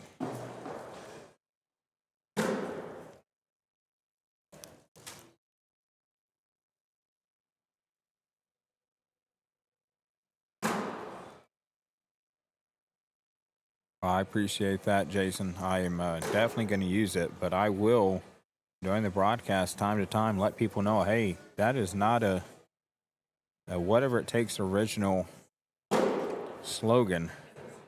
That is originated by Jason Luna when you split the cheeks.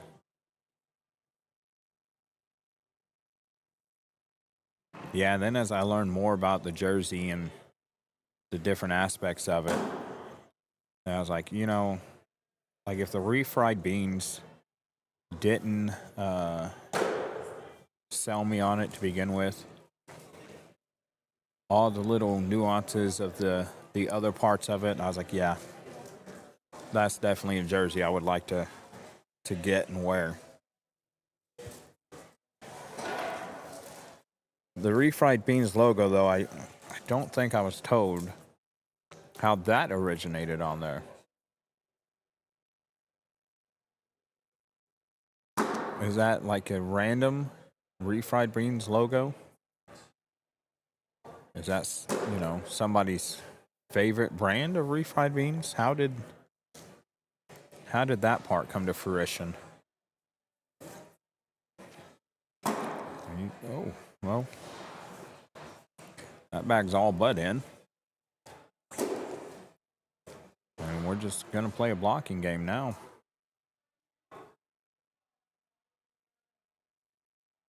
So clean up on court one.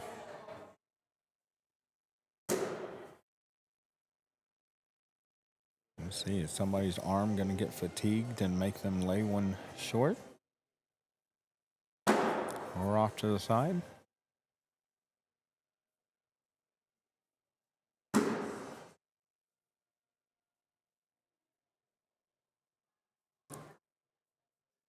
Instead of bushes. Got it. I love it. Every part of that jersey is just so clever. It really is.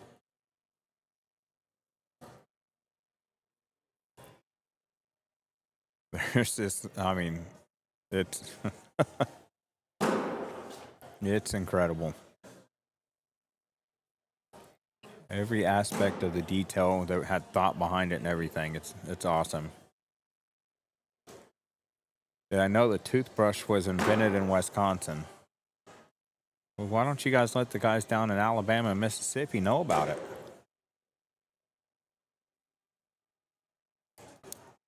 I mean, it's the 21st century. I did not know that, though.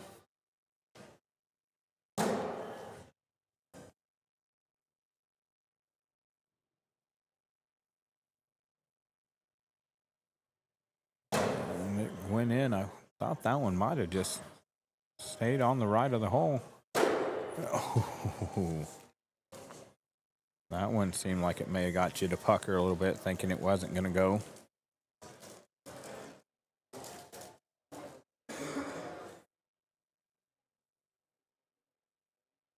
Well, you guys definitely did well with that jersey.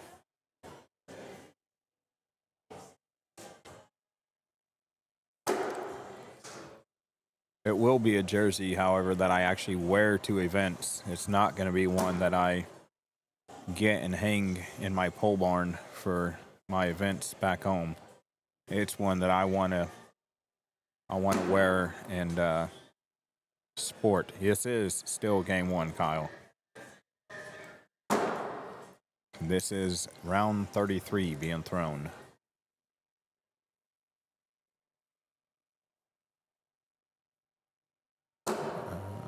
Yes, this is round 33 being thrown right now. No, I apologize. This is round 32 being thrown. So the round that you show is, in fact, the round to be scored. Sam, you're going to take a look at it. 4-on-3. I think you shoot it. I don't know. Those bags are kind of pinched up right now. When it comes to the roll bag there. So it might be hard to roll without it getting caught up on the top. Although that does make a push harder. Now he's just going to block it. Yeah, 8-on-3 right now. Mark shot a bag. He's got to get 2 bags in the hole somehow. if he airmails, he could potentially pull ball to hit. Oh, he's going to go straight at it. No, he misses it. That's going to be the game. And as we said, to be the man, you got to beat the man. And Sammy Soto just took the Badgerland Bag Brawl Singles Open title from the 2024 winner, Mark Richards. And he will carry it for the next year and be the 2025 Badgerland Bag Brawl champion. And they will get pictures and everything going. You see Stacy's going to get them all set up right here as she waits. They said they're tired, they're going home. She's going to get them set up. These two threw fire all weekend. Yes, they did. This is such a great weekend, a great event. From the facility that allows them to play here, to the people who run the tournament, the players that come, the locals that watch. It is such an incredible tournament. I encourage you to look for it as it is announced on Facebook. I actually think she does like a 2-week or 1 week warning that when she's going to go live for registration. So by all means, watch for it on Facebook so that you can be part of this event and all of its weekend happenings. I said, the second year I've been here, it's an incredible event. I love it. I hope to come here every year. I will come every year that I am asked and I am wanted. But we are going to, as you can see, Stacy's starting to clean up, and we are going to be getting out of here and ending the stream. And we will be back later with our next event. Right now, the next one I will be in Fort Smith,